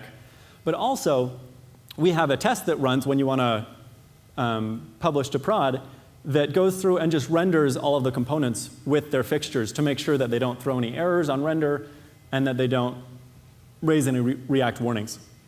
And so that can fix a whole class of bugs. But there's still more things I want to do to make sure that you don't inadvertently mess up your components. And there are two things that I've been looking at that I haven't yet implemented, but just snapshot tests, this blog post came out just a little while ago, are tests that kind of build on this fixtures idea where you provide sample props and it will generate a JSON, some JSON data that represents the DOM that would be created. So all of the divs and spans, none of the custom components. And then it saves that to disk, and then you make some changes, and you run it again, and it will compare and say, oh, hey, did you know that you deleted this button? Or did you know that the style just changed here? And you can say, yes, that's actually what I was trying to do, and commit it, or you can say, actually, that was a bug, and you go fix it. Visual regression tests are similar, except instead of a JSON blob, it's taking a screenshot of the rendered component and then comparing that later. But that can be really finicky. Sometimes browsers don't render deterministically. So I haven't gotten that working either. Anyway, once you've caught the bugs, your tests have failed, whatever it is, or you're just running through and you mess something up, we want to fix them. And I really like the React Dev Tools, so that's what I'm going to talk about. And here are some questions that the React Dev Tools can help you answer. First one being, what component is broken? You're looking at your site, and this is a little example app. Actually, it's an app I've been writing for my dad who wants to write a personal history. And you can record things and places and people and write a little bit of text about it. What we're looking at, what I'm looking at and you're not looking at, is a form that has, you can write in some text about this thing. You can specify, the date from and to. You can give it a name. I have a duct tape wallet that has lasted me 7 years, and it looks super gnarly, but that's what I wrote about. And say you're looking at this component and you're like, oh, this little thing down here, I want it to be full width. I wonder, where do I even go to fix this problem? And you can go over to the React tab, and this is highlighted, as you can all tell. And so this is the text field. You can go down here, see what the ownership is. It's inside this autocomplete, new entry form. And so you can get a feel for, OK, I know what this component is called. I can go look for it in the code. The other thing that, another question React Dev Tools can help answer is, how is this code base even organized? As I said before, a lot of bugs stem from having a code base that you just can't get your head around. You don't know what things are interacting with what other things, what dependencies there are. And so being able to see at a glance, OK, this is what's being rendered on screen. We've got the app container. There's a router and a router context. OK, so we've got React Router in the mix. It's good to pay attention to. And you go down here, OK, this is the home screen. We're getting into my code now. And what I look for is these red triangles, because that indicates components that have their own state. And at least the way that I write React, there are typically fewer components that have their own state, and lots of stateless components. And so you go to the components that have state to figure out what's going on. And now if we look at this entries component, it looks like it's got the current ID of what we're editing. If we go down here to the new entry form that we saw earlier, OK, this has all the form data. I know what's going on. And I can even start editing some of this and see, OK, it's updating down here. And I can play around with it here, fill that back in, and it updates over here. So this can be a great tool for just getting to know a new area of the app that you haven't worked in or that you wrote a month ago. Another question React Dev Tools can help is, what's happening with the data? You saw that you can inspect the props and the state. And that, I use that all the time for debugging React errors. For example, here there's this text field that I should be able to edit, but it won't let me. And if you go down here, you can see the from date, and I can edit that. And OK, that reflects up here. So that's not the problem. And if we try and type in here, we see this little green flashing. The ROM date is clearly a typo in my set state somewhere. And it'll just alert you to things that are happening like that. Another question that React Dev Tools is starting to help answer is, why is this slow? Now, the presentation from yesterday, I think it was Saif that gave it, was awesome. You should all go back and look that over. But one thing about this example app is, when I type in this main text field, it's super laggy. You can't see, but I'm typing really fast. And so in order to investigate that, you can say, OK, trace React updates, which will put a border around everything as soon as it updates, and change the color to show you how often it's updating. And over here, let's try typing again. And you can see the whole form, well, you can't. You can almost, OK. This is like playing roulette or something. And it all goes red. So everything is updating. Everything is re-rendering. So clearly, I could put some should component updates in there. I could debounce that text field, separate it from the rest of the form so it's not laggy itself, and it just updates the main form data every once in a while. But using this trace React updates can be super helpful. The last question I want to talk about is the one I'm pretty excited about. A new feature that will take some configuration, isn't quite released yet. But if you see down here in the corner, I've got this, let's see, I've got the new entry form selected, as you can't see. And down here is the source file, along with the line number. If I click that, it takes me over to the source pane to where this element was defined. And we can do this for any of the code, any of the elements that I have defined in code that I've written. So we can look at where are these buttons, and you can go in and change it. And so that's coming soon to the DevTools, and I think it'll be really awesome.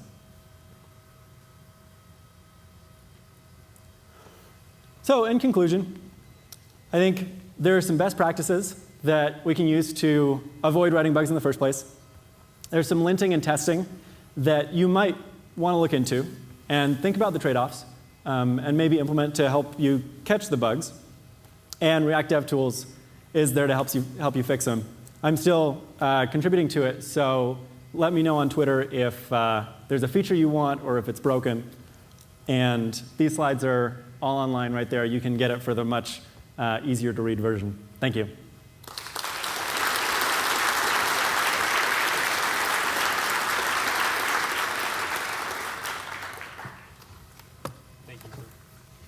Hello.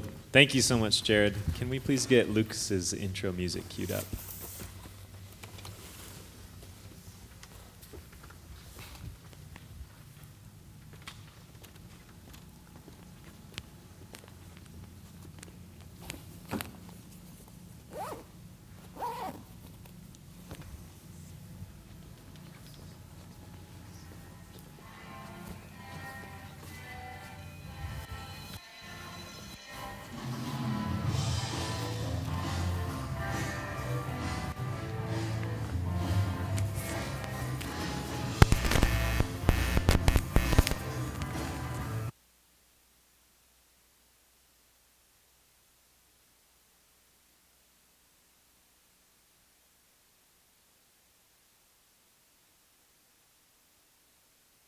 Fine, or do we need to turn it on?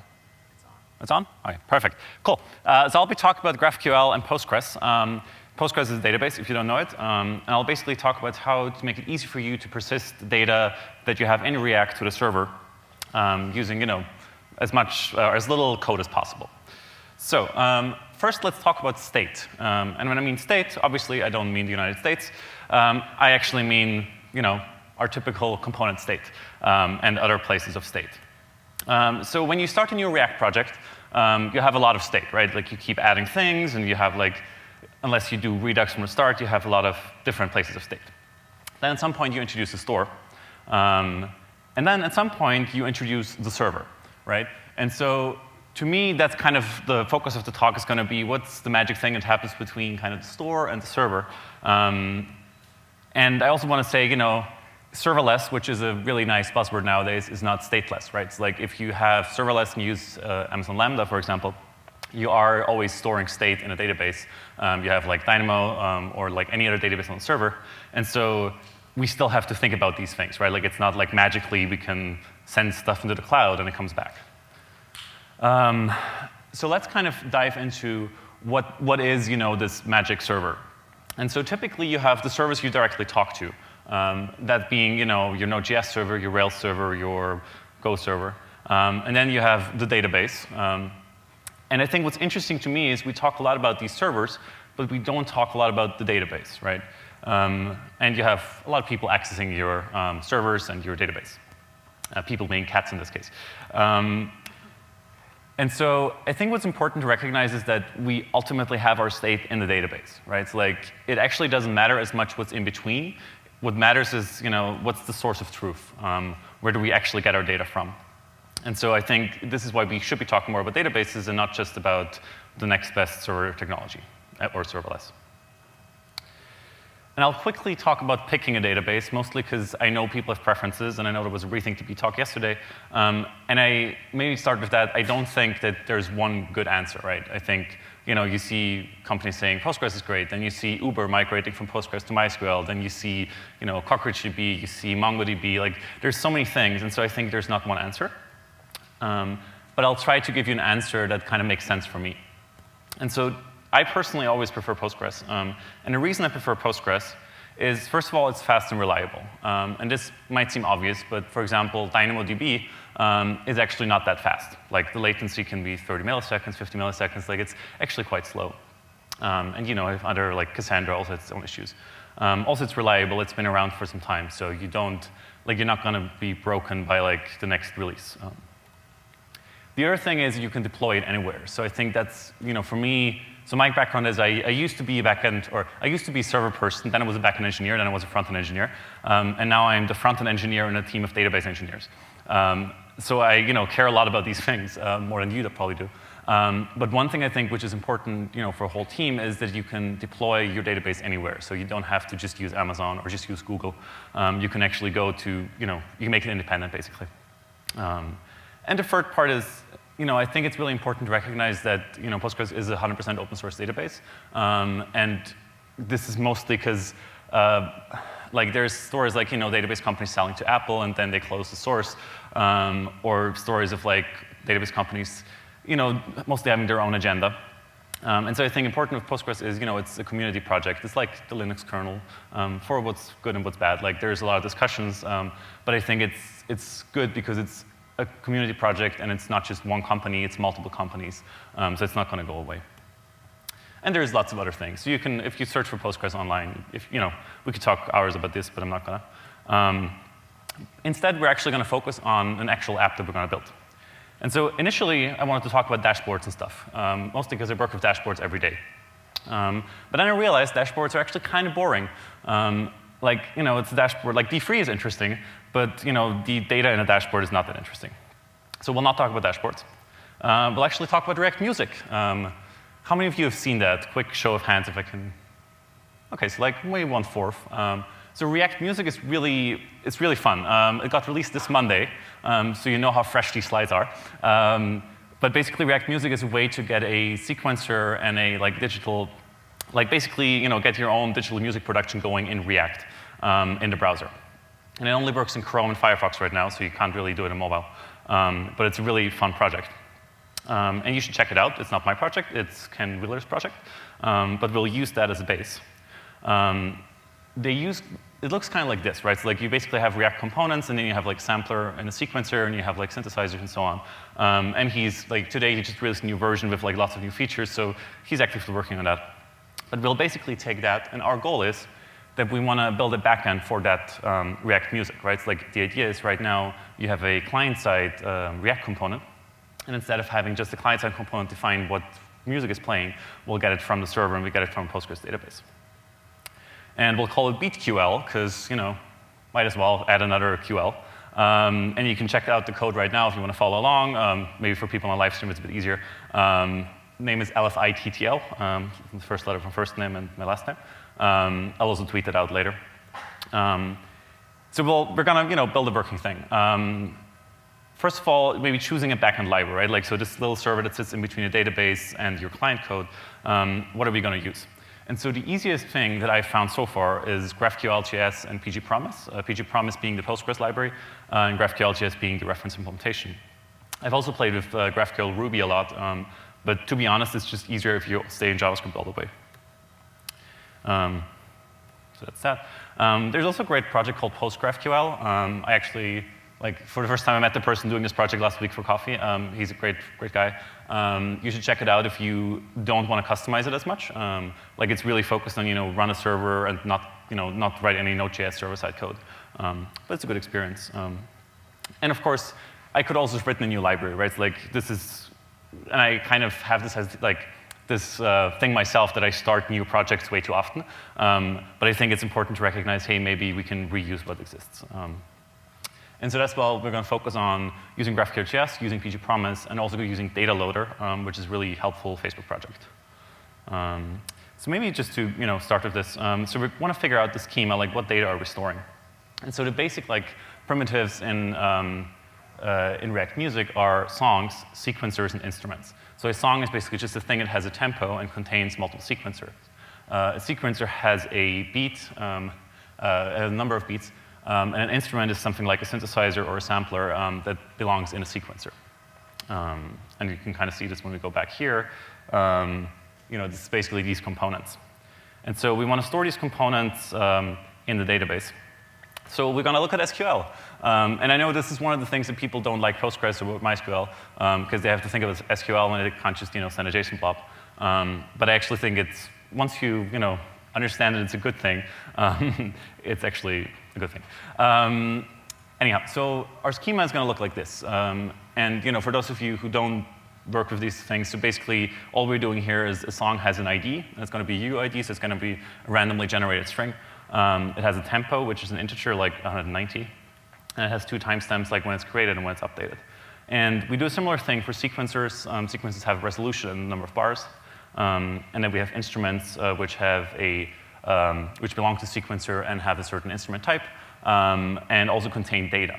And so this is maybe a good showcase of why PostgreSQL actually works well with this, because we don't have to tell it, hey, this is the full schema. We can actually say we want to store an arbitrary blob of JSON data. And Postgres has a type called JSONB, which is for binary JSON. So basically, it's you can do indexes on it. It's actually quite efficient. It's kind of like MongoDB's BSON. So we're going to use that for storing the gist of which sample file are we playing, how many steps does it have. And then we're also going to create an index. Again, something I'm not going to talk about much in this talk, but do care about that when you use a database that it has indexes. And this applies universally. Almost every database needs an index, so you can tell it what you want to search for. So in this case, we care about searching for sequencers by song ID, and then also instruments by sequencer ID. Cool. So GraphQL. I hope most of you are somewhat familiar. So I'm not going to jump too much into GraphQL itself. We're just looking over the schema. So we have, again, a song, looks pretty much the same.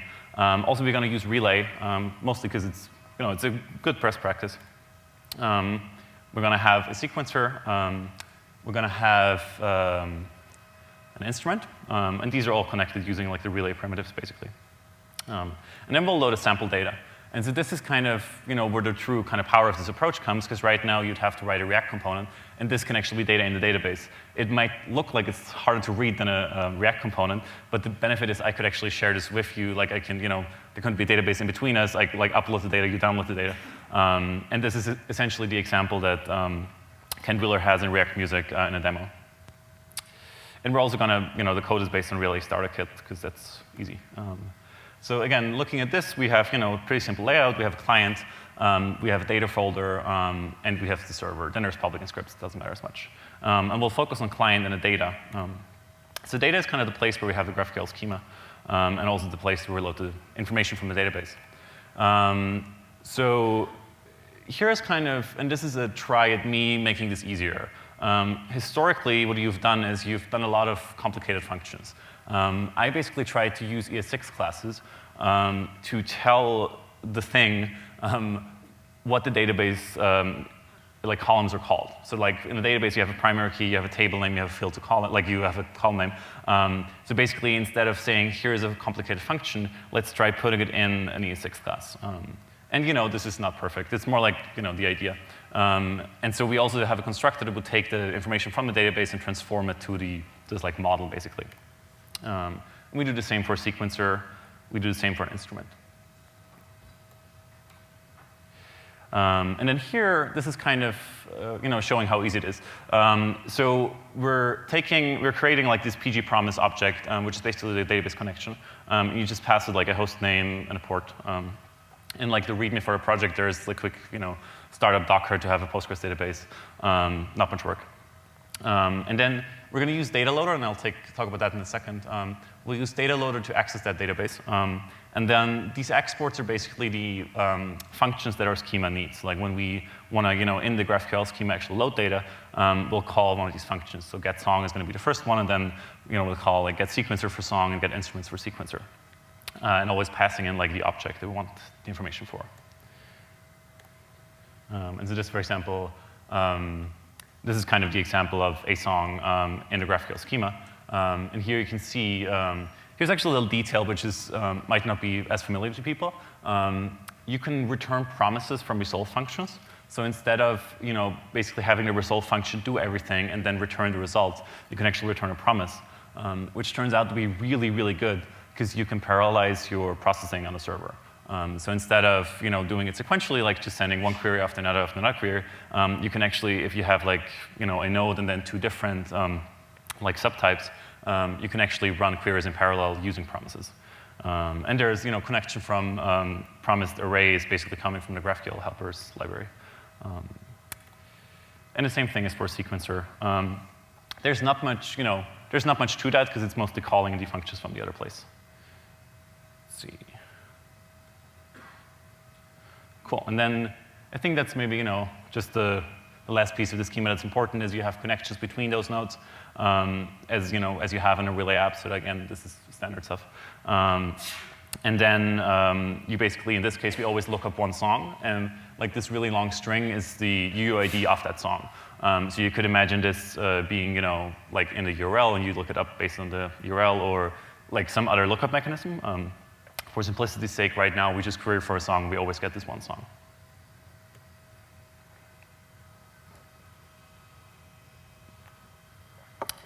All right. So going more into what actually matters. So because up until this point, you could have probably done this already. Like there's nothing magic to it. And I think this is actually, if you just look through the like apart from the ES6 classes maybe. But like anything else is just standard GraphQL and Postgres.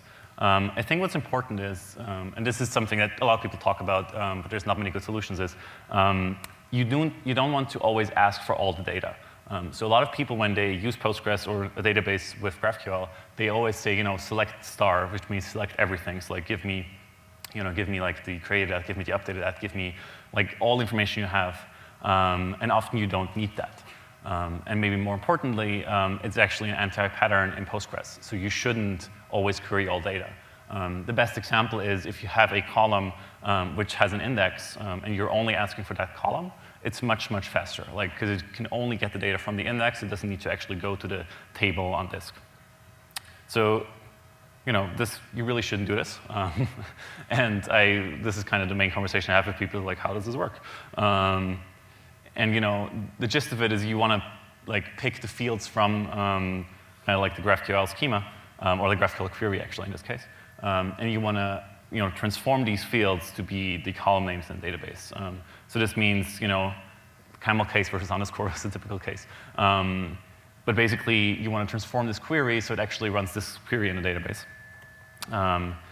And this is where you probably want to look at the source instead of me talking through it. But basically, there were a couple of people in a GraphQL.js issue talking about what's the best approach to do this. Because the problem is if you are in this resolve function, you actually don't have enough context. So you don't know the fields that are being queried, especially if you use fragments. And then it gets really complicated. So here you see like the first part is actually the easy part. And then there's like, to this like get field list function, there's like another half, which basically deals with how do you get the field names from our fragment list. Anyhow, so the good thing here is you don't need to do this like specialized for every type. You can actually just import that function and it works. And I slightly modified the function that's in that issue, so credit to the person who wrote that. And I fixed up the relay support. But you probably want something like this if you work with a database in GraphQL. And we can, always have to talk about more details on that afterwards. The other big thing is avoiding N+1 queries. So and maybe explain what an n+1 query is. So if you say, give me a song, and then you also want to have a second or a third song. And then for each of these songs, you want to have a list of sequencers. And then for each of these sequencers, you have a list of instruments. And so the tricky part is you don't want to make a query for every one of these questions. So you don't want to say, give me the sequencer for this song, and now give me the sequencers for this song. Mostly because you have a round trip time. So you always go to the database and back again, and it just costs you time. And that's kind of called the n+1 query problem. And you want to avoid the n+1 queries. The way to do this is Data Loader. Data Loader is, again, a Facebook project. It's mostly a helpful JavaScript library. It actually doesn't do that much. It's just a pattern. And I think, and this is an oversimplification of the Data Loader pattern intentionally. So we have a function, and this is again a helper function, which creates a data loader. In this case, it's called load many. And load many takes one of these ES6 class definitions. It takes the database connection, and it gives you a data loader object. And so this data loader object, you can call .load on. And every time you call .load, it actually doesn't load the data. It basically just queues it up to be loaded, returns a promise, and then at the end, you basically, when you get the result of the promise, you just run one query for like all of these .load statements. So that's kind of the data loader pattern, made a little bit easier using like these helper functions. And you can see here, like this is basically, like it takes this information, it instantiates a new data loader, and then it just composes a SQL query. Let me just look where we are in time. Okay, so I think we're good on time. So that's basically, the gist of it. And I think the important thing here is, so you could have an ORM in the back end. You could have used like one of the more complex node ORMs. But I think often you just really need something that creates an SQL statement. And then, maybe going into the client. So the client here is really simple. So the client just runs a relay query. It's actually kind of an ugly relay query because I'm just getting all the data for the song and I don't care about fragments. So you could make this much nicer. The gist of it is here, we have like the typical relay, edges and then the node itself. We care about the tempo of the song. We care about the resolution, the bars for the sequencer, and then we care about the instrument type and like the actual data for the instrument. And perfect. So this is kind of the last piece of the code. So here what you're doing is you're importing the React Music components. They're actually fairly easy to use. And then you're just passing in the relay props to that React Music component. All right, so let's see if we can do a demo of that. And if we have sound, now is the time that we'll need it. Let's see. So, all right, cool. So maybe, to have the full picture. So essentially what I have is just a checkout of that repo. And again, that's on GitHub. Let me just do npm start here. And then the thing, and this is kind of from Relay Starter Kit, the thing it always does first is it updates the schema. So it loads the GraphQL schema and generates a schema definition that both the client and the server need, which is kind of, it's actually odd. Like the first time I saw this, it was kind of like, oh, this is weird. Like, why is my schema on the client as well? Like, why is it not just on the server? So that's kind of a gotcha if you haven't used Relay before. And then, let's see, okay. So this is rendering. It's not showing anything. And the reason is because if we look at our database, so we have these three tables that we talked about previously. We have our songs table. We have our sequencers table. And we have our instruments table. And so basically, just looking at the data here, so songs has one song in there right now. I previously inserted that. But we don't have any instruments, and we also don't have any sequencers. Exactly. So this is why right now it's not playing anything. So let's see if this works. We're going to add a really simple beat first. And then we'll have to reload. This is actually, that's perfect. Cool. So right now you have to always reload because it always has to go to the server again and reset the sequencer also.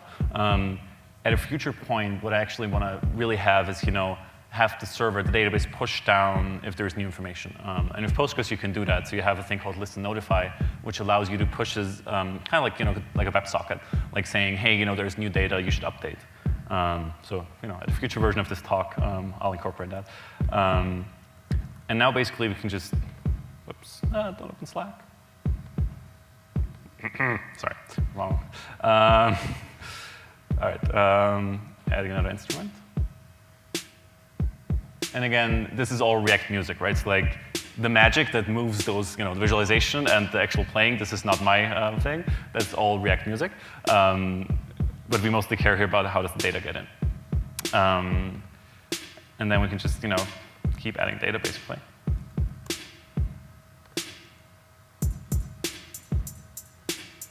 And you can kind of see the visualization, also takes that into account.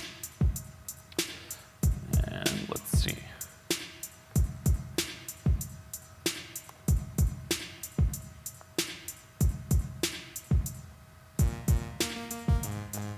And so now you have like a nice, thing going there.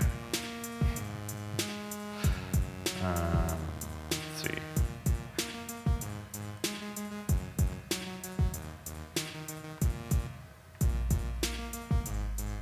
Yeah. That's kind of like the last pattern we added. And it just keeps looping, basically. But so the nice thing here is, if we wanted to, we could just, add another sequencer, add another instrument. Actually, so last night, as I was finishing up, this code and the slides, Ken Wheeler actually released a new version of React Music, and so I was like, oh damn, like I already have everything prepared, and now you're doing this new thing. So you can now actually do like polysynths and like filters, and there's a lot of functionality that I actually haven't added here yet. Mostly this would involve, changing the database, the data model, changing the GraphQL schema. Let me just, stop it again. But basically, you should check out React Music. And so that's kind of, and I'm actually, I'm short, like I already went too fast. So I'll tell you a little bit more about things, just so we have another 5 minutes or so. So let me tell you how I see this working, right? So we're not just, right now we're just loading data, we're just, showing it in the client. The next step from that would be, let's add mutations, right? So let's actually add a way to influence the sequencer. So if you have a step sequencer, maybe you have a button, right? And you can toggle a button, and then that both updates the browser, but then it also, goes to the server. And so I think that's the obvious next piece, because then you actually have a digital audio production system in a really simple way. And then the other piece that I kind of mentioned is, what if we could push data down to the client as it changes, right? So this could be, and in my imagining what this talk could have been if I had endless amounts of time, you could have your mobile phone, and you could change something on your mobile phone, and it would update on the screen.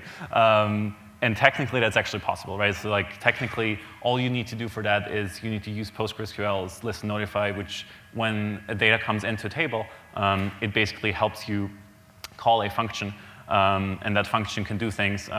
Specifically, it can tell, for example, a JavaScript server, hey, there's new data coming in, and that JavaScript server then could do a WebSocket, could do a add live query, could do a subscription. I think one of the issues I actually ran into when looking at that is there's no best practice yet, right? It's Facebook is kind of pushing towards subscriptions. I kind of found live queries the most interesting, so I was like, I want to have, just update the thing for me. And you can still use WebSockets. I think that's really the interesting piece is how can we enable a reactive backend, right? How can we have our database collaborate with us in both ways? So we're not just sending data in, we're actually getting information. Let's see. What else could I talk about? Because I have 5 more minutes, I think. Let's see. So let's do one thing. So let's just go into what are we actually doing here in terms of how are we actually getting this information. Because I think this could be interesting just to explain it better. So again, talking about this actually, right? So I think, and actually let's do the following. Let's look at this. And let's make this smaller and this bigger. Okay, cool. So I think it's important to me to explain that this is actually easy, right? Because I think a lot of people are like, oh, database, that's complicated. I don't want to touch it. I'm a front-end person, and that's nothing against front-end people. I'm actually a front-end person myself. Like, it's more. I think it's important to say, hey, this is actually not that complicated. And so I think going over this again. So we have ES6 classes. So we have our ES6 classes, and then really the important thing here is so we use data loader. Like we pass in a name, the name of the class, right? And then we have our little helper function. And this little helper function actually takes this model and takes the static properties of that model. And so I think, like historically, the whole Node ORM space hasn't done that. Like it's been a little bit painful to use in my experience. And so I think it's maybe important. How can we? And this is a challenge for us as a community, is like how can we make this easy so you don't have to look at this. You can actually just look at an ES6 class as if you're looking at a React component. And how can we make that so simple that you don't have to bother about all the database details. And then another detail here is maybe to, a thought or an idea that's important here is this, like a query comes in, you do a certain mapping to the data that needs to be fetched. And then you get the data and you do a mapping the other way again, right? So you have in here it's just column names, but I think GraphQL.js really does the most basic version. And I think Apollo, for example, does it a bit better. But I think we should focus, in terms of tooling, we should focus on how can we have this two-way data binding. So it's transforming the input data and getting the output data again. But yeah, I think that's mostly it. Are we ready backstage? Cool, okay, perfect. Well then, let me just show the last slide. Thank you. You'll find the project online or me on Twitter. Thank you.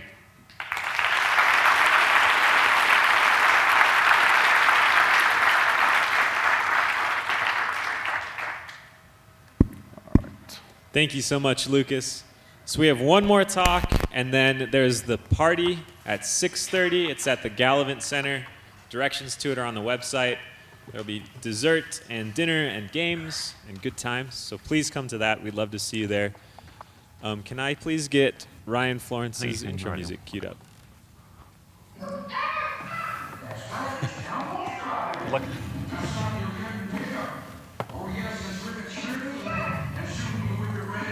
Please give a warm round of applause to Ryan Florence.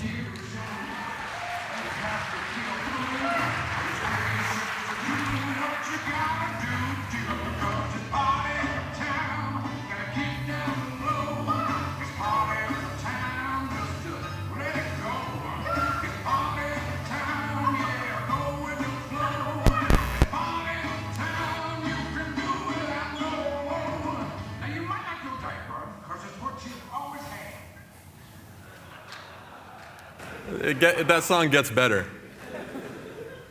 I got a quick announcement for the winners of the MacBook Airs. Kevin. Old.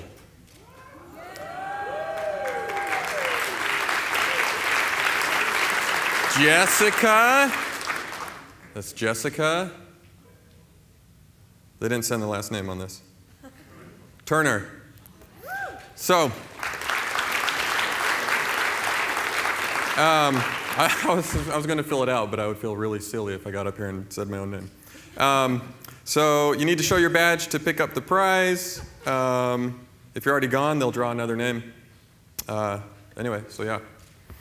Congratulations. Let's set the clock here. I know people got flights. We don't want to miss anything. I'm Ryan Florence. I love React. Yeah, the sticker makes sense now. So I work for React.js Training. Michael Jackson and I started this company a year and a half ago, a little bit more than that. I'm going to get out of these lights. But raise a hand, who's been to one of our workshops? Awesome. Thank you so much for coming to those. It's been a joy for us to have a job where we get to run around and and talk about a technology that's been so much fun to us. So thanks for coming to those. A little bit more to talk about before I get too much into my talk, pronunciation. Did you know that when it's a verb, it's react? When it's a pronoun, it's react. You're supposed to pronounce the first syllable as the accent. So it's react.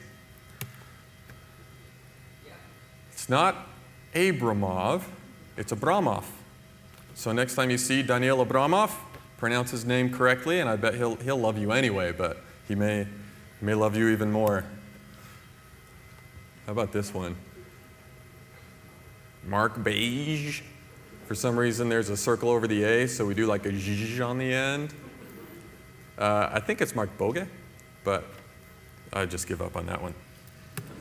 If you go to his Facebook page, it has like a little pronunciation thing that you click, and then the computer says it to you, and it's like it's not that helpful. My business partner, Michael Jackson, and my partner building React Router, and many other people who have helped out with that. It's not actually pronounced Michael Jackson. It's King of Pop State. He couldn't join us today. Everyone's throwing up at home. So, okay, I want to talk about the electrification of factories. Long time ago, everything used to be steam powered. You'd have this huge engine, or this huge steam engine, that everyone would have to connect to be able to get any sort of power. And the farther you were away from that engine, the less power you got. And so you were constrained on how you could build this system of a factory, and so they'd build up and have everyone really close to the steam engine so they could get enough power to do their job. And then ka-ching, we got electricity. And everyone is really excited about it, and they're like, hey, what's our productivity going to do with this new technology? Should be way higher, right? Wah, wah. It wasn't. Why not? So they switched from steam power to electric power, and all they did was swapped out the little motor underneath. They left the rest of their infrastructure the same. They literally took the wires for their factory and just moved it through all of the infrastructure that they already had for their steam engines. And so they didn't get any sort of productivity wins from that. Let's say that these are all the tasks of these different positions in the factory. Some of the managers start to think about this and like, hey, wait a sec. With power coming from electricity, we can actually string these wires anywhere that we want. We aren't constrained by how close we are to the power source anymore. And we can arrange the factory differently. And we can make assembly lines and different things like that. In fact, we don't even need more than one story anymore. We can just lay these wires out across one giant factory on a bunch of cheap land somewhere. So they rearranged everything because they could. So then what happened? Productivity went up. The technology on its own, when it replaced the old technology, didn't do anything for them. But when they rearranged the way that the factory worked, they got productivity.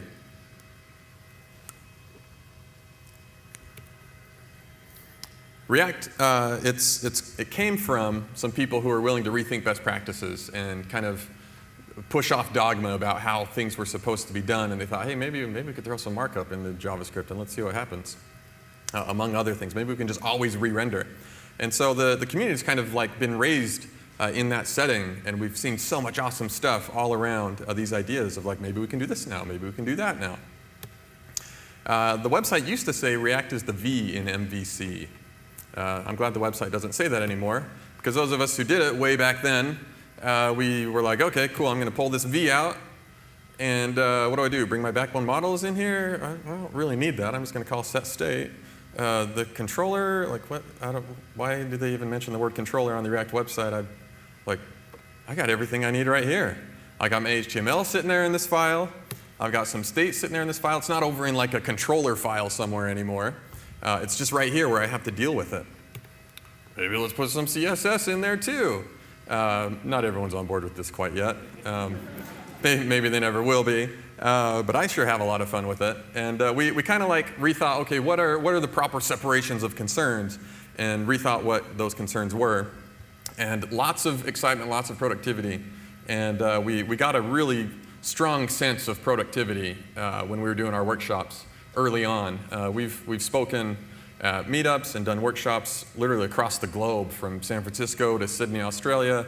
I spent some time in a prison cell in the United Kingdom. Didn't talk to anybody about React there. I just kept to myself and cried and wanted to die or something. I'll never see my kids again. They're lying to me. Anyway, that was a hard time. My palms are sweating now. And then, all of a sudden, we were like, wait. Did you see what Ohm did? That was cool. I don't know if it was Ohm's fault. But we all decided, state's bad. We got to get this thing out of here. I want that controller file back. I'm not going to call it a controller, though. I'm going to call them reducers, views, and action creators. Look at those things. Models hold your data. Reducers hold your state, your data. Views your view. Controller interacts from the view to the model. The action creator is how you get information from the view to your reducers, right? Not all that different from what we were doing before. We kind of did this with our factory. And we said, hey, let's put these wires where everything else was. I want something that's familiar. Now, I'm going to take a step back here and say that I think that Redux is amazing. Redux is a ton of fun to work with. Lots of people are very productive with it. And there's a lot of cool stuff that you can do when you put your state in Redux that you can't do if you don't. But what I do, this is interesting, this little tweet conversation here. Dan and Andrew are co-authors of Redux. And this is their conversation. It's meant for big apps with complex nested UIs and lots of local state mutation. For simpler apps, it's all unnecessary. In my experience, partner in this code, opposite is true.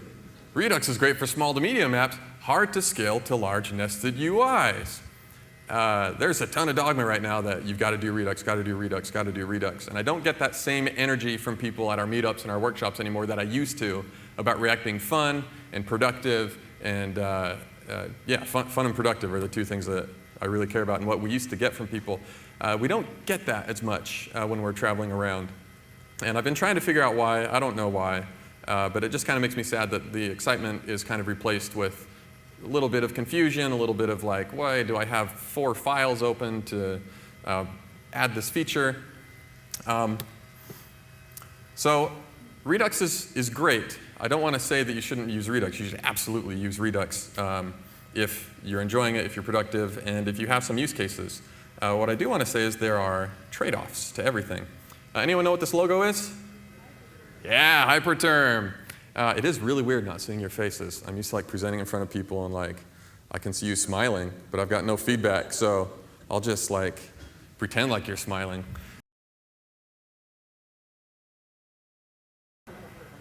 It's a lot of, is it worth it in the state of the app?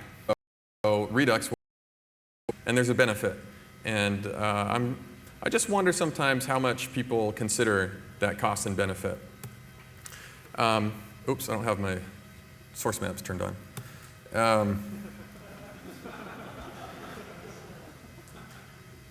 So I just rendered a rethinker, and I told it to not stop. Like, let's not stop rethinking. I love Redux. I really do. Like, when you pull open the Redux DevTools, have you seen those recently? If you haven't seen the new Redux DevTools, they're amazing now. You got that little slider pulling the state back, and you've got this weird async stuff going on, and you got weird flashes in your app, and you're like, why? So you pull the slider back, and you can figure it all out. It's a really great technology. My only concern is that we've gone back to something very familiar, those separation of concerns, the model and the controller, the reducer and the action creator. Redux is way better than the MVC stuff that I did before. I'm just worried that we didn't give components a fair shake yet. We're going straight to these like stateless functional components. Your whole app should be stateless functional components. UI is a tricky thing. UI's got state in there.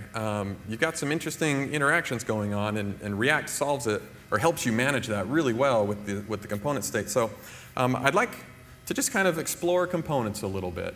I'm not saying don't use Redux. I'm saying maybe think about your components and give them more credit than you are. If all you have is a hammer, everything looks like a nail.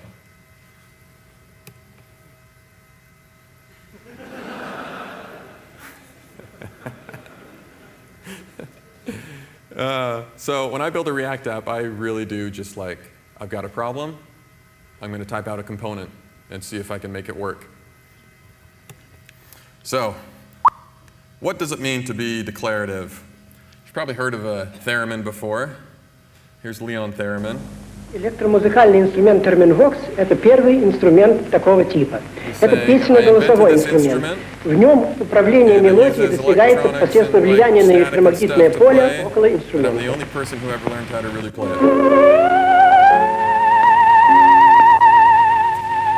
So when his hand gets closer to the rod, the pitch goes up and down. If it gets closer to the rod on the other side, the volume goes up and down. I built one over here. I'm going to play along with it.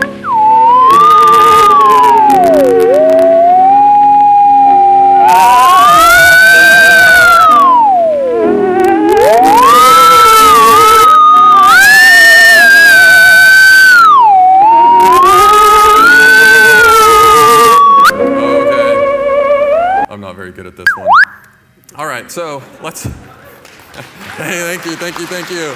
I don't think anyone's used this part of the stage yet. Thank you.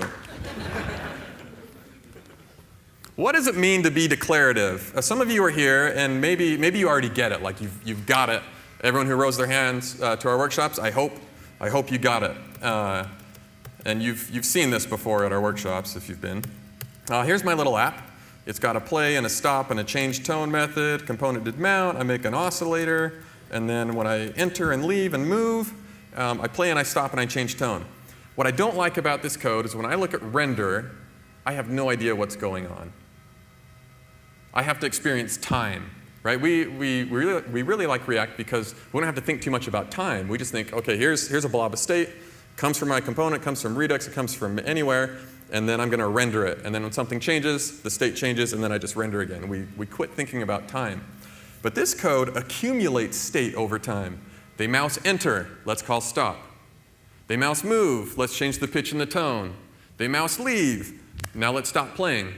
And all of that line, we're accumulating state somewhere else that's not declared. And so we haven't eliminated time from our app. So the first way to get rid of time from your app is to declare some state. So let's do get initial state. Let's hear a golf clap for create class. Yeah, our old friend. Yeah, it's like your friend in high school that's still like, hey, you should come to my band show. We're recording a new record. All right, so am I playing? No. What's my pitch? It's 0.5. What's my volume? I'm at like 0.5. Oh, let's just in case, let's do 0.2. And then I've got these imperative methods here, and I don't want to do this imperative stuff anymore. These are the places that I accumulate my state. Instead, I want to set some state, and I'm going to say, hey, am I playing? Yes. Am I stopped? No. I almost typed no. It's going to be CoffeeScript for a second. I'm just going to like gather these things all together, all this imperative stuff. And then this one, I'm going to set my, let's see, I got my pitch and my volume. And I got this bag of imperative stuff that I used to be doing, but I'm not doing it anymore. So I want to do it when the component mounts, but I also want to do it when it updates. So I'm going to say this.do imperative stuff. And then when my component did updates, I'm going to remember how to use Vim. This.do imperative stuff. And remember my commas, because it's not a class. And we'll do our imperative stuff here. All at once, we'll say, let's get our is playing and our pitch and our volume, all from our state. And let's see, if we're playing, I almost had a little bit of like bash there. You see that FI that showed up? In CoffeeScript, I love to do, you can do yes and no, or on and off for Booleans. And so I would just do like on for true, and I do no for false. People working in structure, some of you may have seen that and been like, I'm glad he started his own company and got the heck out of here. Okay, so now I've got this one method to do all of my imperative work. So whenever I mount, whenever I update, I'm going to go and say, am I playing? Play the oscillator. Am I not? Let's stop it. Fortunately, these are item-potent methods, so I can just set the pitch and volume every single time. What's that? Thanks. My linter might have caught it too, but you guys are way better than a linter. Okay, so cool, it still works. But what did I gain? I wrote some more code.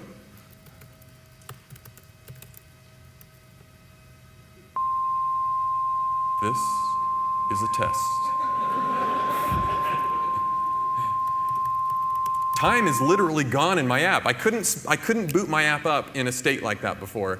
But now that I declared this state, I could eliminate the time. But my render method still isn't all that cool. I can't see what I'm rendering, right? I got to look at two methods here. I got to look at render, and I've got to look at do imperative stuff to know like how this thing works. What if I forgot again how to use Vim? And what if I rendered a tone component? What would one of these look like? Is playing, this dot state dot is playing. Let's do our pitch. And let's do our volume. Now it's not going to render any UI, so let's make this thing. So we don't actually render anything here. And some people get really upset here, like, well, it's not UI if you can't see it. I would point you to all of the meta tags and the script tag and lots of other ones. Or talk to a blind front-end engineer. I worked with one for 2 years, and tell him that sound is not UI. You say, well, that's weird. Then what the heck am I, the user, interacting with? So what do we do here? You may have noticed in your years of using React that very often refactoring React is simply cut, paste. Told you everything's a nail. I don't read this from this .state anymore. I read it from my props. All right. I don't want to have to switch windows. Let's set this back to true. It was really quiet. We can pump up the volume a little bit. Cool. So I gained something awesome here. Now I can see what I'm rendering. I'm rendering a sound, but I'm still rendering it. And I'm able to use React's lifecycle hooks to make anything declarative. So declaring our state lets us eliminate time. Declaring a component lets us do something a little bit more. We can compose now.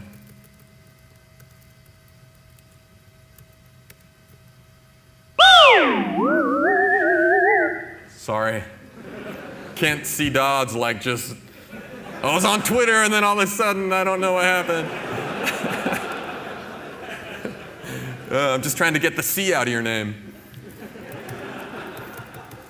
Okay, so we all know that React composes our UI really well together. Can it compose our state? Or do we really need to get all that state out of these components, or is there a way to compose that stuff?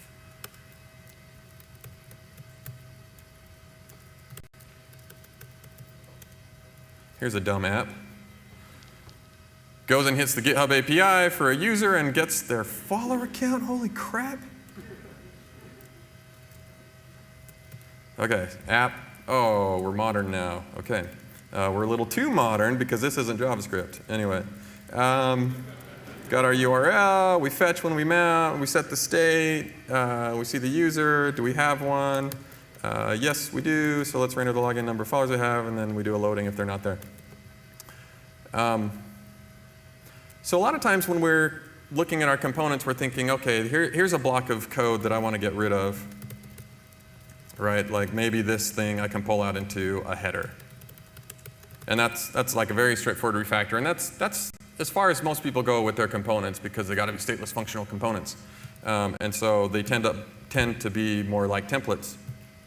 But when you look at this kind of code that's sitting around in a component, you think, well, what can I do with this? Where can that go? How do I make that a component?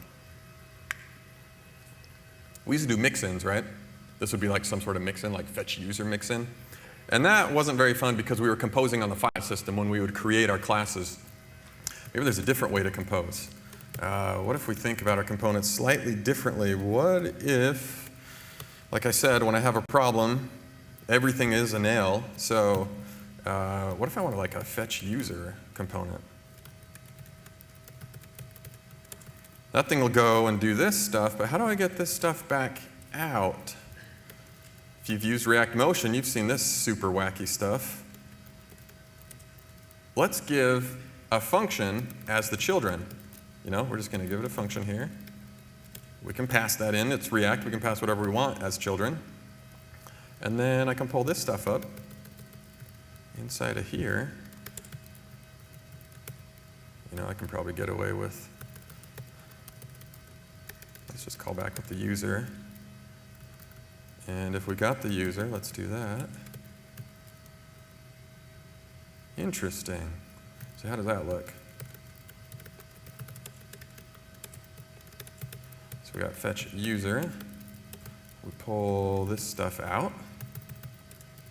And we won't need this anymore. So what do we render here? Well, we render this function that they gave us. Okay. And I'm going to give it my state. So let's destructure that off of the state. So fetch user can go do some asynchronous work. I'm going to save this. And then it can call back with that data. That's kind of weird. Don't need mix-ins. Don't need action creators. We can take any behavior that a component's got, whether it's playing a sound with the Web Audio API, or if it's fetching data from a server. Pretty cool. Well, what if I want to show like the user's followers? And it's going to have like a, I'll give it the user.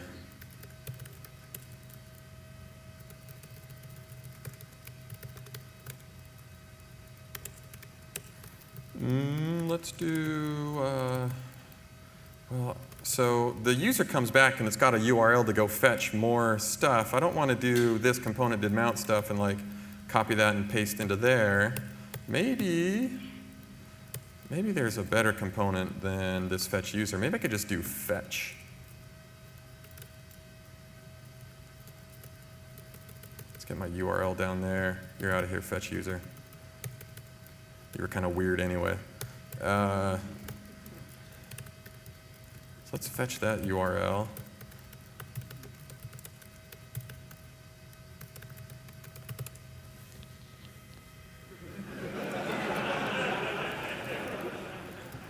Make sure that still works. Oh, not going to get a user in there. I'm going to get a data, but I want to call it user.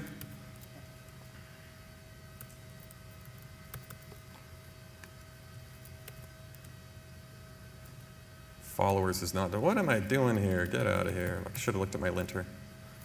Okay, so my fetch component works. Now I want to do this followers thing. And I can give it a URL here and say that the URL is user.followers URL. Let's make a followers up here.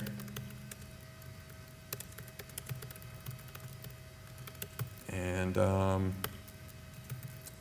it's going to render a fetch. And then this thing is going to give me some data, but I'm going to call it followers. Close that sucker. And then, I don't know, let's do a span. Do a followers map. Probably want my index for the keys. I learned from functional programmers how to name my variables in a map.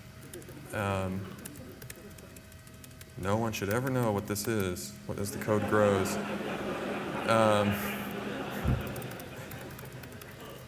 Height 50, width 50, 5 dash, I wonder what that'll do. Key is my index.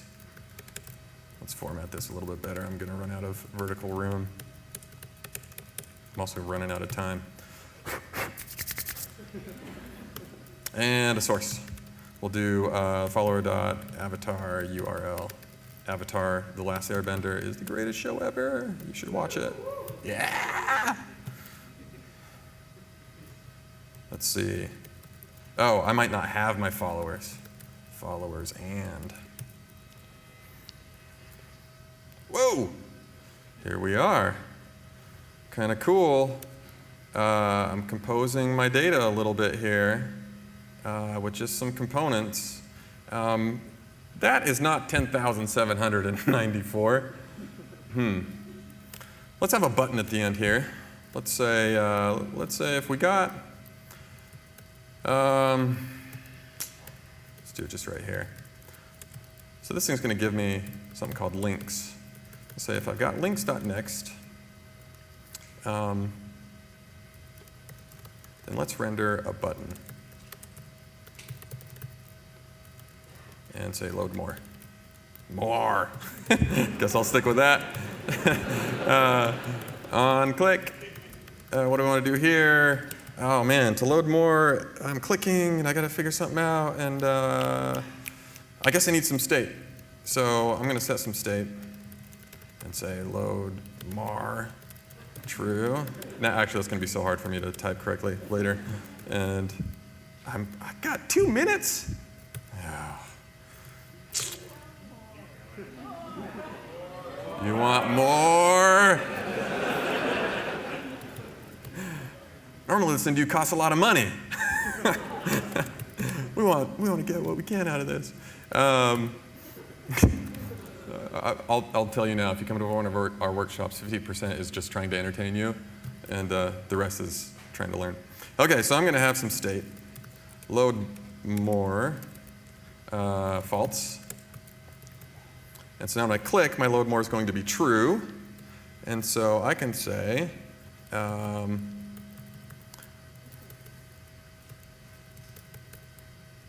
I don't want to render this button if I'm going to load more. So I'm going to say if this.state, let's destructure that up top. Load more. Oh. All right, if we want to load more and we've got a next link, let's do the button. Actually, I don't even want to. I'm going to do this a little bit differently. You're going to be really upset with my ternaries here in a second. So load more, yes, no. You can tell how sad that this is going to make you because it's actually right there in the code. See? Sad face. Double sad face. Don't do it! So if we want to load more, I haven't actually done this part yet. I just thought about it like right before the talk. Oh!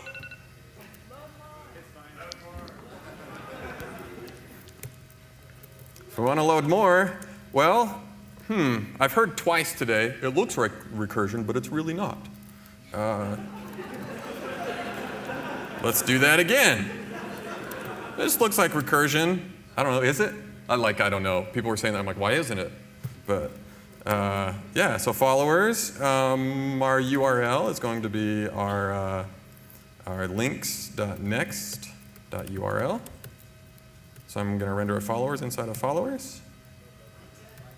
Line 10, thank you, linter. What'd I do wrong? Ah! Oh, rookie mistake.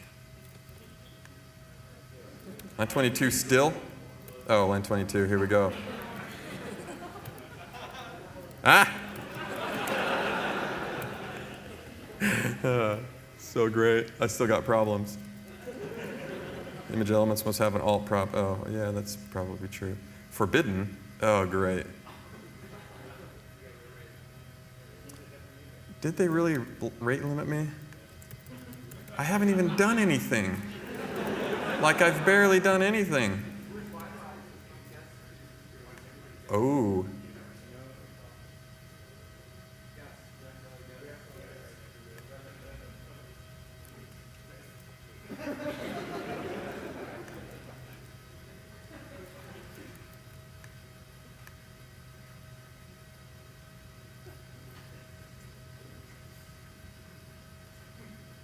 Let's try one more time. OK, well, it works. It's really cool because when you click the button, now we render another followers, and so you see the button down there, and then the other ones like start popping in there. And you might not have ever thought about architecting an interaction like this before with the load more button. You know, normally you've got some state and you keep like pushing into this array to keep on going. But when you do this like a little bit wacky looking stuff where you have these components that can declaratively call back to you with information, you can now compose your state in totally different ways. For example, I made this little weather app. I'm not going to reload it. I should have. Oh, actually, the Wi-Fi is not my problem, or the internet's not my problem, is it? So a little weather app tells you what's going on, and that should be janky, but it's not janky. Huh. Well, I fixed it. Let's save this just to like make sure. Yeah, that's why I have a dark theme too, just right there. So this is getting my geolocation to figure out where we're at. This might totally fail too, but that's okay. And then once it gets our geolocation, well, let's go up and see how that happens. Geolocation, I get an error or I get my coordinates, get a geo error. You know what, I'm going to turn this off. Whoa, there it is. And then we'll try it with the conference Ethernet, and maybe we could, oh wait, I'm not there yet. So we're looking at this, and we're like, okay, then we get a geo address. So this goes and hits a different API to give me my address, a Google API. And then I go get the forecast, and the forecast comes down to me. And then I have this scroll position thing that like tells me how far down I'm scrolled. And you're looking at all this code, and you're thinking, and I'm up here thinking, am I out of touch? No. No, it's the Redux users who are wrong. This looks wacky, but it's really composable, especially when the internet works. And it's a ton of fun to compose this stuff together. We could actually, like based on the temperature, we could come in here and we could say something like, well, if the temperature is something, right? We could be like, oh, the pitch is like, I don't know, whatever the temperature is. And then if the internet worked, this thing would be like, boo, beep, depending on the day. We could even do something weirder. Let's go over here, and then this is my last trick of the day. We could say something like, here's a component you're not going to like at all.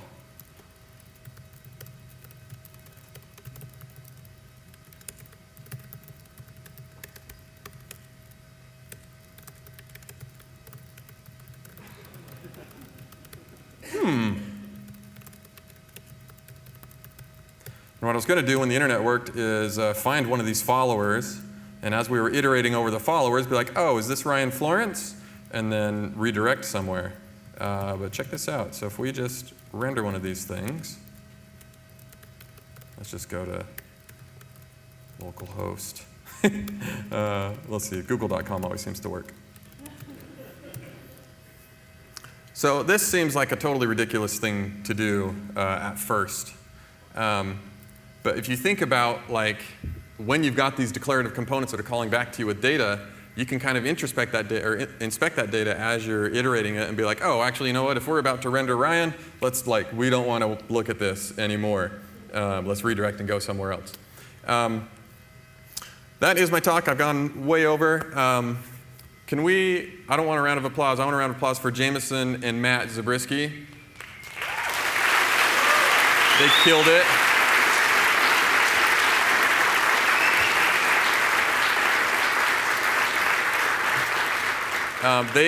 They've put in so much effort and work, and like they really, really want this this conference to be for the community and representative of the community, and I think they've nailed it. Yeah, so go ahead and use Redux. Screw around with your components and try to do like some weird stuff like this and see what happens. And heads up, when React Router version 4 comes out, you might want to like not hate too much of what I just showed you. All right, thanks. We'll see you later.